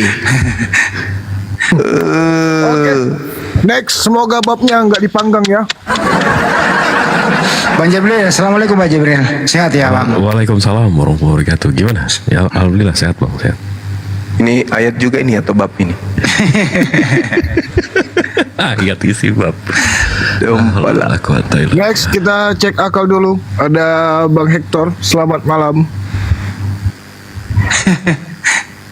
Bang Hector, silakan dibuka mic-nya. Iya, selamat malam. Islam atau Kristen, Bang? Saya Kristen Protestan. Agama saya di KTP. Baik, kita di sini kita cek akal dulu, Bang ya. Saya cek ini masih kosong. Sudah bertanya. 1 tambah 1 berapa, Bang? 1 tambah 1 2. Pinter. Kemudian 1 tambah 1 tambah 1. Berapa? 1 tambah 1 tambah 1. 3. Pinter. 1. Enggak kosong-kosong kali nih akalnya, Bang. Silakan Bang, apa pertanyaannya? Saya cuma mau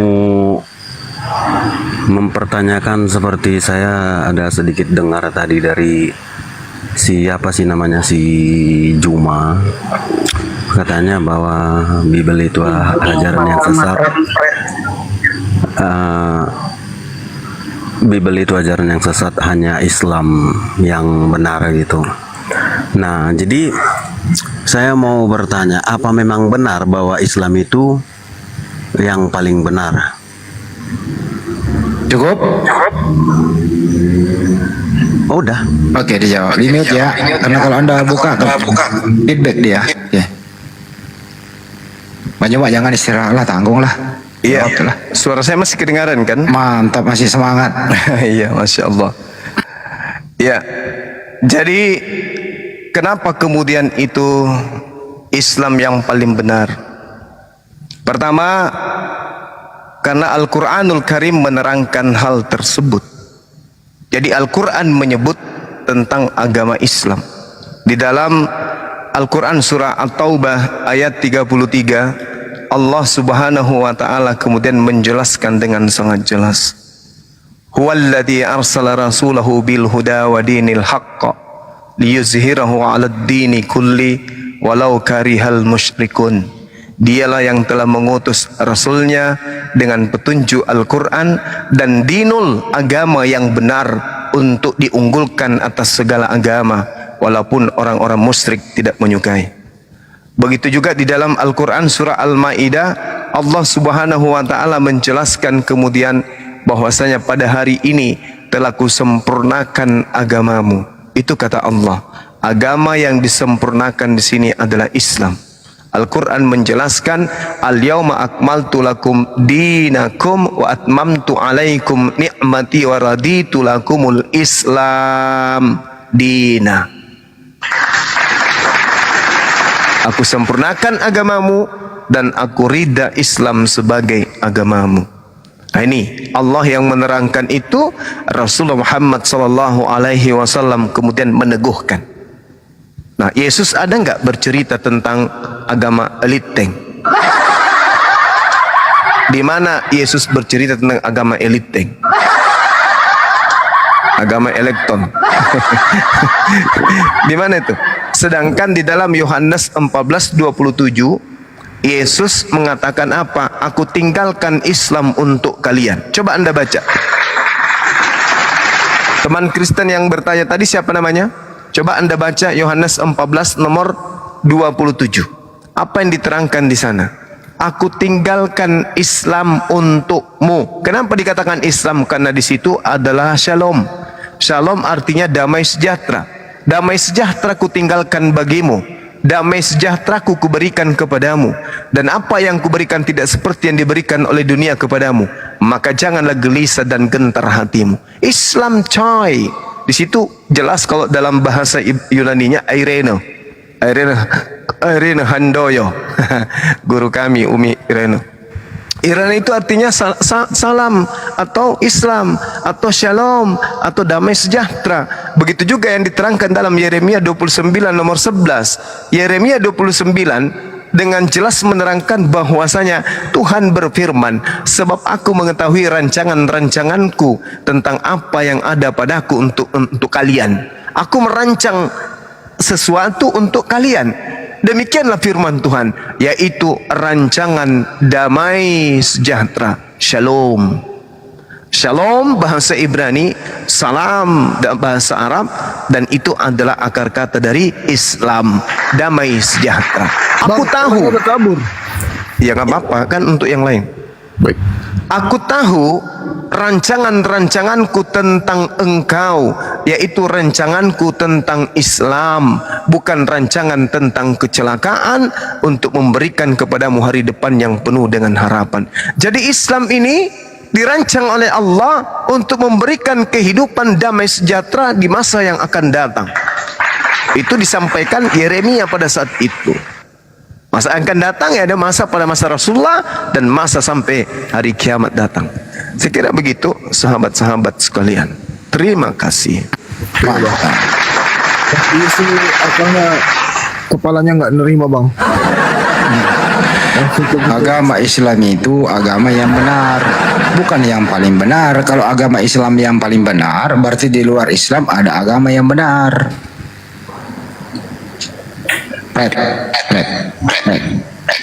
Maaf tadi terputus, itu bisa diulangin soalnya tadi ada yang nelpon.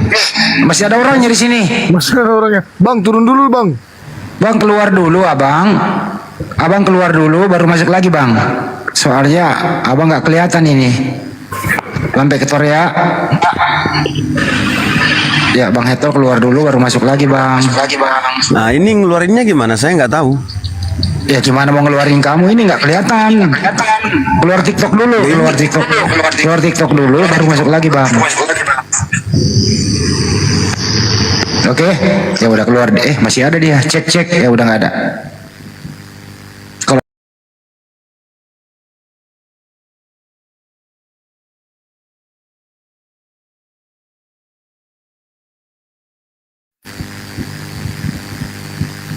Kenapa ini? Begini. Tunggu. Oh iya dah. Ayo, aduh. Di OBS saya tadi hampir terputus juga tuh. Kenapa Bang Andi? Tersendat dikit. Tanda-tanda kayaknya tuh mau kena report ini Komal. Ada gerakan-gerakan yang tidak bertanggung jawab. Jadi untuk teman-teman maupun banyak yang nonton, baik yang ada di YouTube maupun yang ada di sini di Zulkifli Mabas, Sugi Kristologi, Anis Lebes Channel dan yang lain-lain, kami memberitahukan malam tadi kami dari tim meeting di Zoom dalam rangka persiapan untuk debat terbuka yang ada di Jakarta. Untuk itu kami masih menunggu atensi partisipasi Anda teman-teman semua untuk mensupport program dari API Pusat bekerja sama dengan API seluruh Indonesia, terutama API Jabodetabek. Kami menunggu ya, masih terima kasih tadi dari Kalimantan yang berdonasi cukup mumpuni, nggak bisa disebutkan namanya, cukup signifikan tadi mendonasi kepada kami. Untuk itu teman-teman silakan masih menunggu di donasi bisa ke API Bank BNI nomornya 75 kali tambah 51 tambah 770 atas nama Apologet Islam Indonesia. Ditunggu teman-teman dan jangan lupa nanti hadir di Jakarta. Waktu dan tanggalnya setelah meeting terakhir dengan pendeta yang dimaksud baru akan kami informasikan schedule berikutnya. Begitu kira-kira. Hector silakan Hector. Iya tadi kan maaf nih soalnya tadi kebetulan ada temen namanya biasalah di kampung-kampung, jadi memang nelponnya itu pakai telepon biasa, telepon seluler, jadi jaringannya langsung hilang gitu kan. Jadi saya minta maaf. Nah saya tadi mau bertanya itu tadi, apakah benar bahwa Islam itu adalah agama yang paling benar dan pasti masuk surga? Anda nggak mendengarkan dan cuma menjawab ya? Double ya. Tapi sepertinya udah dijawab tadi ya Manjuma ya? Iya. Masalahnya tadi makanya tadi kan saya bilang tadi nggak dengar soalnya langsung hilang jaringannya karena tadi saya ditelepon pakai telepon seluler. Oke, kalau gitu diulang nggak apa-apa demi Anda. Oke, baik. Silakan dimute.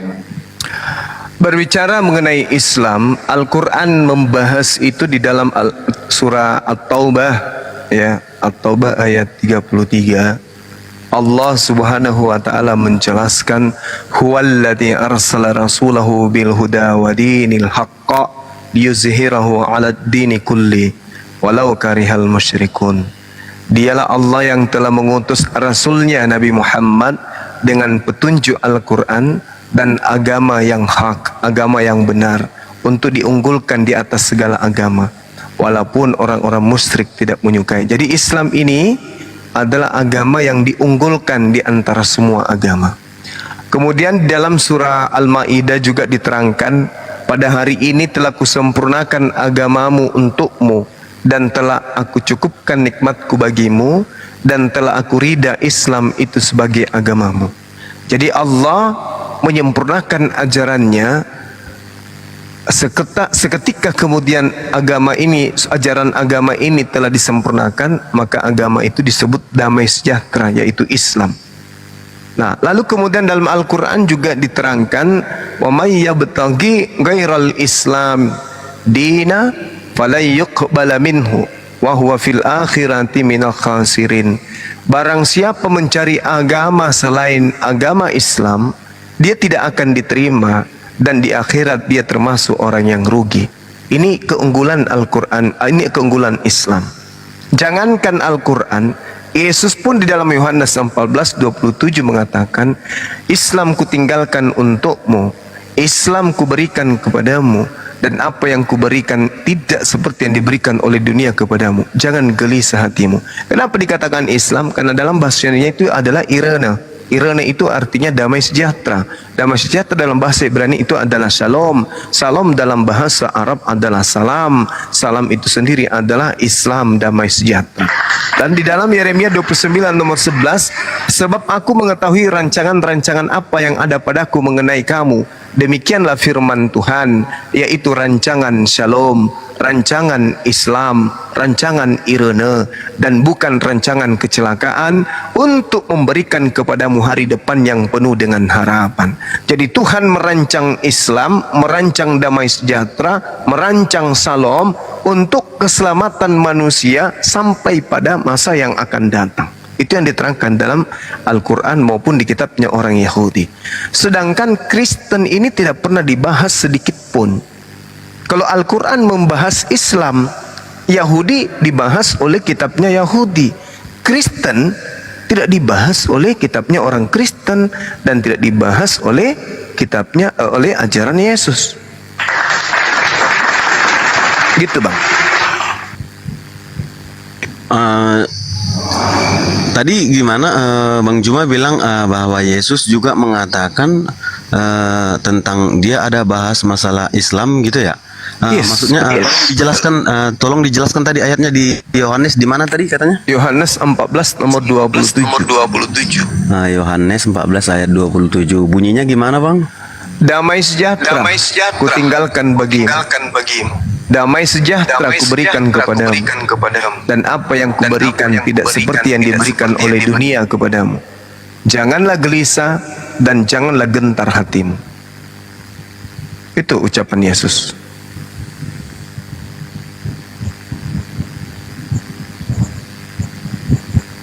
Jadi doublingnya dari Hector itu. Jadi kalau Bang Juma bicara dia open mic doubling gitu. Silakan Bro Hector.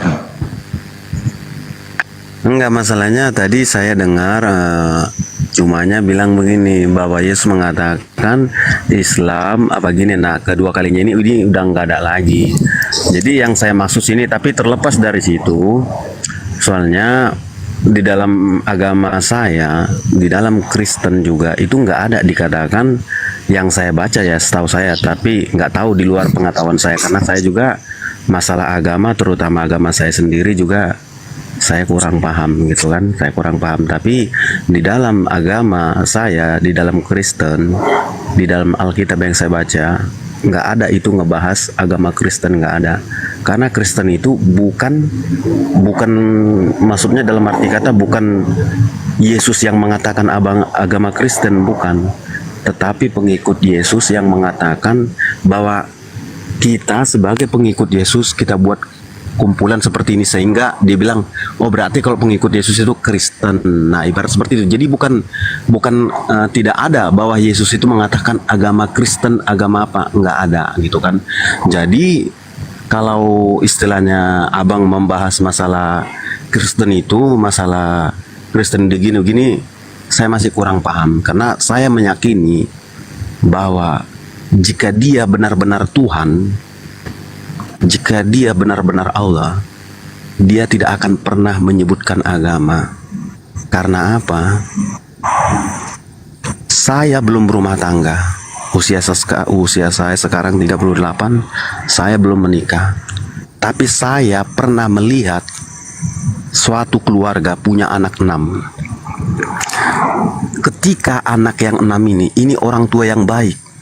Pandangan saya dia adalah orang tua yang baik. Ketika anaknya dari salah satu ini ada yang melakukan kesalahan, bapak ibunya nggak pernah mengizinkan saudaranya itu untuk membenci atau memarahinya. Tidak pernah. Karena dia anakku, kau anakku. Tugasnya menegur dia, menasihati dia, itu saya, bukan kamu. Itu pemikiran saya. Nah, jadi saya sebenarnya saya nggak pernah namanya membahas masalah, nggak terlalu suka memperdebatkan masalah agama. Cuma kenapa tadi saya sebentar masuk ke sini, karena saya mendengar masalah, karena saya mendengar seperti yang udah pernah saya dengar. Karena apa? Sebelumnya saya pernah mau menikah. Kamu ngomong apa sih, Tor? Ya, disimak dulu. Nah, jadi kenapa tadi saya bilang begitu?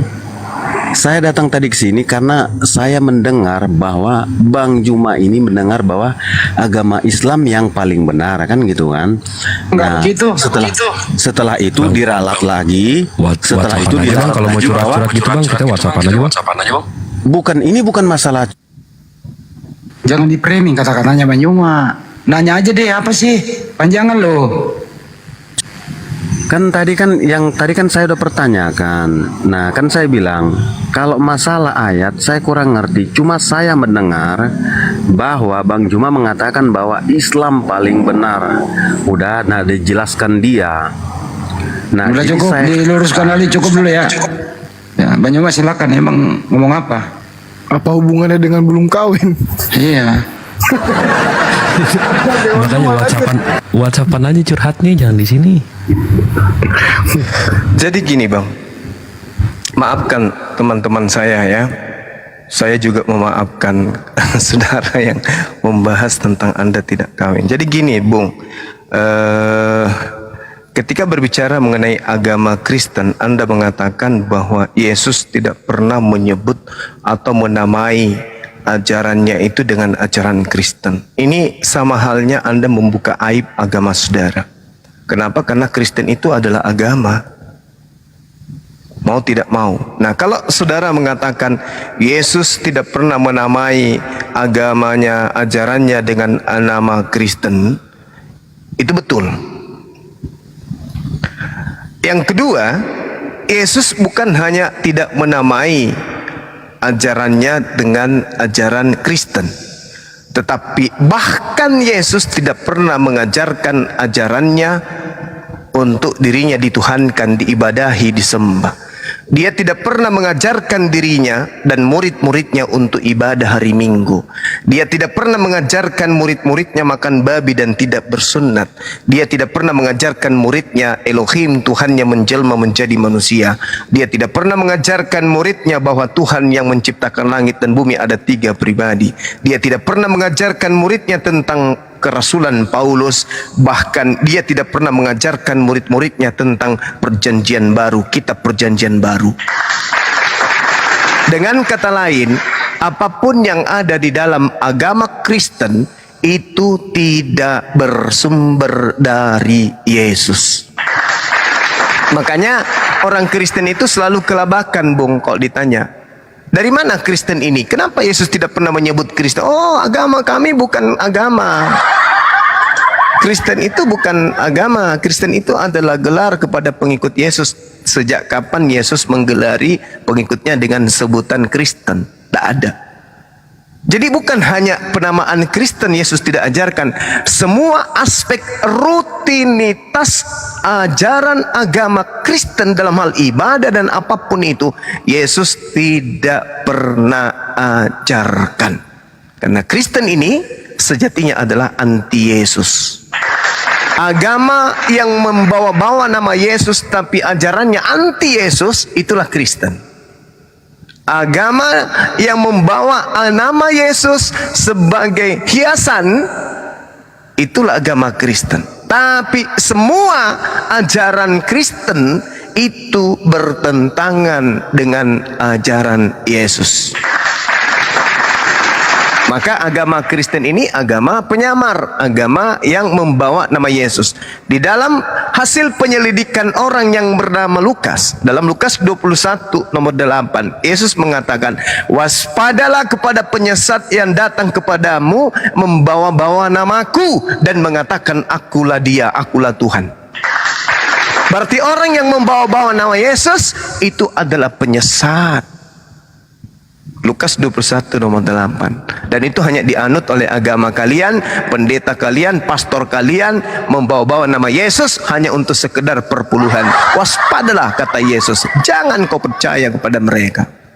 Tapi sebelum mereka penyesat ini membawa-bawa namaku, kata Yesus, baca nomor 12-nya, mereka terlebih dahulu, dia terlebih dahulu menganiaya aku, menganiaya kalian, menyesah kalian, memenjarakan kalian, memasukkan kalian ke rumah-rumah ibadat, dan dan seterusnya dan seterusnya.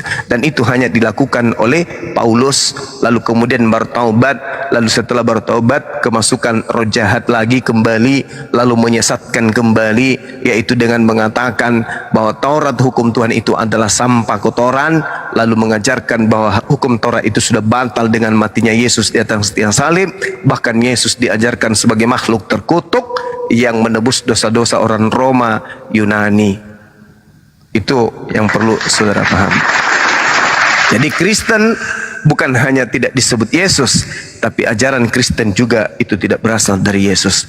Coba Anda tunjukkan yang mana di ajaran Kristen ini yang berasal dari Yesus. Sepotong aja, karena untuk menyebutnya satu, saya yakin tidak ada. Sepotong kalau ada, silakan.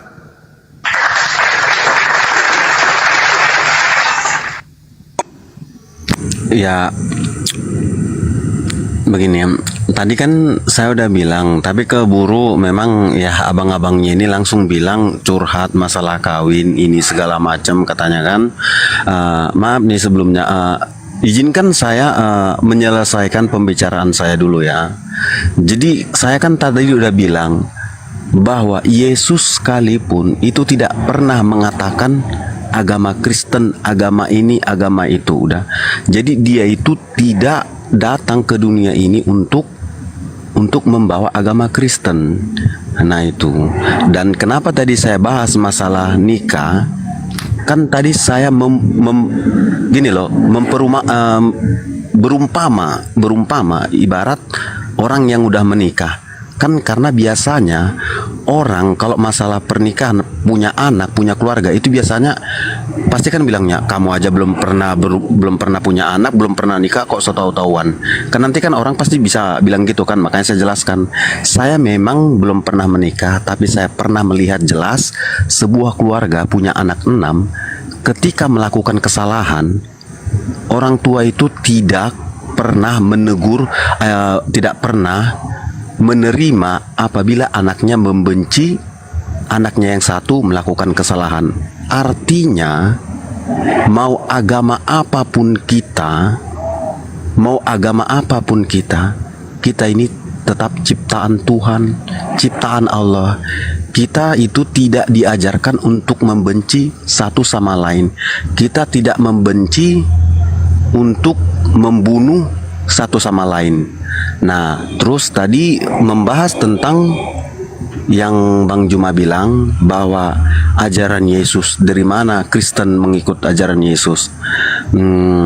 Kurang banyaknya saya hanya ingat satu, pertama Kristen mengikut Yesus itu ajarannya karena ketika hendak dia masuk di surga, naik ke surga. Tapi ini yang tercatat di Alkitab ya. Ketika Yesus mau naik ke surga, Yesus berkata, "Pergilah dan baptislah, jadikanlah seluruh bangsa menjadi muridku." Katanya itu dibaptis. Makanya makanya orang Kristen itu dibaptis. Nah, dibaptis.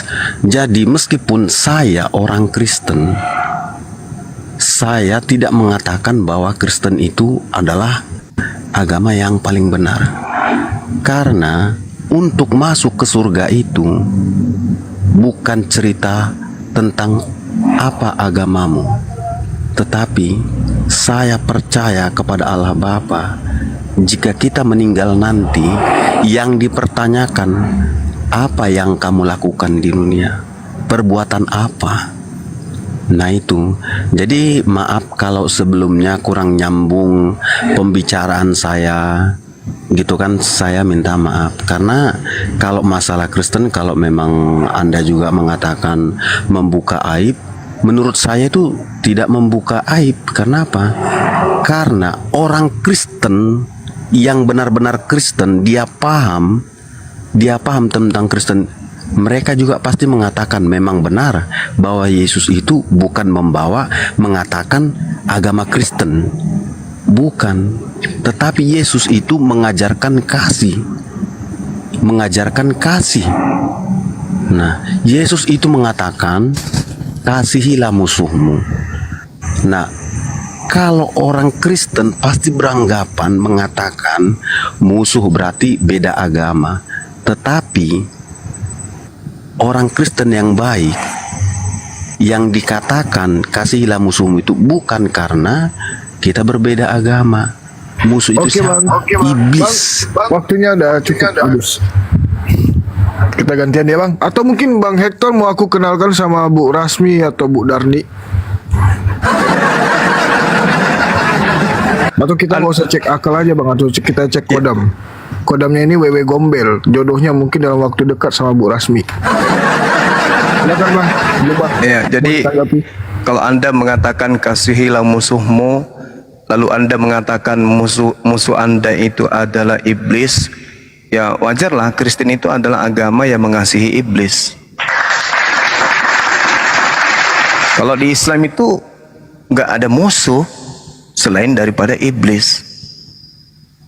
Anda pun mengatakan tak ada musuh bagi Kristen selain iblis, tapi kan diajarkan mengasihi musuh, berarti mengasihi iblis, kan gitu. Maka pantaslah kemudian Anda cerita panjang lebar, tapi semuanya itu tidak ada yang masuk dalam pengajaran Yesus. Contoh kasih. Apa kasih menurut Yesus? Kata Yesus di dalam Yohanes 14 nomor 12, jika kamu mengasihi aku, engkau juga akan melakukan pekerjaan yang aku lakukan. Nah, gimana tuh?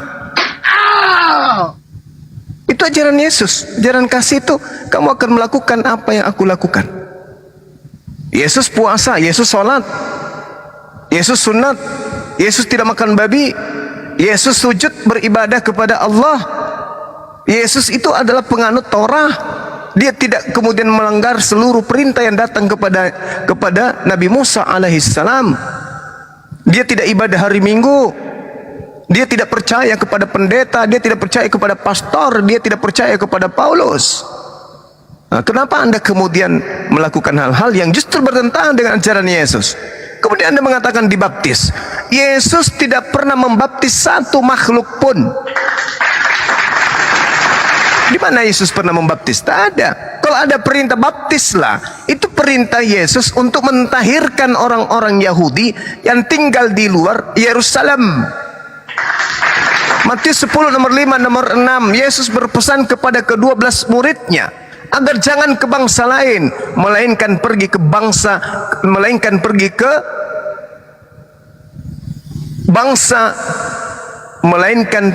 Bani Israel yang mengantuk. Gila ngantuknya. La haula wala quwata illa billah. Gara-gara saudara ini ya, saya yang mengantuk Anda menjelaskan itu. Jadi di dalam Matius 10, saya ulang lagi, Matius 10 di situ diterangkan begini. Janganlah pergi kepada bangsa orang lain yang bukan Yahudi atau orang Samaria, melainkan hanya kepada orang Israel, domba-domba yang sesat dari umat Israel saja. Allahu Akbar, Masya Allah. Itu perintah Yesus. Jadi kalau ada perintah keluar pergi ke seluruh dunia, itu pergi mencari Bani Israel yang sudah tersesat. Bukan mencari Anda, mencari orang Indonesia, mencari orang Belanda, bukan. Mencari Bani Israel yang ada di seluruh penjuru bumi. Makanya di data nomor 220-nya itu dibaca dong. Dan ajarilah mereka melakukan segala perintah yang pernah kuperintah. Dan ajarlah mereka melakukan segala apa yang kuperintahkan kepadamu. Nah tuh baca coba. Apa yang diperintahkan oleh Yesus? Sembelih Yesus? Tak ada. Makanlah babi? Tak ada. Jangan bersunat? Tak ada. Ikuti Paulus? Tak ada. Imani perjanjian baru? Tak ada. Apalagi? Ibadah minggu? Tak ada. Tak ada itu. Tidak ada yang dilakukan oleh orang Kristen yang berasal dari Yesus. Kasihi musuh, Anda tadi membawa data sendiri. Musuh itu iblis. Kasihilah itu musuhmu, sama-sama ke neraka. Silakan Anda rangkulan. Nah, kemudian apa lagi?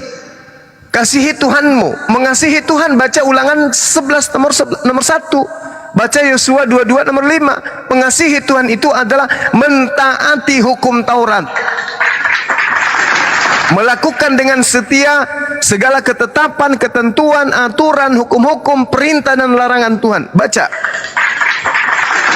Kristen tak bisa masuk di situ, nggak bisa.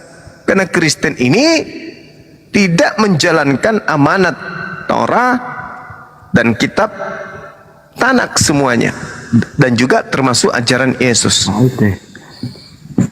Gitu. Jadi Kristen tak ada satupun yang diajarkan dalam agamanya itu berasal dari Yesus. Tak ada. Kuulang. Tak ada. Carikan saya satu ajaran di dalam Kristen yang berasal dari Yesus, itu tak ada. Anda mengatakan kasihi musuh. Apa itu kasihi musuh? Gimana maksudnya itu? Anda mengatakan musuh Anda setan, mau dikasihi si setan. Setan, mari kita sama-sama ngopi menuju ke neraka. Karena memang Yesus mengatakan demikian. Orang Kristen diusir ke neraka. Matius 7 nomor 22 sampai 23. Matius 23 nomor 15. Markus 9 nomor 49. Itu bang. Jadi tidak ada keselamatan di Kristen, itu nggak ada. Mau Anda cari sampai Anda bolak-balik Bible, Anda terjemahkan ke dalam semua bahasa, tidak akan ditemukan keselamatan di Kristen itu. Nggak ada. Demikian.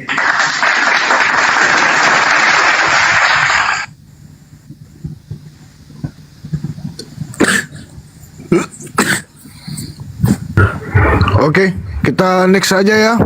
Mbak Hector, nanti kalau butuh kontaknya Bu Rasmi, WA aku aja, WA-nya ada di bio profil. Next, Oni Sianturi, selamat malam. Makasih. Iya bang. Makasih bang. Waduh, Oni mana tadi Oni? Next, siapa lagi yang mau dicek akalnya? Wah, ini ada Bu Rasmi.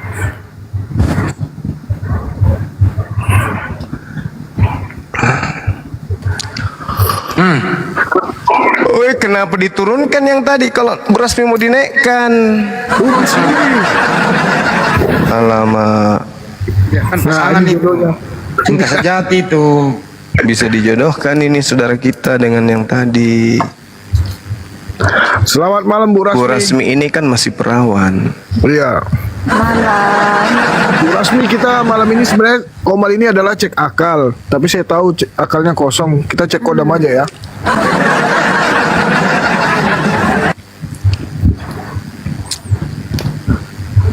Silakan Bu Rasmi. Coba aku lihat dulu ya. Aku mau bertanya. Dulu aku lihat dulu. Aku lihat nih, ini menurut penglihatan saya. Mau bertanya. Tak dulu Bu Rasmi. Siapa ini? Tak dulu.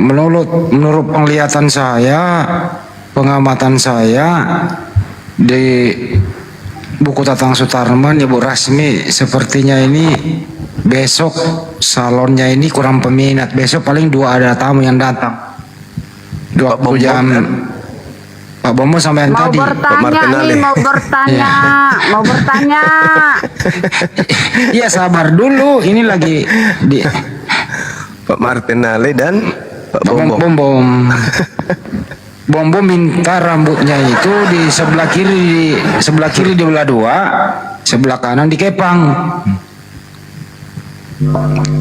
Assalamualaikum Bang Zuma. Waalaikumsalam warahmatullahi wabarakatuh. Kisarain sampara.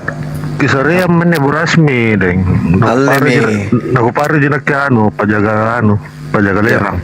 Bukan apa jaga kuburan deh. Pakai bahasa Indonesia biar lebih jelas. Bahasa Ibrani itu makanya belajar. Aku mau bertanya. Islam ini keturunan Ismail kah atau keturunan siapa? Iya, betul.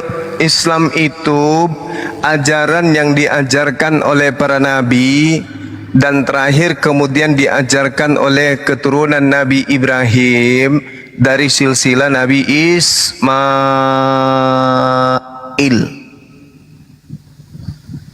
Gitu Bu. Oke. Ya. Terus yang saya mau tanyakan, Islamnya Indonesia itu Islamnya Arab Saudi kah atau Islamnya Palestina? Maksudnya apa ini? Islam itu cuman satu, asalnya dari baginda Rasulullah Muhammad sallallahu alaihi wasallam. Islam yang berpencar ke seluruh bumi itu adalah ajaran baginda Rasulullah Muhammad sallallahu alaihi wasallam, sebab dialah yang diterangkan di dalam Ulangan 33 nomor 2. Kalau jika ajaran Islam itu sama, kenapa Arab Saudi membela Israel dan memerangi Yaman? Itu politik. Gak bisa digabungkan dengan agama kalau politik. Apa ini ribet sekali. Politik itu. Jangan disamakan antara politik dengan ajaran agama, gak beda.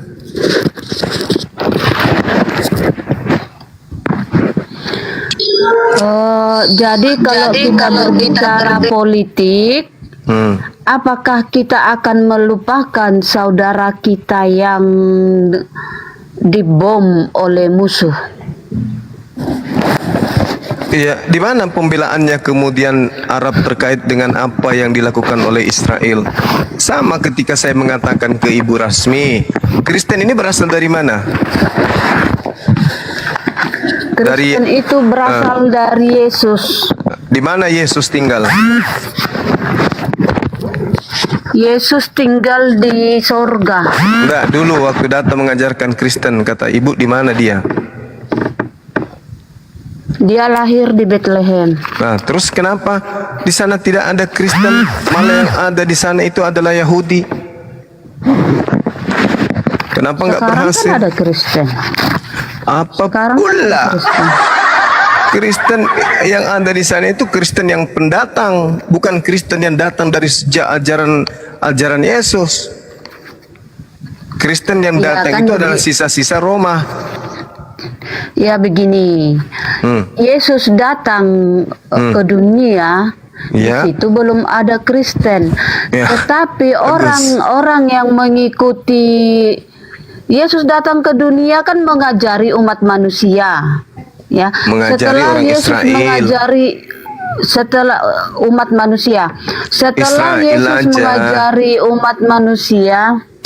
Nah, itu bahasa umat manusia itu bahasa hiperbola. Nanti itu dianggap saja manusia artinya Kristen juga. Yesus datang mengajarkan Bani Israel. Umat manusia. Itu bahasa tipuan itu. Nanti itu dipakai senjata untuk melegalkan ajaran Kristen yang dari barat ini. Yesus datang tidak membawa agama Kristen. Ya sudah, selesai. Berarti agama Kristen ini bukan dari Yesus. Karena Yesus mengatakan di dalam Matius 5 nomor 20, jika hidup keagamaanmu tidak lebih baik dari ahli Taurat, maka engkau tidak akan masuk ke dalam kerajaan surga. Nah, berarti harus ada kehidupan agama yang lebih baik daripada ahli Taurat. Nah, ternyata Kristen bukan agama yang dibawa oleh Yesus. Ya sudah, selesai, tamatlah Kristen. Buka Matius 28 ayat 18. Alamak, itu dulu selesaikan Matius 5. Jika hidup keagamaanmu tidak lebih baik dari ahli Taurat, engkau tidak akan masuk ke dalam surga. Kristen bukan agama. Berarti Kristen tidak bisa lebih baik daripada ahli Taurat. Karena yang dimaksud Yesus, agama yang lebih baik dari ajaran ahli Taurat, itulah yang masuk ke dalam surga. Jika hidup keagamaanmu tidak lebih baik, berarti hidup keagamaan harus lebih baik dari ahli Taurat, baru bisa masuk surga. Nah, bagaimana kemudian Kristen bisa masuk surga sedangkan agama Kristen itu bukan agama? Ayo, nah, mati meja. Tidak bisa Kristen, karena syarat untuk masuk surga adalah agama yang lebih baik dari ahli Taurat. Sementara Kristen bukan agama, cuman organisasi. Mati meja. Jadikan dulu Kristen itu agama, baru bisa masuk surga. Itu pun kalau Kristen sudah menjadi agama, syaratnya agamanya harus lebih baik daripada ahli Taurat. Sedangkan jadi agama Kristen tak bisa, bagaimana mau menyamai ahli Taurat? Mati meja belas ya anak. Oh, jadi Islam itu sudah mentaati perintah Yesus. Yesus mengatakan jika hidup keagamaanmu tidak lebih baik dari ahli Taurat, maka kamu tidak akan masuk ke dalam surga. Berarti harus ada agama. Ahli Taurat siapa? Bani Israel toh? Ahli Taurat siapa? Bani Israel. Yes. Jika hidup keagamaanmu tidak lebih baik dari ahli Taurat, kamu tidak akan masuk surga. Nah, Islam hidup keagamaannya jauh lebih baik, dalam hal ini sempurna daripada ahli Taurat. Berarti Islam yang masuk ke surga. Nah, Kristen tidak bisa karena menjadi agama saja kagak, nggak bisa masuk dalam apa? Dalam pertandingan. Karena Kristen itu bukan agama. Sementara yang bisa masuk surga adalah agama yang lebih baik dari ahli Taurat. Kristen tak bisa dia. Mau mendaftar juga bosku. Nggak bisa. Kau bukan agama. Kau hanya parpol. Nggak bisa. Karena Kristen itu oleh Kristen dikatakan itu bukan agama. Kristen itu. Kalau bukan agama berarti ya organisasi. Saya ulang ya. Kalau bukan agama ya organisasi. Nah, bagaimana Kristen mau masuk surga? Sementara syaratnya untuk masuk surga harus beragama. Mati meja. Kenapa kau tak mau buka Matius 28? Lah, Matius 28 itu tidak mengajarkan. Coba, kalau Anda memperhatikan Matius 28, apakah kemudian Kristen itu agama? Ya, baca dulu dong. Iya, saya tanya. 18. Kalau Matius 28 itu digalakkan ke seluruh dunia, pertanyaan saya, apakah Kristen itu agama? Iya, makanya dibaca dulu. Iya, meskipun Matius 28, 18, 19 dan seterusnya itu diajarkan, digalakkan kepada seluruh bumi, ke seluruh penjuru bumi ini, apakah Kristen itu agama? Iya, kalau menurut Matius 28, Kristen itu agama, makanya di mana baca. dalilnya di Matius 28 itu agama? Di mana? Di mana Matius 28 Kristen disebut 8? Disebut 8. Cakaruk du iman londongnya. Oke, kita baca. Ayat 18. Oke, kita baca. Baca Ibu, baca. Apa Matius 28 itu? Ayat 18 Nomor sampai 20. Baca. Ya, 18 sampai 20. Iya. Yesus mendekati mereka dan berkata, Kepadaku telah diberikan segala kuasa di langit dan di bumi. Di sorga dan di bumi. Karena itu pergilah, jadikanlah semua bangsa muridku, dan baptislah mereka dalam nama Bapa dan Anak dan Roh Kudus. Ayah, Anak dan Roh Kudus. Dan ajarlah mereka melakukan segala sesuatu yang kuperintahkan kepadamu, dan ketahuilah aku menyertai kamu senantiasa sampai pada akhir zaman.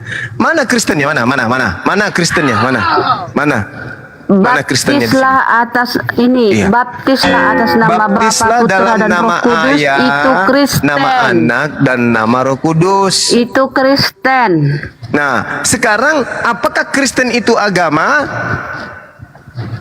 Iya, itu Kristen, agama yang diajarkan Yesus. Baptislah atas nama Bapa, Putra dan Roh Kudus. Tuh, kan udah dibaca tadi. Syarat untuk menjadi Kristen itu apa? Dibaptis. Dibaptis. Iya. Yesus pernah membaptis atas nama Bapa, Putra Yesus dan Roh pernah dibaptis gak? Pernah membaptis gak Yesus? Itu ya. Pernah nggak Yesus membaptis? Memerintahkan. Ya. Iya, sekarang saya tanya. Yesus ini pernah tidak membaptis? Yesus ini pernah tidak membaptis? Karena membaptis itu tugas Yohanes Pembaptis. Nah, sekarang pertanyaan, Yesus pernah nggak membaptis? Yesus membaptis dengan api dan roh. Nah, kalau orang dibaptis dengan air, direndam di air. Kalau orang dibaptis dengan api, diapain? Diajari sama Tuhan Yesus. Dihajarin, artinya dihajar pakai api.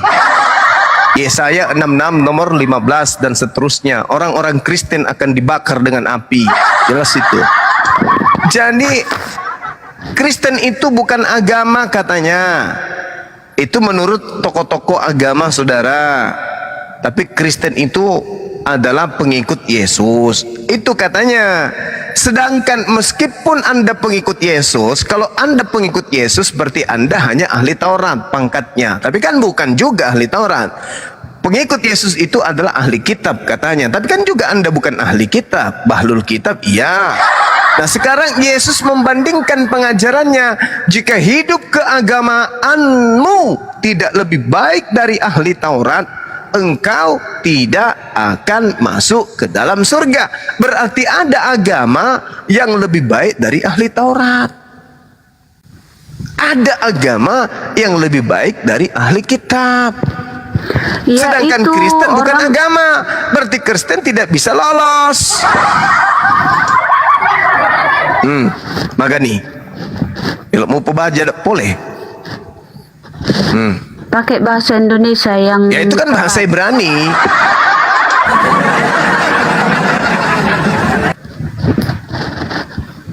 Ayo.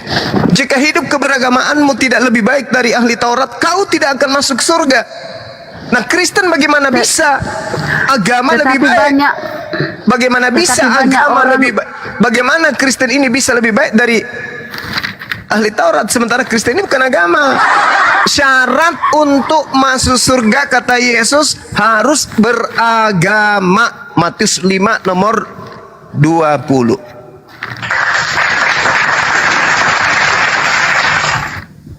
Robek itu Bible. Robek, cari dalilnya lagi yang lain. Cari.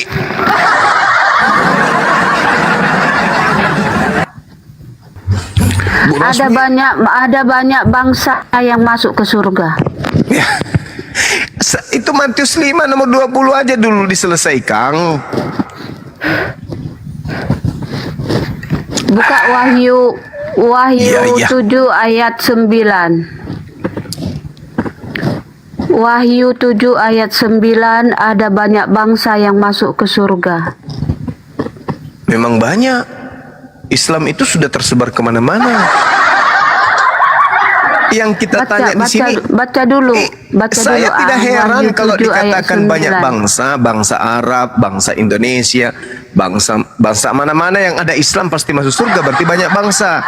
Itu tidak sedang dipermasalahkan. Ini yang dipermasalahkan, syarat masuk surga harus beragama. Kristen bukan agama. Kalau tadi kita sudah baca Matius 28. Baptislah atas nama Bapa, Putra dan Roh Kudus. Itu syarat mengikut Yesus. Apakah Islam sudah dibaptis atas nama Bapa, Putra dan Roh Kudus? Baptis itu Makanya kan kau bilang pertobatan, Bu Rasmi. Baptis itu pertobatan, pengakuan. Kalau dikatakan baptislah dalam nama Ayah, nama Anak dan Roh Kudus, itu bukan berarti menjadikan tiga-tiganya Tuhan. Orang-orang yang menolak, dengar, orang-orang yang menolak Bapa harus menerima Bapa sebagai Tuhan satu-satunya. Orang-orang yang menolak Anak harus menerima Anak sebagai utusan Tuhan. Orang-orang yang menerima Roh Kudus harus menerima Gabriel sebagai malaikat Tuhan. Sederhana kok itu. Bedanya dengan Kristen yang bukan agama ini hanya aliran kepercayaan atau organisasi, menganggap tiga-tiganya Tuhan. Siapa yang mengajarkan Anda menganggap tiga-tiganya Tuhan? Siapa? Ada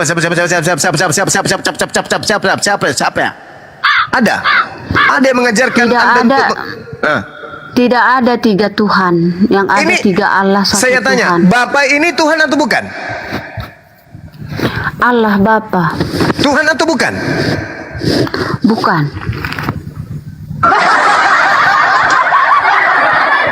Kalau dia bukan Tuhan lalu apa? Allah Bapa. Allah itu apa? Allah Bapa. Allah itu apa? Allah itu Allah Bapa Sang Pencipta Allah langit itu dan apa? bumi.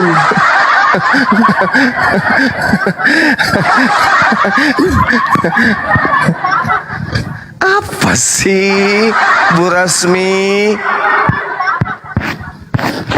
Ayolah gunakan akal Bu Rasmi. Percuma kita diskusi sampai subuh hari kalau begini namanya. Allah itu penguasa langit dan bumi yang Tuhan atau menciptakan segalanya. Bukan. Tuhan atau bukan? Bukan. Oh bukan.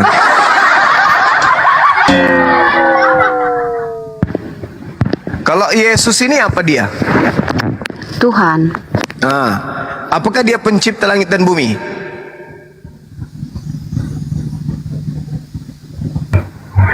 Waduh.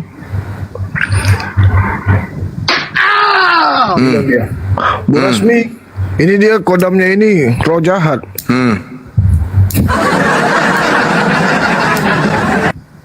Katanya kodamnya nggak bisa diskusi. Mending Bapak itu Allah, Yesus itu Tuhan, Allah pencipta langit dan bumi. Yesus pencipta langit dan bumi, bukan. Berarti Anda sembah Bapa yang pencipta langit dan bumi, Anda sembah juga Yesus yang bukan pencipta langit dan bumi. Berarti sembahan Anda sudah dua. Roh Kudus ini siapa? Siapa ini Roh Kudus? Burung merpati Bang Suma. Nah, Anda sembah juga? Iya Bang Suma. Berapa sembahanmu?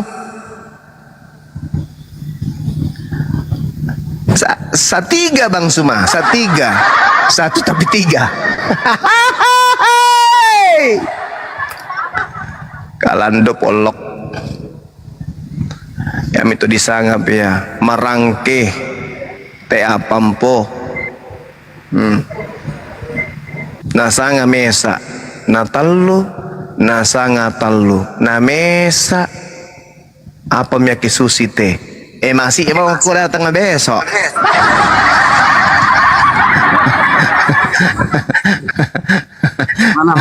Mana tadi si Rasmi itu mana? Mana tadi si Rasmi?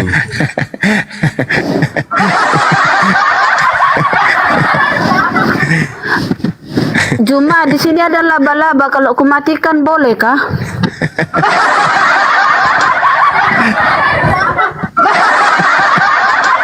Laba-laba kecil. Tidak berlaku karena Anda bukan Muslim. Ya kalau aku matikan boleh nggak? Jangan dimatikan, itu berdosa. Dosanya apa? Matikan laba-laba. Tidak boleh membunuh kan? Wah, ibu matiin Tuhan aja seneng, masa laba-laba ibu nggak matiin? Ya juga sih. Oke, teman-teman, Jadi saya aku matikan izin ya. bikin kopi dulu. Maaf, saya mau ngomong begini. Kebetulan di sini ada Ibu Rasmi, jadi teringat-teringat tadi lah. Tapi ya udah. Jadi yang abang bilang tadi, apakah Kristen mengikut ajaran Yesus? Saya hanya mau menjelaskan sedikit. Entah, kadang kan kita sebagai manusia kadang kita terima, kadang enggak. Itu kan terserah seseorang lah gitu kan. Jadi kalau tadi Bang Juma berpuasa, nggak makan babi, nggak makan ini itu. Jadi kalau orang Kristen menganggap berpenilaian yang dimaksud ajarannya itu bukan masalah makanan dia, minuman dia, puasa dia. Karena apa? Jauh sebelumnya memang berpuasa itu ada. Dan buat saudara-saudara Muslim yang pengen tahu, di dalam Kristen pun itu ada namanya berpuasa. Hanya saja kalau Kristen itu tidak harus dikatakan langsung ada namanya internasional lah, seperti umat Muslim bulan puasa, bulan suci Ramadan diumumkan. Bukan. Karena apa? Karena ada ayat yang ditulis tentang perkataan Yesus, jika berpuasa basuhlah wajahmu. Katanya maksudnya kalau kita mau berpuasa nggak perlu harus ditunjuk-tunjukkan berkoar-koar sama orang lain. Yang kedua, ajarannya apa? Bukan masalah makanan, karena terbukti Yesus mengatakan apa? Bukan apa yang masuk dari mulut yang menajiskan seseorang, tetapi yang keluar dari mulut lah yang menajiskan. Karena apa? Karena makanan yang dari mulut masuk ke mulut, ke perut, dibuang lewat dubur. Tetapi yang keluar dari mulut itu menajiskan. Karena apa? Bisa menyesatkan orang. Nah, itulah maksudnya. Jadi dalam arti kata yang saya ambil di sini penilaiannya apa? Contoh. Tapi saya bersyukur juga. Kenapa? Inilah memang benar perkataan Yesus itu. Contoh, banyak orang sekali bahkan sampai mati bunuh diri karena apa? Karena ucapan, fitnaan, omongan. Nah, di situ kan. Dan yang kedua, memang benar katanya banyak yang tidak yang dilakukan Kristen itu tidak seperti yang kata Yesus katanya. Benar. Dan saya juga bersyukur karena banyak orang Kristen itu nggak percaya sama pendeta dengan kata-katanya, tapi apa? Orang Kristen itu percaya dengan perbuatannya. Karena banyak juga yang terbukti kita lihat ada dia dengan pendeta dengan bawa-bawa Alkitab, tetapi apa? Mencabuli, memperkosa, menyetubuhi, ya kan? Wah bang, kata-katanya jangan kayak gitu bang, nanti diblokir. Kata-katanya diperhalus bang. Yang memperkaos gitu. Maaf kalau bahasa kasar. Ibaratnya kan kata-katanya dia baik, tetapi perilakunya tidak mencerminkan. Nah, makanya saya sangat bersyukur banyak orang Kristen itu tidak percaya dengan perkataan pendetanya, tetapi dia percaya dengan perbuatannya. Makanya Yesus juga menegaskan di dalam ayatnya, di dalam ayat yang ditulis muridnya, karena bukan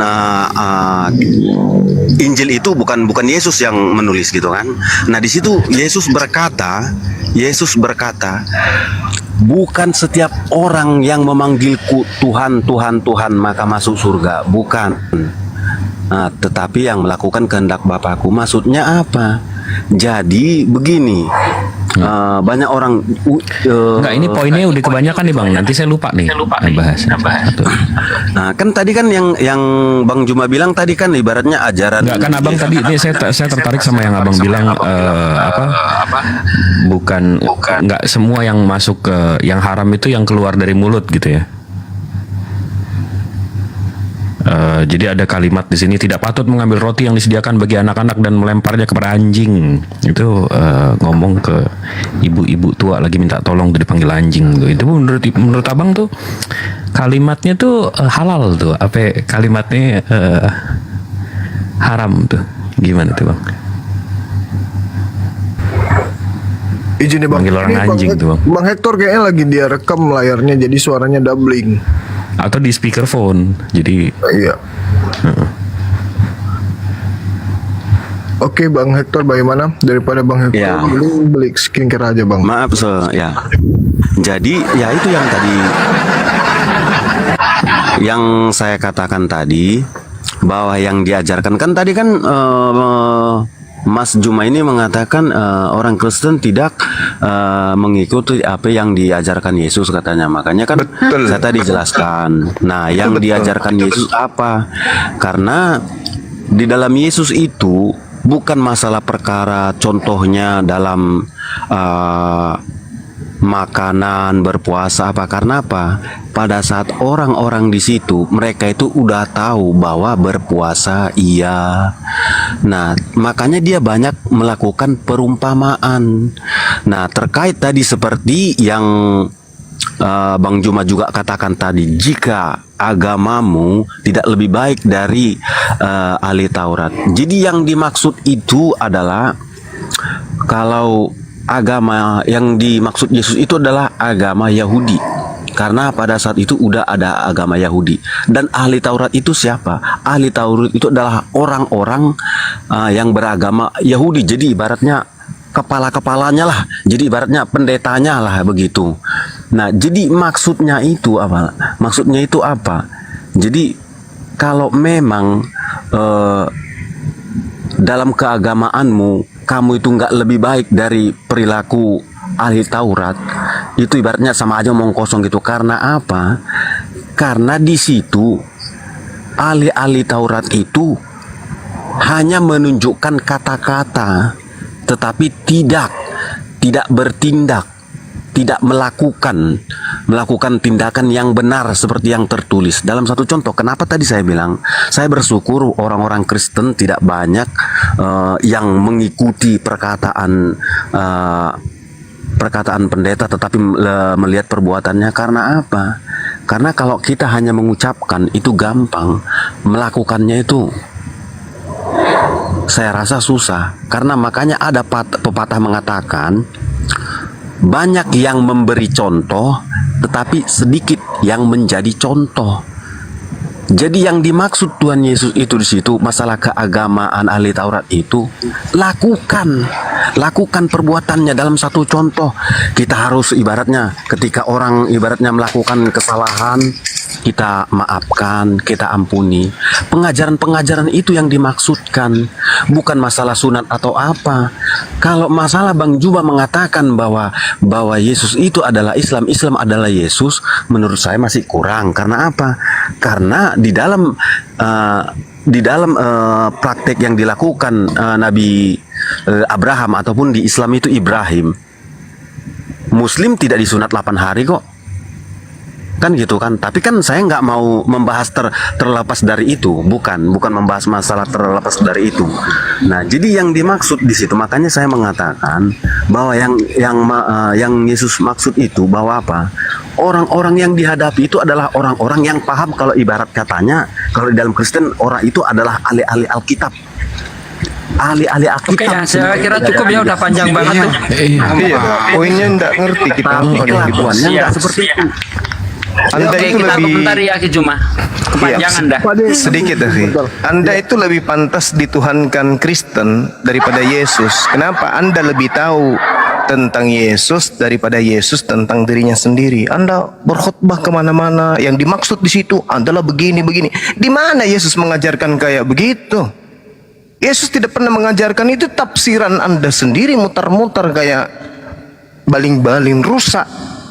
Anda tidak pernah mengatakan hal seperti itu. Yesus mengatakan masih banyak yang ingin aku ajarkan kepadamu, tapi engkau belum sanggup untuk menanggungnya. Berarti masih ada syariat, masih ada hukum-hukum, masih ada ketetapan-ketetapan perintah dan larangan Tuhan yang Yesus belum ajarkan kepada Bani Israel, disebabkan Bani Israel belum mampu melakukan hukum dan syariat tersebut. Jangan Anda tambah-tambahi. Masih banyak yang ingin aku ajarkan, tapi kamu belum sanggup. Tetapi apabila ia datang, yaitu roh kebenaran, dialah yang mengajarkan segala sesuatu yang tidak sanggup kau lakukan hari ini. Maka lihat, apa yang di Kristen yang tidak sanggup dilakukan oleh orang Yahudi kira-kira? Yang mana? Nyanyi. Oh, jangan dibilang orang Yahudi jagonya nyanyi. Apa? Pesta. Jangan dibilang. Lalu apa yang tidak bisa dilakukan oleh orang Yahudi? Karena Yesus mengatakan, wahai orang Yahudi, masih banyak ajaran yang ingin aku ajarkan, tapi kamu belum sanggup untuk menanggungnya hari ini. Tapi apabila ia datang, yaitu roh kebenaran, dialah yang akan mengajarkan kepadamu segala sesuatu itu yang tidak sanggup kau lakukan hari ini. Nah, sekarang apa yang tidak bisa dilakukan oleh orang Yahudi hari ini di Kristen? Apa itu? Joget sayonara? Apa? Joget hari Minggu? Apa? Tak ada yang tidak bisa dilakukan oleh orang Yahudi, melainkan ajaran Islam. Orang Yahudi suruh sujud berapa kali aja dalam sehari? Berat. Apalagi sujud sampai 5 kali minimal dalam sehari. Apa yang tidak bisa dilakukan di agama Kristen? Ajaran yang tidak bisa ditanggung oleh orang Yahudi hari ini, pada masa itu, pada abad pertama adalah ajaran Islam. Coba Anda suruh kemudian orang Yahudi sholat pada abad pertama seperti sholatnya umat Islam, bisa enggak? Dan coba Anda suruh orang Yahudi di abad pertama nyanyi-nyanyi kayak Anda, nyang, bisa mereka. Coba Anda suruh abad pertama orang berhaji, orang Yahudi itu suruh jalan kaki ke Arab sana, bisa? Gak bisa. Gak bisa mereka melakukan itu. Itulah ajaran Islam yang belum bisa disanggup dan belum bisa diajarkan pada saat itu. Bukan ajaran Kristen. Ajaran Kristen mah menghilangkan segala aturan. Efesus 2 nomor 15, dengan matinya anak Maria di atas tiang pohon, dia telah membatalkan segala perintah-perintah yang ada dalam hukum Taurat. Berarti Nanti agama Kristen malah lebih menggampangkan ajaran yang sulit pada saat itu. Yesus mengatakan ada ajaran yang lebih berat yang belum bisa kamu tanggung. Ajaran apa itu? Menyanyi di gereja. Parah kali, bah. Yang dimaksud ajaran yang belum bisa ditanggung itu ajaran Islam, bukan ajaran Kristen. Coba ajaran Kristen masukkan di abad pertama, bisa nggak? Bisa. Apa yang tidak bisa? Cuma nyanyi, ambil suling, ambil rebana, ambil gitar. Kalau tidak ada rebana, ambil ember, baskom, pukul-pukul baskom juga bisanya. Apa yang tidak bisa dilakukan di Kristen itu tak ada. Tapi coba suruh ajaran Islam di abad pertama. Suruh mereka hafal 30 juz tuh, mampus, mereka tak akan mampu kemudian melakukan itu. Apalagi mau menginjakkan kaki ke Arab, tempatnya Nabi Ismail, mereka akan berat sekali meskipun ada pesawat, tak bisa. Makanya yang dimaksud ajaran yang belum bisa ditanggung itu adalah ajaran Islam. Bahkan sampai hari ini mereka belum sanggup melakukan itu. Kenapa? Mereka adalah bangsa tegar tengkuk. Kalau cuma sekedar nyanyi-nyanyi enyang enyang enyong enyang enyang enyong enyong, mati masuk surga, bisanya mereka lakukan. Apa yang tidak bisa dilakukan di Kristen itu? Agama Kristen itu agama yang paling enak, agama yang paling nikmat secara duniawi. Jadi Anda keliru dengan mengada-adakan seperti itu. Yesus mengatakan Matius 5 nomor 20, jika hidup keberagamaanmu tidak lebih baik dari ahli Taurat, kamu tidak akan masuk ke dalam surga. Nah sekarang kalau hanya sekedar menjalankan 10 Taurat itu belum baik. Harus memiliki ajaran yang jauh meliputi semua aspek kehidupan manusia. Gak bisa kalau cuma 10 hukum Taurat itu apa-apaan, itu kecil, bos. Yesus mengatakan harus ada ajaran agama yang lebih berat, yang lebih sempurna, yang lebih komplit dari ajaran ahli Taurat. Jadi kalau cuma 10 hukum Taurat ketinggalan zaman itu. Saya kira begitu, Bung, dari saya ngopi dulu ya, karena berat, kepala saya sudah berat. Namun sebelumnya teman-teman yang ingin memesan skincare, silakan. Ini ada Bang Suma apa ini dibesarin, host? Itu Bang ada Suma Store. Bang Suma Store. Di situ aja Anda pesan, Anda klik satu kali akan keluar jinnya di situ. Anda tinggal minta, wahai jin, aku minta mobil. Maka keluar akan kincirnya masuk di situ. Teman-teman yang kemarin pesan kincir tapi belum ada, silakan aja pesan di situ, dan di situ akan ada secara ajaib kincirnya nanti. Demikian teman-teman sekalian, dilanjutkan. Ya baik, terima kasih. Dari diskusi ini saya bisa kesimpulkan, katanya kalau ajaran Kristen dari abad 1 gampang dilaksanakan. Penilaian saya itu susah, tapi udah ada sedikit, ibaratnya saya merasa bahwa saya lebih rendah daripada seseorang. Karena apa? Satu, seperti ya si Rasmi karena saya dari tadi dengarkan dia berbicara, diskusi dengan Bang Juma, saya selalu dengar bahasanya itu nadanya tetap tidak naik gitu kan, tetap tidak naik. Dari situ saya nilai kayaknya orangnya ini nggak emosian ya, memendam amarah gitu kan. Nah tetapi di balik itu kemudian di sini saya juga dapat penilaian. Mas bilang tadi gampang dilakukan, yang diajarkan Kristen itu gampang dilakukan, udah dilakukan oleh Islam katanya. Karena yang terbukti saat debat ini aja, nada bicara aja sudah berbeda. Dari situ saya tahu bahwa memang yang paling sulit untuk dilakukan di dalam Kristen itu adalah apa? Kasih. Hanya itu yang paling sulit. Bung, tak ajarin sama ente ya. Kasih yang Anda katakan kasih itu terasi. Satu-satunya agama yang haus darah itu agama Kristen. Dan Anda berkata tentang emosi, Anda menghina emosi itu. Ku ajarin sekarang. Pasang mulutmu kalau telingamu nggak bisa mendengar. Kalau tidak ada emosi, Yesus tidak mati. Dan kalau Yesus tidak mati, ente tidak punya Tuhan. Paham ente? Mahkamah agama orang Farisi, ahli Taurat, mereka karena emosilah sampai dia berniat membunuh Tuhan kau. Tidak mungkin Yesus itu dibunuh, tak mungkin Yesus itu diludahin, tidak mungkin Yesus itu ditampar, tidak mungkin Yesus itu ditonjok mukanya ditombak kalau yang melakukan itu tidak emosi. Yesus, apa? Permisi ya. Kenapa paman? Aku mau ludahin kamu. Cuh. Yesus, ya kenapa? Permisi ya. Kenapa? Aku mau tampar kamu ketepak.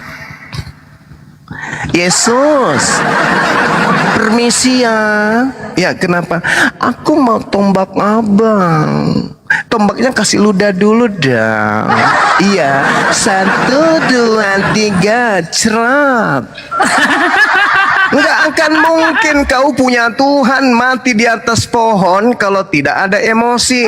Jangan sok tahu. Kalau tidak ada emosi, Kristen di Indonesia tak ada. Paham?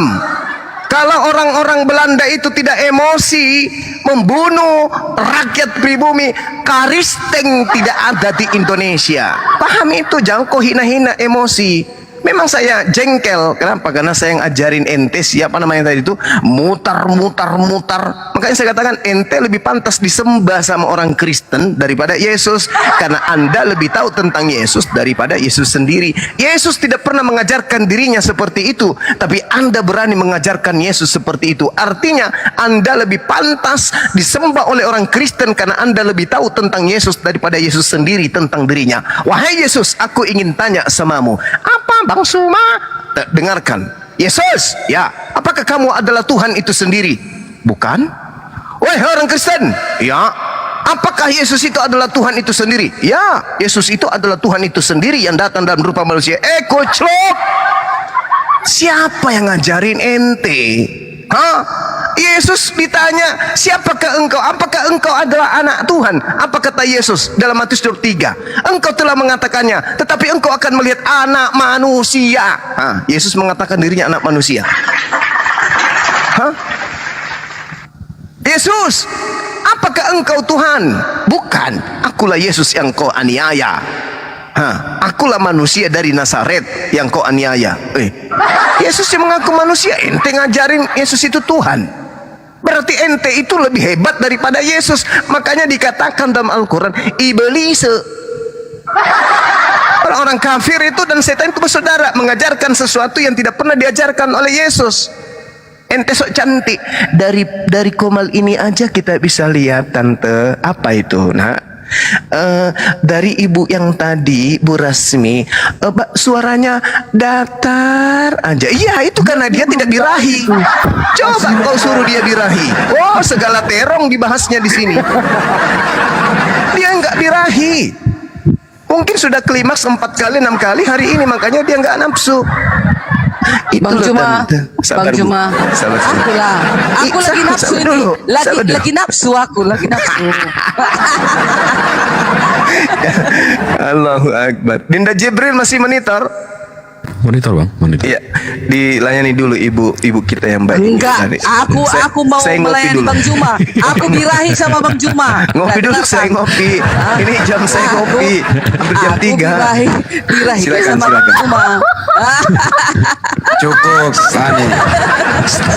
Ani, cukup, terlalu. Udah, kalau aku birahi aku, oke? Sekarang aku menjawab. Tadi kan Bang Juma bilang hukum 10 ini nggak ada apa-apanya. Hukum 10 ini tak ada gunanya. Masih ada yang lebih hebat daripada 10 hukum. No, tidak ada.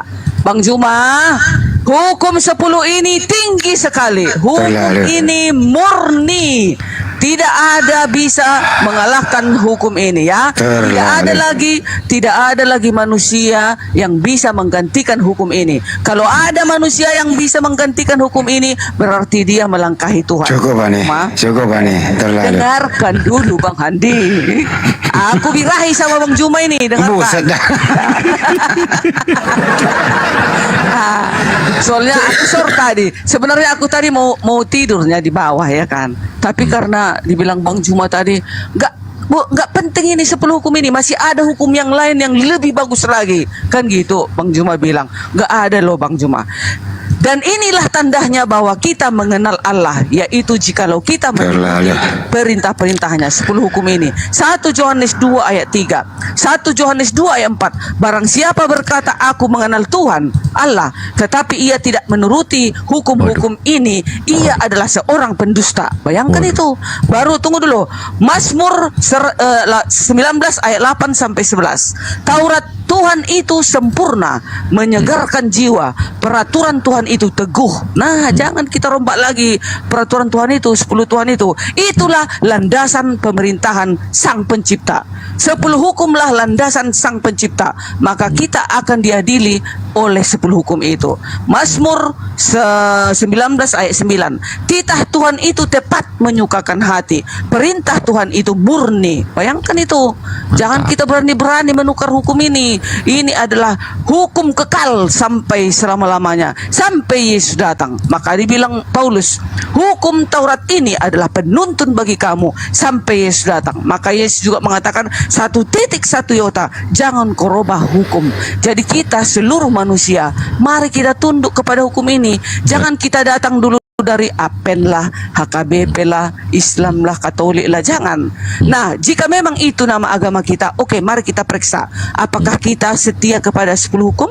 Kalau setia, itulah kebenaran itu. Maupun Islam, maupun Katolik, maupun Advent, itulah kebenaran. Saya mau nanya pendek aja Ibu Darni. Ibu Darni Yes, kan bilang tadi, Ibu Darni paling kenal sama yang namanya Allah. Allah disebut berkali-kali Allah. Itu Ibu Darni dapat nama Allah tuh dari mana itu Ibu Darni? Itu sudah ditranslatekan, sudah diseragamkan. Dan yang mentranslatekan Alkitab Ibrani ke bahasa Indonesia itu orang Islam kalau nggak salah. Enggak, iya Ibu Darni dapat Allah tuh dari mana? Karena saya cek sekarang KJV. Karena kalau saya tanya orang bule nih Ibu Darni yang dari Amerika, Tuhannya siapa? Ya. Tuhannya Tuhan Bapa, dia bukan Tuhan Allah. Malah kalau ditanya, nih orang Kristen orang Indonesia, Tuhannya Allah lah. Kok nyembah Tuhannya orang Islam? Enggak, translate-nya juga di dalam translate-nya di bahasa Indonesia karena kita kan di Indonesia ini. Nah, kalau di Indonesia ini kita berdiskusi ya bahasa Indonesianya dong. Ya Gitu. Tuhan. Karena sudah diseragamkan. Sudah diseragamkan Allah itu adalah Bapa gitu dia. Bapa. Dari mana itu datangnya Allah tuh Bu? Itu translate. Enggak, translate Enggak, ini kan karena sudah kalau saya disahkan lihat dunia ini. Karena kalau saya lihat prasasti Kristen Bu, abad 4 abad 5 itu namanya The Inscriptions of Sargus Basilica in Zabat.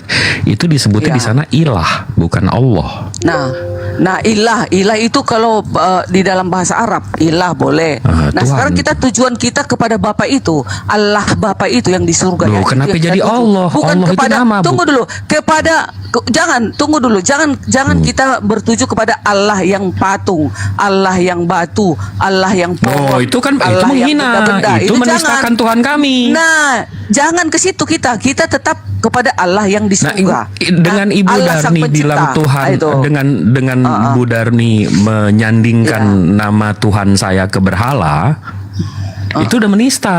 Karena Ya, Allah kalian di itu kami harus itu kalian datang ke LAI dong. Kalian demo besar-besaran. yang punya karena ini yang sudah agama disahkan Kristen dunia. Ini sudah disahkan disahkan dunia, dunia. ini Alkitab ini. Disahkan dunia. Nggak ada. Buktinya Disahkan nggak ada dunia komentar. mana, Siapa yang keberatan? Hanya kalian yang keberatan yang banyak, Bu. seitil, yang seitil yang keberatan. Itil. Astagfirullahaladzim, Kalian bahasanya. Kalian termasuk seitil. Itu Bahasanya dia. nih, Maksudnya secuil. bahasa kasih Maksudnya secuil.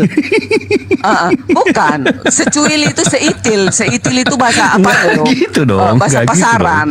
Nggak Bahasa- gitu dong. Bukan mengejek itu bahasa pasaran. Maksudnya oke, siap.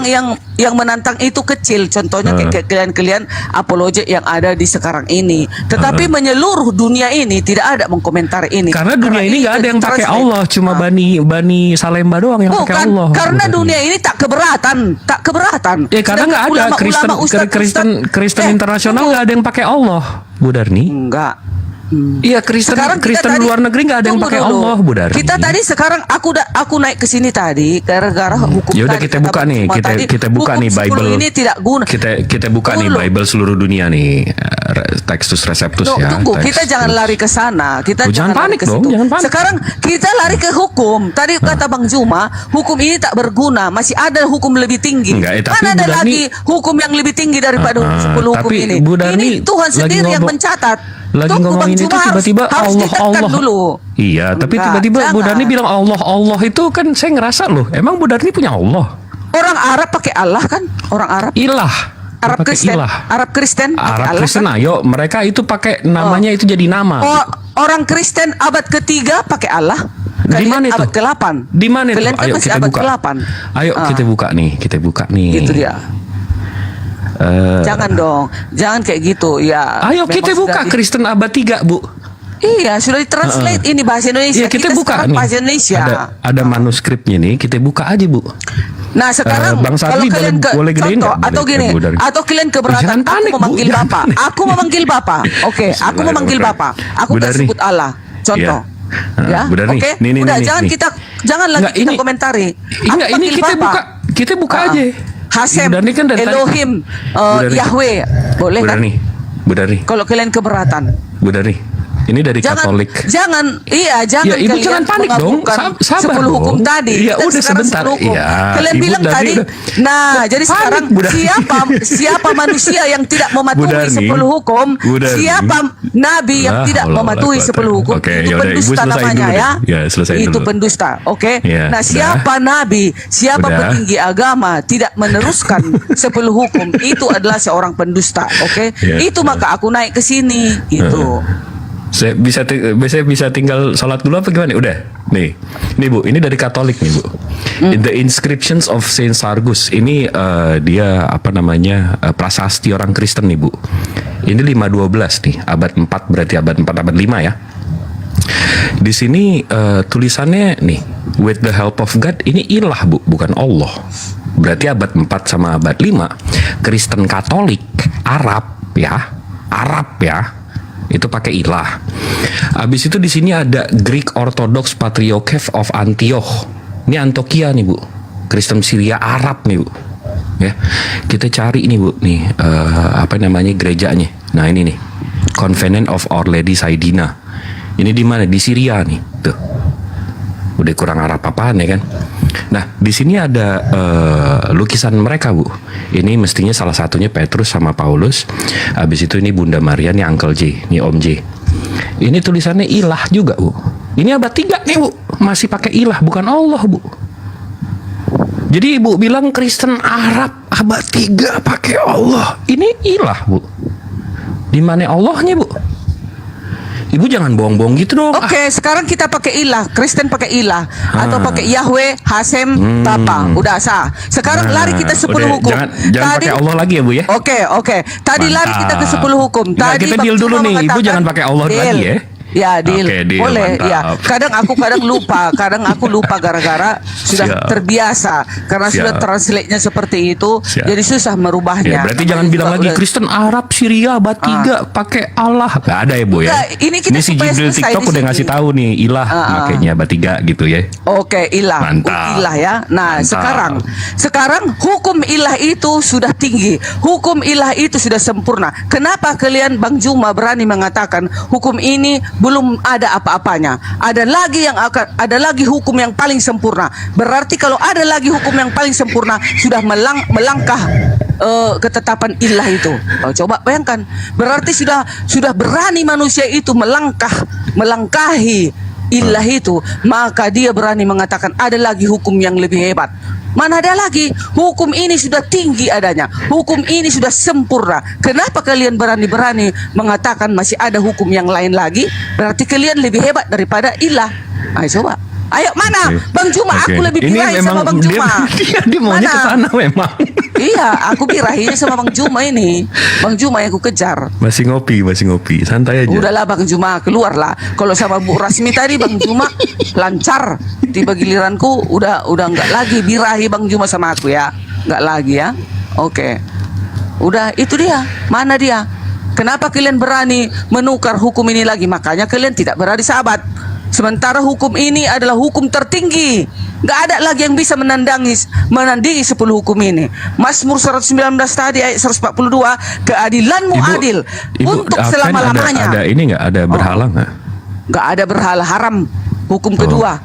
Haram itu bahasa Arab lagi dipakai lagi. Ya, kalau bahasa Arab kenapa rupanya? Emangnya bahasa Arab itu bahasamu, itu bahasa Tuhan. Tuhan yang mempunyai itu kan Ya udah jangan emosi itu. dong. Kok Bukan, emosi? aku suara akunya kayak gitu Bang Jim. Nanti si Hector bilang ibu ini lagi yang salah, Enggak agama lah. yang salah lagi. Iya, haram. Haram itu kan bahasa Arab. Kenapa rupanya dipakai, diserap oleh orang Indonesia? Bukan, ibu kan Tuhan, emangnya agama ibu melarang kan Tuhan? ibu kan dari Israel, habis itu pindah ke Itali.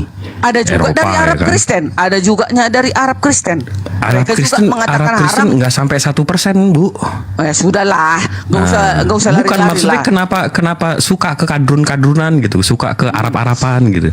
Udah ya, jangan melarikan apalah, jangan memusik-musikkan. Jangan. Hukum ke-9, jangan berdusta katanya loh. Iya, makanya ibu kita lurus. jangan berdusta. Iya, kita lurusin jadi kan di agama Advent- ibu dari Israel pindah ke Roma.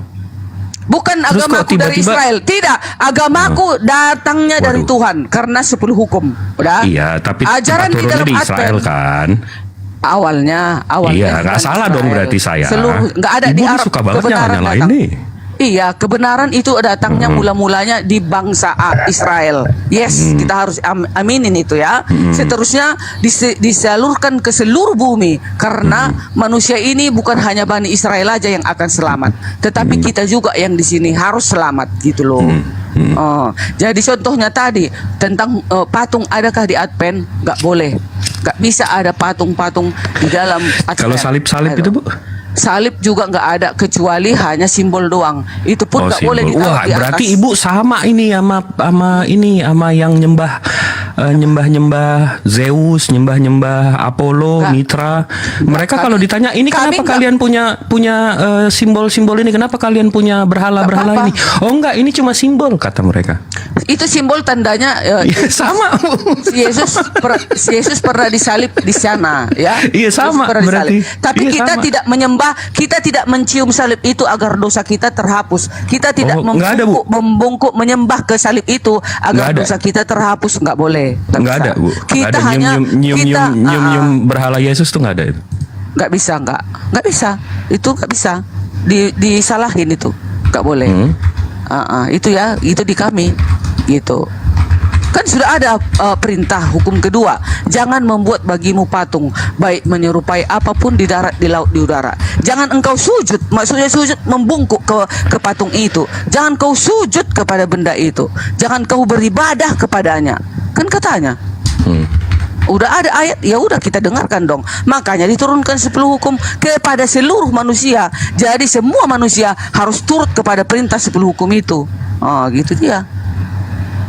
Kalaupun dikatakan di dalam Galatia itu, di dalam Efesus itu, hukum Taurat sudah disalibkan bersatunya Yesus di kayu salib. Maksudnya disalibkan begini, dipersatukan itu di dalam Yesus. Hukum itu bersama Yesus dipersatukan. Jadi siapa yang sudah pengikut Yesus, dia harus tetap setia kepada perintah-perintahnya. Contoh ke Ibu Darni. Ibu Darni kan murid Yesus nih, udah umatnya. Ibu Darni harus setia dong, harus jangan melakukan pembunuhan, jangan mencuri, jangan berzina, jangan menyembah berhala, menguduskan hari Sabat. Harus itu ibu lakukan gitu. Apa sih salahnya? Itu sudah kebenaran itu. Di luar dari situ tidak ada lagi kebenaran. Kita jangan dulu bawa nama agama ya. Itulah yang diinginkan Tuhan itu. Itulah kehendak Bapa itu. Ya, itu menuruti hukum-hukumnya. Jika kita sudah menurutinya, maka bila Yesus nanti datang, kita akan dibawanya. Itu syaratnya begitu saja. Gak usah kita bawa nama-nama agama dulu. Jangan bawa nama Advent, nama-nama HKBP. Jangan. Itu kan manusia. Kenapa? Karena yang ibu membuat. udah selama ini nyuri nama Allah tadi. Apa? Bukan, itu kan manusia yang membuat nama agama itu. Tetapi kebenaran yang seutuhnya adalah mentaati perintah-perintah ilah itu. Hampir mentaati mentaati perintah-perintah ilah itu, sang ilah itu gitu. Itu yang terpenting. Kalau nama agama itu kan manusia yang ciptakan itu. Tuhan itu tidak mempunyai nama agama loh, tetapi Tuhan itu menurunkan perintah. Tadi Bang Zuma bilang kan yang dikutip itu si Yesus bilang kalau agamanya mesti benar, Bu. Kalau enggak hidup awalnya keagamaannya dari sana. seperti orang-orang munafik kan katanya. Iya, tapi kan mana ada dari awal juga tidak ada nama agama orang, nggak ada. Cuman agama itu yaitu menuruti hukum-hukumnya. Itu ya agama itu yang benar gitu. Agama itu kan artinya supaya jangan kacau. Jadi diturunkan ilahi itu 10 hukum untuk ditaati oleh manusia. Begitu indahnya 10 hukum itu. Iya, tapi ibu masih pakai simbol kenapa kita tuh. Tapi ibu masih simbol pakai apa? simbol. Itu tadi Simbol berhala. apa? Enggak ada kami sembah itu. Hanya itu simbol doang. Ya tapi punya berhala kan? Sama kayak kalian juga kan ada simbol kalian bulan bintang. Apa kalian sembah bulan bintang itu? Ada Nggak masjid nggak ada bulan bintang masjid, Bu. Ada, nggak ada. Sekarang ini aja yang dihapus apa bulan bintang. Kalau dulunya Masjid nggak bulan masjid ada di atas. masjid nggak bulan bintang tetap masjid. Tapi apakah gereja nggak ada di salib atas tetap lambangnya. tetap gereja? Ada loh di atas lambangnya bulan salib. Bulan Iya, salib. nggak ada bulan Apa bintang kalian itu sembah tetap itu? masjid. Kan enggak kan? Iya, kami juga Nggak. seperti itu. Salib itu Nih, nggak ada Ibu nggak paham apa-apanya. nih. Itu Ibu nggak hanya paham nih berarti yang saya bilang. lambang. Ibu Iya berarti dong. nggak paham yang saya bilang nih. yang Masjid jelas. nggak ada bulan bintang tetap masjid. Apakah gereja nggak ada salib tetap gereja? Ya, gereja kami nggak ada. Sebagian ada yang bikin salib kecil, sebagian ada nggak ada gitu. Di mana Bu? Gereja nggak ada salib Ibu? Kami gereja Advent nggak ada Apa salib. namanya? Apa namanya? Advent, gereja Advent nggak ada salib. Nggak ada salib gereja Advent. Paling kalau ada pun kecil dibuat hanya simbol doang aja. Mengingatkan bahwasanya Yesus disalib gitu. Ini saya buka nih Bu. Gereja Advent ya. Ini Church Itu of gereja the apa itu? Advent. Ini segede-gede gabat nih Bu. Ini Church of Advent of in Boston. Boston, di Boston ya. Ini gede Iya, banget tapi ini malah. nggak ada orang membungkuk ke situ, nggak ada. Itu hanya simbol doang ditaruh di situ. Kalau di gereja kami di sini di Medan, sekitar Medan nggak ada, sekitar Medan nggak ada salib. Hanya katanya ditaruh di nggak podium. ada. Nggak ada, hanya Katanya di podium nggak, aja Ibu kecil. bilang gereja Advent nggak ada ininya, nggak ada salibnya. Lah itu Ya, nggak tahu segede-gede aku itu, nggak tahu aku itu gereja Advent. Tapi setauku pun, kalaupun ada itu nggak ada membungkuk orang ke salib itu, nggak ada, nggak ada. Itu hanya simbol doang ditaruh di situ, bahwasanya Yesus tersalib gitu. Kalau nyembah ke situ, mencium salib itu, dosanya terhapus dan membungkuk ke arah Ini, Bu. salib Ini, Bu. itu tidak ada itu. Pray Mana? with the church this Advent. Iya. Ada. Lihat dulu Empat. ada Ini ada orang berhalanya. membungkuk di situ. Mana Ini ada? ada berhalanya. Nggak ada. Setauku nggak ada. Ini Nggak bukan boleh. berhala, ini orang beneran. Nggak ada Advent Lah, mempunyai ini nggak ada, patung gimana sih? gereja. Ini di depan mata saya. Aduh, itu bisa aja kalian tulis itu nggak ada. Setahu Lah ini nggak ada. dari Google Bu, saya cuma tulis Advent Church. Nggak ada. Aku dengarkan saya Advent, kami nggak boleh dia dibuat Lah, Allah. gambar patung di gereja kami. Apalagi gambar Yesus seperti itu bikin patung nggak Lah boleh. ini gimana Bu? Nggak tahu, nanti ku selidiki itu nggak ada itu. Biar Oh, kurobohkan siap. itu. Kurobohkan itu kalau aku di situ. Nggak bisa kami Advent seperti itu. Oh, Setahu nggak boleh. ya. Nggak Berarti bisa. ini sesat juga ini. Nggak tahu aku, pokoknya nggak boleh itu karena melanggar hukum kedua itu dia. Gitu ya, Bu Darni, ini penipu. Apanya penipu? Memang Lah nggak itu, boleh karena Bu, udah itu- 10 hukum sudah tertera. Hukum kedua, kecuali dibuat dia sebagai hiasan aja di luar, jangan di dalam gereja. Kalau ada Advent seperti itu, sekarang juga ada Advent yang sudah terbelah dua gitu loh. Sudah tak mau dia bayar perpuluhan, sudah tak mau dia kasih persembahan. Udah ada Advent itu yang melanggar gitu ya. Sudah ada Advent itu sebagian keras kepala. Udah membuat peraturannya masing-masing. Ada loh. Jadi Nah, kalau itu kalau ini Bu, kalau ini kan Paulus Ibu nih. iya. Nggak ada, Ini kami nggak ada hubungan sama Paus, nggak ada. Advent nggak ada nggak ada. hubungan sama Paus, nggak ada. Oh, nggak ada urusannya. Nggak ada urusan. Berarti Ibu nggak mengakui dia. Enggak, kami nggak ada ke Paus, nggak ada. Oh, udah ajarannya sudah, doktrinnya sudah berbeda. Kami nggak. Jangan tunjukkan sama aku itu. Sama kami sudah salah di situ, nggak bisa. Dan pula itu nggak ranahku karena dia kan Katolik, aku Advent. Jangan kalau kalian sama Katolik, Berarti sesat kalau kalian gitu ya? bicara, nggak berani aku bilang dia sesat. Itu urusan dia ke sana. Oh, Sekarang oke, aku siap. di sini yang Advent. Jangan laga aku dengan agama lain. Bukan bisa. laga, cuma ini bisa kan dong. saya nanya kan ibu bilang wah nggak ada patung kami langsung Ya, pakai nggak ada. pokoknya tangan Bu Darni kan bersih banget kan. Memang. Ya tapi ini si Paulus ini ini punya Itu urusan berhala. mereka. Itu urusan mereka. Nanti kalian tanya sama mereka. Yang jelas sesuai dengan hukum kedua, jangan membuat bagimu patung baik menyerupai apapun di darat, di laut, di udara. Jangan kau sujud kepadanya. Jangan kau beribadah ke hadapannya. Kalau sudah Tuhan membuat hukum seperti itu, mari kita tegakkan. Gitu dia. Tapi kalau ada ibu yang bikin melanggar- simbol gitu ya. Iya, kalau ada politik simbol doang aja, simbol-simbol, bukan untuk disembah gitu loh. Tapi jangan dibuat untuk penyembahan. Kan kita hanya dilarang untuk penyembahan. Kita hanya menyembah kepada Tuhan yang di surga. Iya, pokoknya jangan bikin berhala, tapi kalaupun dibikin ya jangan, ya pokoknya simbol gitu ya. Iya, simbol apa di luar dari ibadah gitu loh. Iya. Siapa? Ibu Darmi jago jago ngeles. Enak. Bukan jago ngeles, memang itu kebenaran. Itunya ajarannya. Aku nggak berani Iya. nipu loh. Iya. Begitulah kami kalau di Advent ya gitu, Bang Jibril. Gitu. Tapi Ibu Darni ini percaya Tritunggal ya berarti?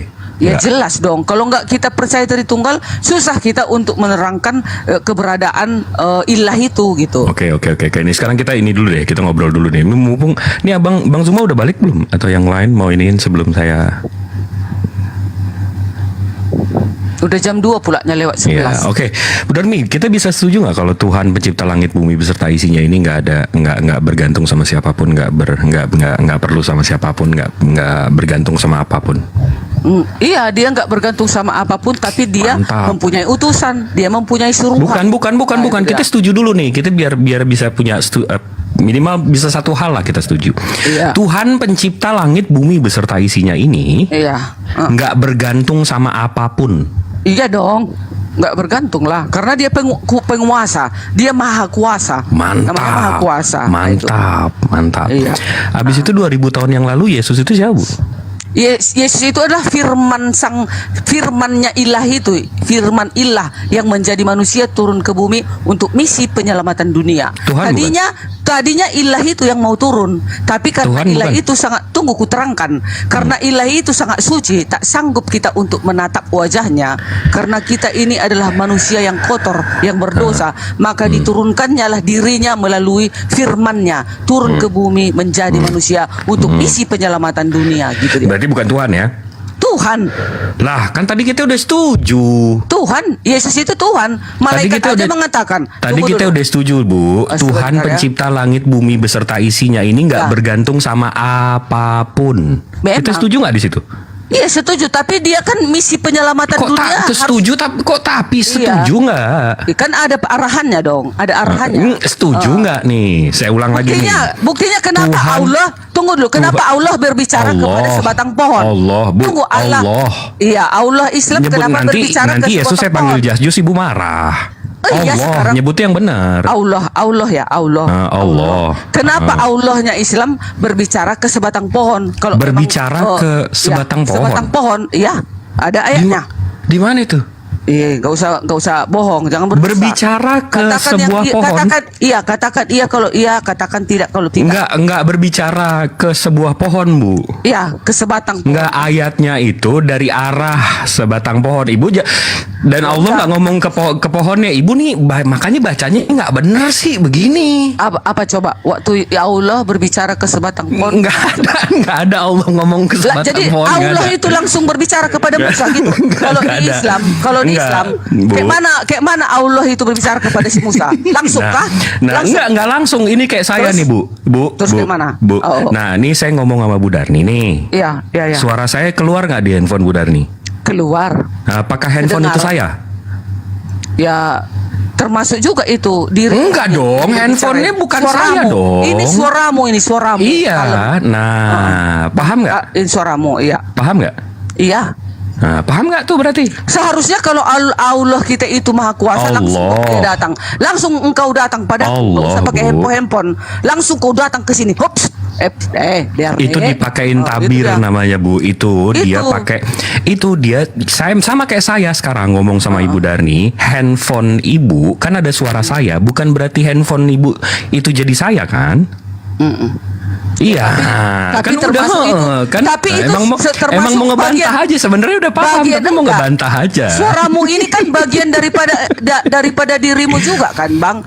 Iya. Suaramu ini kan bagian dari dirimu juga. Iya. Begitu juga Yesus. Yesus ini adalah bagian daripada ilah. Firmannya ilah lah Yesus ini. Tapi kan tadi kita setuju Tuhan pencipta langit bumi beserta isinya ini nggak bergantung sama apapun. 2000 tahun yang lalu Yesus yang jalan di bumi ini dia bergantung sama air, bergantung sama gravitasi, bergantung sama makanan, bergantung sama semuanya. Begitulah caranya kita. Katanya tadi Tuhan nggak bergantung sama apa ya pun. Tapi begitulah kita mengenal keberadaan ilah itu. Kalau tidak seperti itu, mana kita kenal ilah itu siapa? Itu dia. Iya, paham.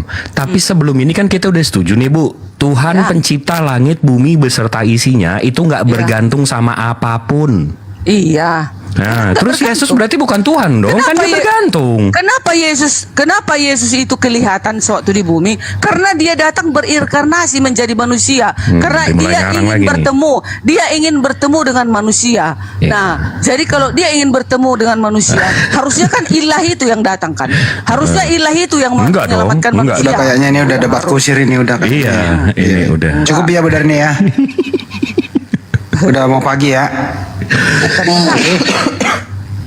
Karena hostnya juga di Makassar itu waktunya juga istirahat. Oke, silakanlah bubar. Kalau bubar pun boleh.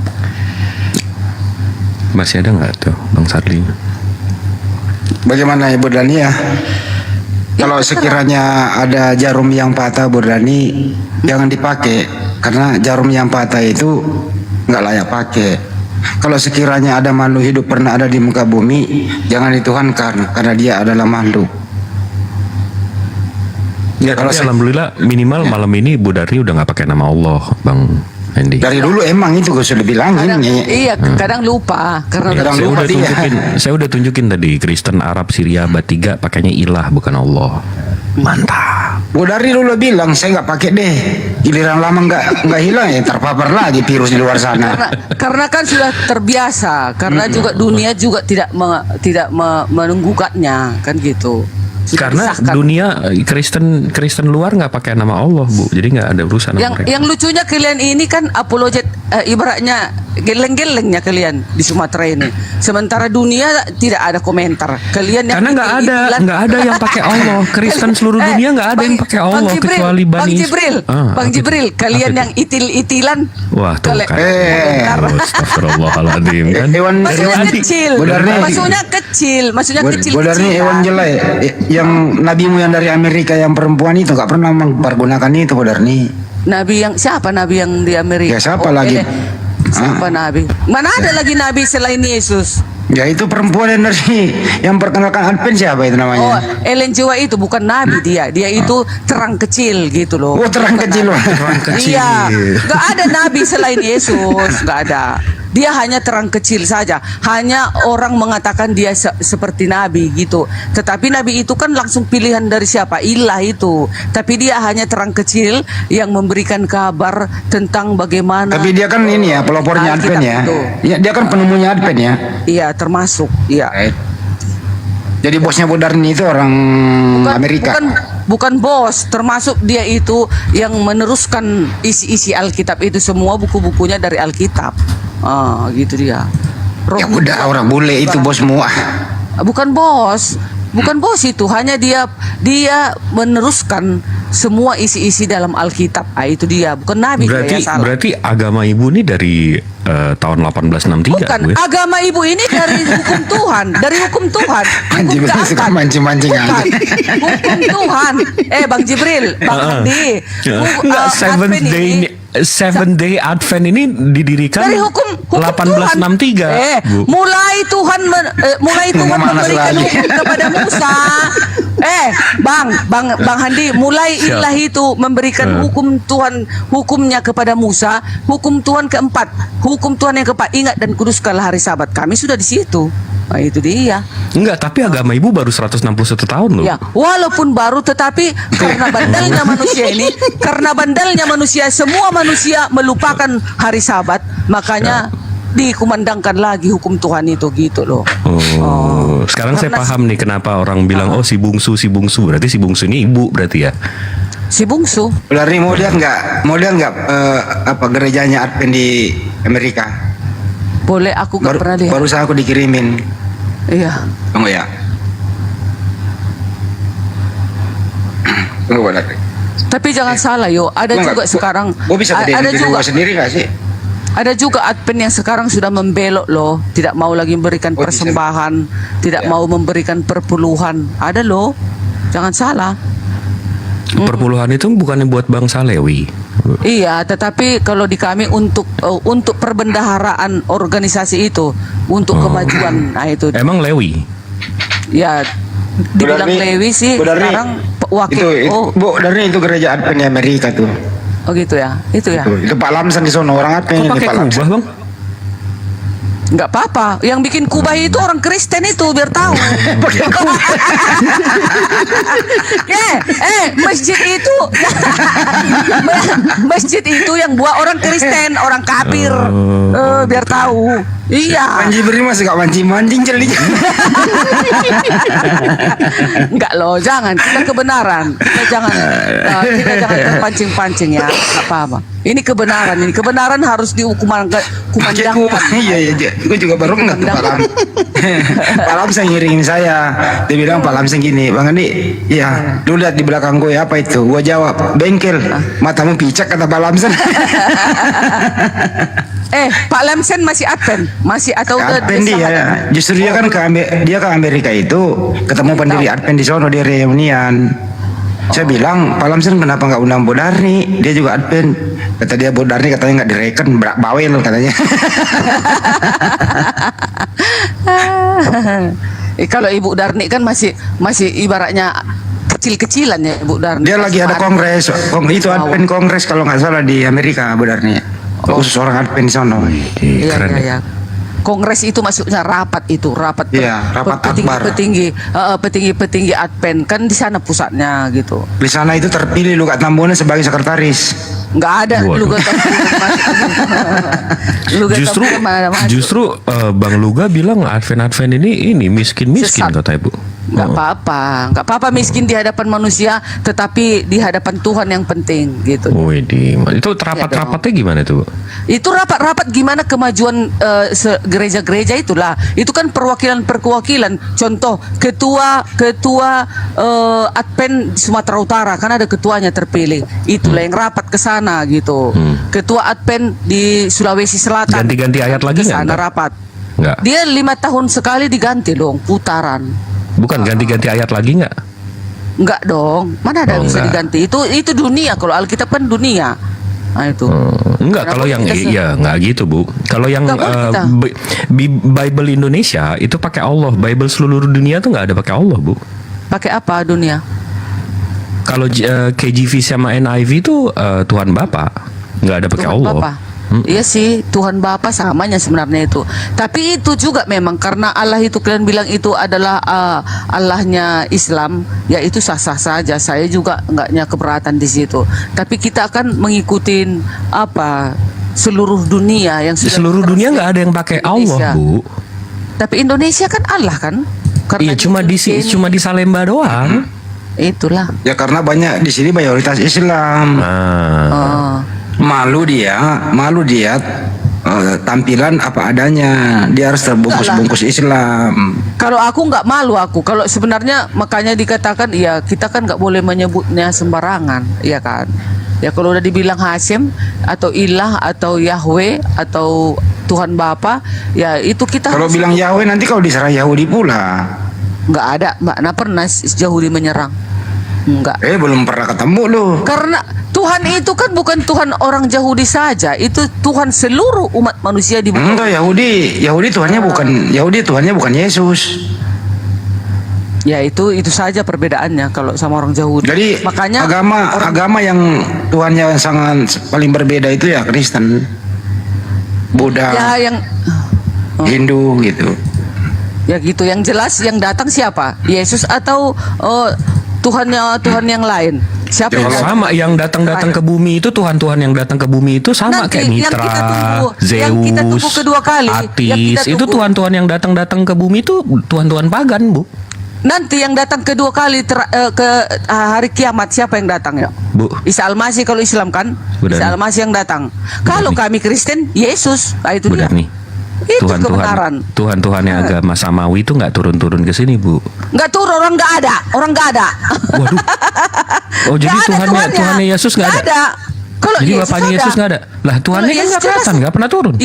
Tuhan Yesus akan datang. Yesus akan datang. Ada ayatnya banyak ini. Waduh. Ada dalilnya di kitab Berarti suci. Yahudi itu Tuhannya nggak ada gitu ya? Nggak ada datang Tuhannya. Dia mengatakan mereka yang tunggu-tunggu Musa. Nah, yang datang-datang ini pagan, Bu. Iya, kok Tuhan turun naik gitu loh. Bukan, dia kan mau datang mau menyelamatkan manusia, mau menjemput kita. Namanya kita mau Nyelamatin Kita- manusia dari siapa, Bu? Dari dosa kita, dari segala pelanggaran kita. Iya, dari siapa? Bukan. Tuhan Nyelamatin itu, kita dari siapa? Kan kita berarti terancam ya kan?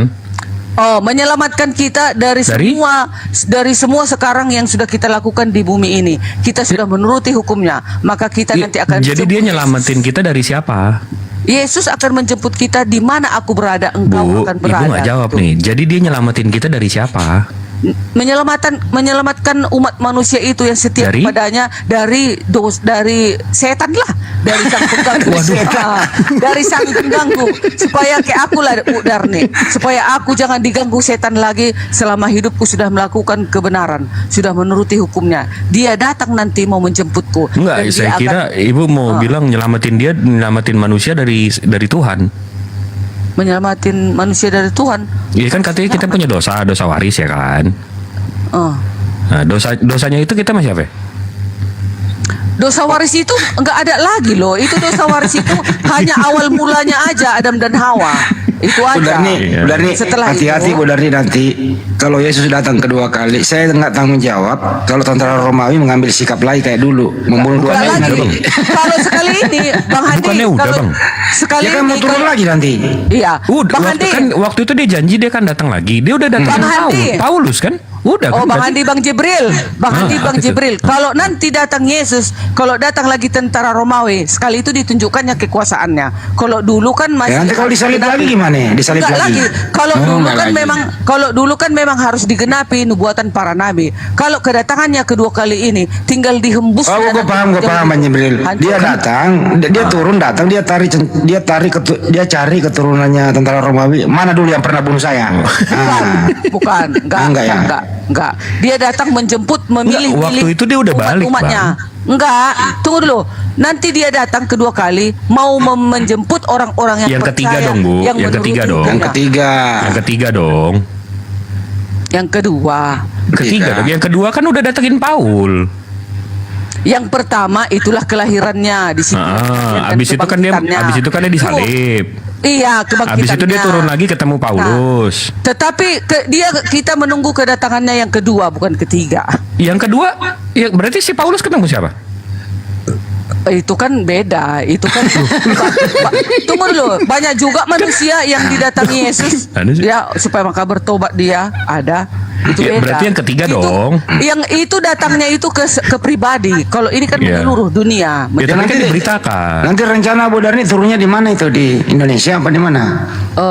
Dia kan sesuai dengan dalil, dia akan datang kembali di mana engkau melihat dia. Oh, di naik ke Nazaret, surga. turun di Nazaret. Iya, di Bukit Zaitun. Ya. Oh, di Bukit Zaitun. Tahun berapa Bu Darni? Tahun berapa? Kita nggak tahu kedatangannya. Menurut Masaha tahun 2050 apa? 2030. Nggak bisa. Tidak bisa kita tentukan kapan Yesus datang. Kita sekarang hanya dituntut untuk bersiap-siap, berjaga-jaga. Seperti dia datang seperti pencuri ya? Ya, dia Iya, kita iya. tahu. Dia bisa jadi dia datang jam 2 pagi, bisa datang dia jam 10 malam, kita nggak tahu. Yang jelas selama hidup kita ini, mari kita bersiap-siap, persiapkan dirimu dan keluargamu dan sahabat-sahabatmu tetap hidup di dalam kebenaran. Dia datang ke bumi untuk apa sih? Untuk menjemput orang-orang yang menuruti hukum-hukumnya selama ini. Nah, kalau yang udah meninggal? Yang meninggal nanti akan dibangkitkan. Gali kubur. Iya. Gimana Nanti yang dibungkus? meninggal pertama diangkat dulu yang hidup, yang percaya kepadanya dan menuruti hukumnya. Udah. Oh, Setelah jadi itu datang yang hidupin yang mati. tunggu dulu, yang hidup dulu diangkat, yang hidup dulu. Dan yang mati di dalam Yesus, udah, yang menuruti hukumnya itu juga dibangkitkan dan diangkat. Tetapi yang tidak menuruti hukumnya dan orang yang juga hidup yang tidak menuruti hukumnya akan dihukum, dibuang ke api neraka. Itu dia. Jadi maksudnya dia datang itu berbentuk manusia. Iya dong, dia datang nanti kita lihat Yesus itu seutuhnya kita lihat dia. Gitu. Bikin rumah dong, bikin rumah. Makanya dia Iya kan akan selama yang pertama datang kan nggak punya rumah bang. Iya, masa Bang dia sama- tidur di tenda? Iya, kalau yang pertama datang dia kan di mana-mana saja ada, karena banyak menyiapkan. Berkelana. Iya, karena banyak berkelana menyiapkan. dia. Di mana-mana dia diberikan Gua curiga nanti turun dia menguasai minyak di Arab. Tapi enak ya Bang Andi. Enggak ya? dong. Bu Darni bisa ngarang-ngarang kayak gini. Ini kalau orang Muslim Bukan ngarang-ngarang kayak garang, gini, waduh. itu sesuai hukum, Udah ditanya. sesuai Alkitab. Ini mana loh, ada dalilnya? Hah, ada dalilnya. Yesus akan datang, dengar ya. sebagai Kita manusia. baca. Iya, memang dia datang seperti pencuri. Udah aku tahu, udah. Iya, Yesus datang. Banyak ayatnya ditulis. Tuhan-Tuhan orang yang lain gak ada datang-datang. Berarti pendusta, pembohong. Enggak cuma Tuhan pagan yang turun-turun begitu Bu. Yang datang-datang itu cuma Tuhan pagan. Gak ada. Coba tunjukkan adakah lagi Tuhan orang lain datang selain Yesus? Itu dewa. Ada itu mitra. Dewa Zeus. Nanti akan Atis, datang lagi. Zeus. Nanti akan datang. Nanti hari Itu kiamat ibu akan nanti datang. ibu nanti begitu di alam bawah itu kan ketemu dewa Hades juga Bu. Ibu tahu nggak? Dengar ya ayatnya 1 Tesalonika 4 ayat 16. Iya, Sebab Pak. pada waktu tanda diberi, yaitu pada waktu penghulu Nih saya buka ini, berseru, saya buka ini. Ibu nanti ketemu siapa yang begitu dan meninggal nih. sangkakala Allah berbunyi, maka Tuhan sendiri akan turun dari surga dan mereka yang mati dalam Kristus akan lebih dahulu bangkit. Itu orang yang mati dalam Kristus akan dibangkitkan dan dibawa ke kerajaannya. Gitu loh. Nih, Bu. Bu Darni Nyata tahu nggak dia nanti? Kalau nggak percaya nih, ini di Wahyu ini. Di Wahyu 20:13 ini bahasa Inggris ya, KJV ya. The sea gave up the dead with they were in it, and death and Hades gave up the dead. Jadi nanti ibu ketemu Hades. Hades ini siapa nih? Hades Itu ini Wahyu 20 itu kan Alkitab itu. ini Apa ya Hades, Bang Mas. Jibril? Iya di itu makanya. Kenapa ini- ambil di buku Wahyu? Itu kan buku orang Kristen. Iya, Apa di- iya makanya saya mau Tuhan ngasih tahu kami. ibu, ibu nanti ketemu siapa begitu meninggal, nih, the sea gave up the dead, they were in it, and the death and Hades. Hades ini Bu, ini dewa Yunani, dewa kematian. Nah nanti ibu kalau meninggal itu ketemu dewa Hades. Dewa Ini di Hades. sini dibilang nih. Dia dewa Hades nanti yang nyiksa Ibu Darni dikubur. Coba translate. Enggak, coba translatekan itu. Tunggu lihat Mbak. Apa tadi Wahyu berapa? Wahyu Wahyu 20:13. 13 Wahyu 20 ayat 13. Nah dia. Itu kok diambil buku Alkitab. Itu kan Alkitab. Iya makanya saya bilang ibu kalau meninggal ketemu dewa Yunani Hades.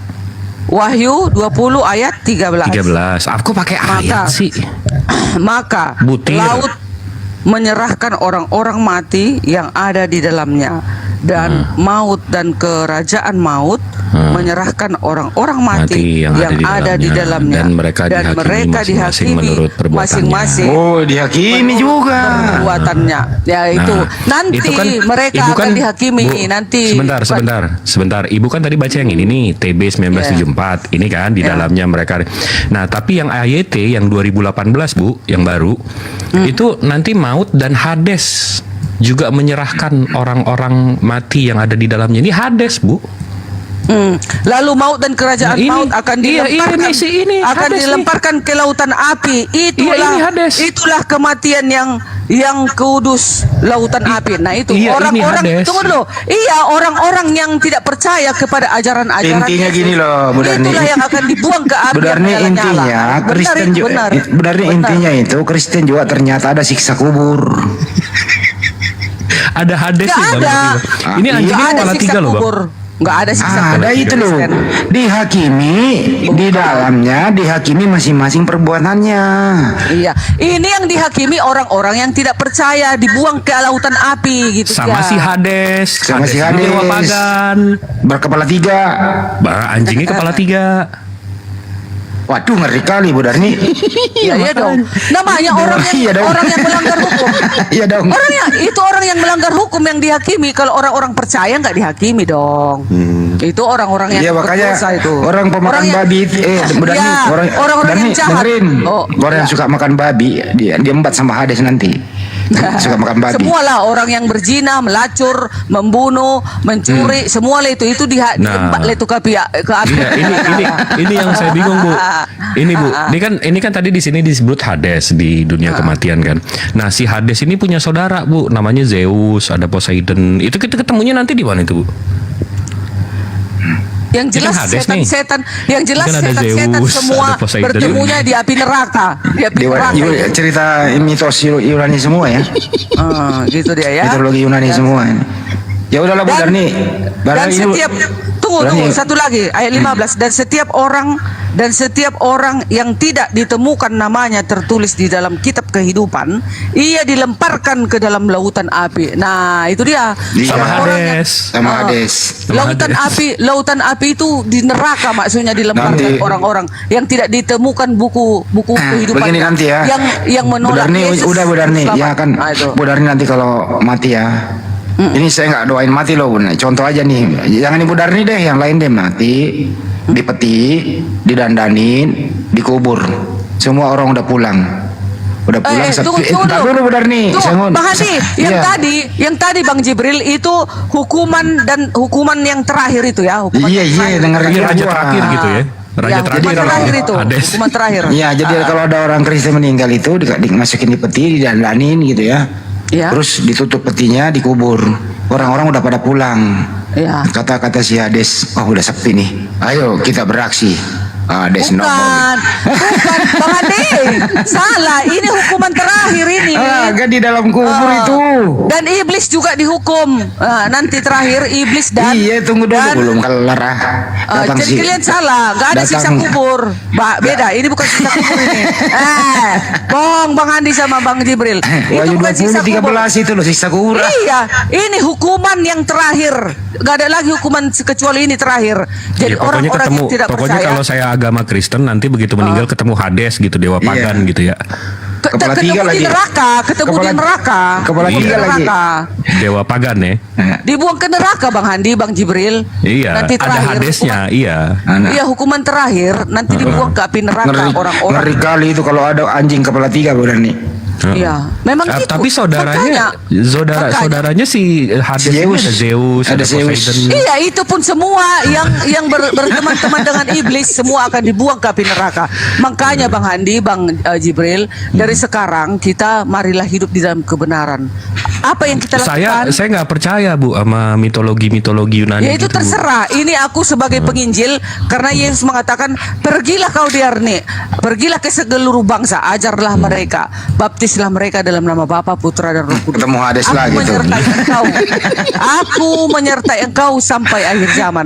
Jadi Bang Handi, Bang Jibril ketemu data aja, bikin Bu Darni nggak bisa tidur nanti lu bikinin anjing kepala 3 loh. Enggak, kalau kami Kristen udah enak, udah nyenyak tidur kami. Sekarang tinggal kita melakukan kehendak Bapa itu, yaitu menuruti perintah-perintahnya. Di dalam seluruh hukum ini Ya nurut sama terdapat bapaknya, kasih. kenapa nyembah anaknya? Ya, Nah, lu. jika engkau melihat aku, Panjang engkau lagi sudah urusan melihat ini Bapa. Hades nih. Udah. Sudah Bes. Kata Yesus, aku dan Bapa satu katanya. Jadi Nyembah kalau jalan kita ya? menyembah Ibu Yesus, penyembah jalan berarti ini. kalau kita menyembah Yesus, kita sudah menyembah Bapa. Dia udah sejalan gitu Iya, dia. nyembah jalan ya berarti Ibu, bukan tujuannya. Gitu. Tujuannya juga itu, tujuannya Nah, itu. kan Ibu nyembah Yesusnya. Nah, gitu Ada 2 ya. Udahlah besok lagi yuk. Ya udah. Ya, besok ya. Besok ya. Ya. Besok ya. Oke. Ya udah. Ya. Saya tutup dulu Nggak yang ada boleh. di YouTube ya. Oke teman-teman yang ada di YouTube ya, sekian dulu ya. Maaf ya atas segala hilap. Ya Ibu Darni sudah kembali ke jalan yang benar. Kita doakan Ibu Darni supaya nggak ketemu si Hades. Karena si Hades ini jahat. Terima kasih buat semuanya. Sampai jumpa. Selamat beristirahat. Assalamualaikum warahmatullahi wabarakatuh. Waalaikumsalam warahmatullahi wabarakatuh. Udah tutup doang di YouTube benar nih.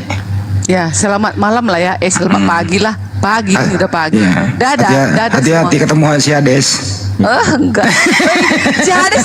Aku buka lagi, tunggu dulu. Kembali.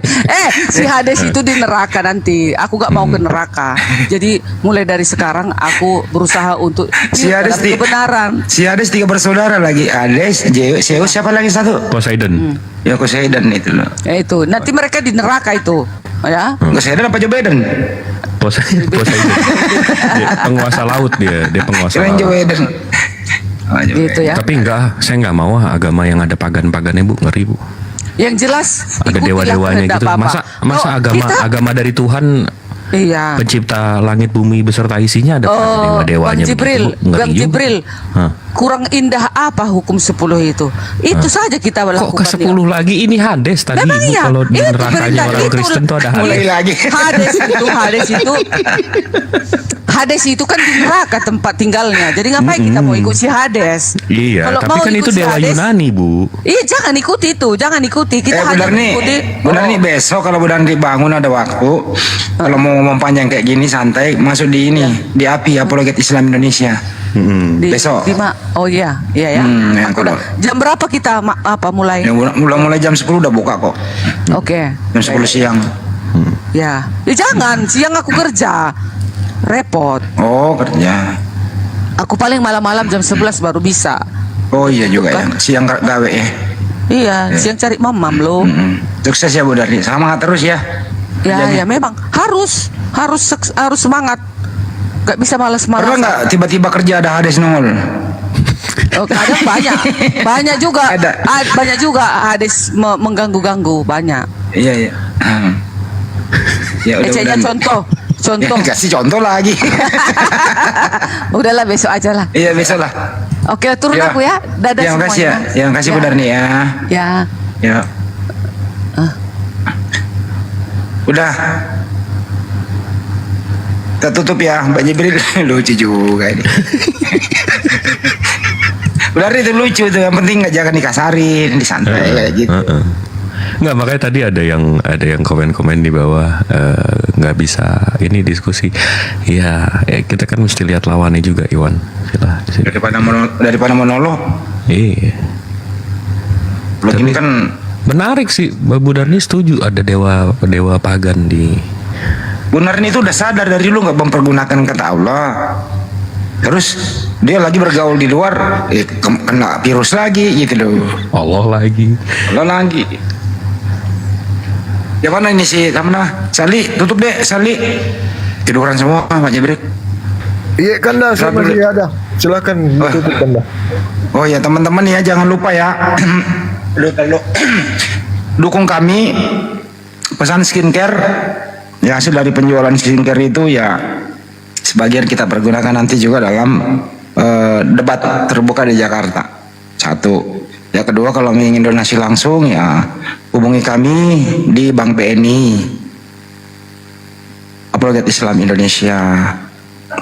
Doakan ya supaya debat terbuka ini jadi. Mudah-mudahan lawan tandingnya nanti setelah kita technical meeting, tentu saya akan wawancara dulu seperti apa, CV-nya seperti apa, terus baru diserahkan ke Banjuma. Banjuma layak nggak nih, berminat nggak nih? Kalau Banjuma berminat, ya Banjuma datang ke Jakarta. Kalau cuma abal-abal ya diserahin lagi yang ada di sini. Percuma dong Banjuma kalau cuma itu juga. Seperti itu kira-kira ya teman-teman ya. Terima kasih buat semuanya. Selamat beristirahat. Jangan lupa pakai skincare sebelum tidur. Biar glowing. Allah dengan segala firman-Nya. Assalamualaikum. Waalaikumsalam warahmatullahi wabarakatuh.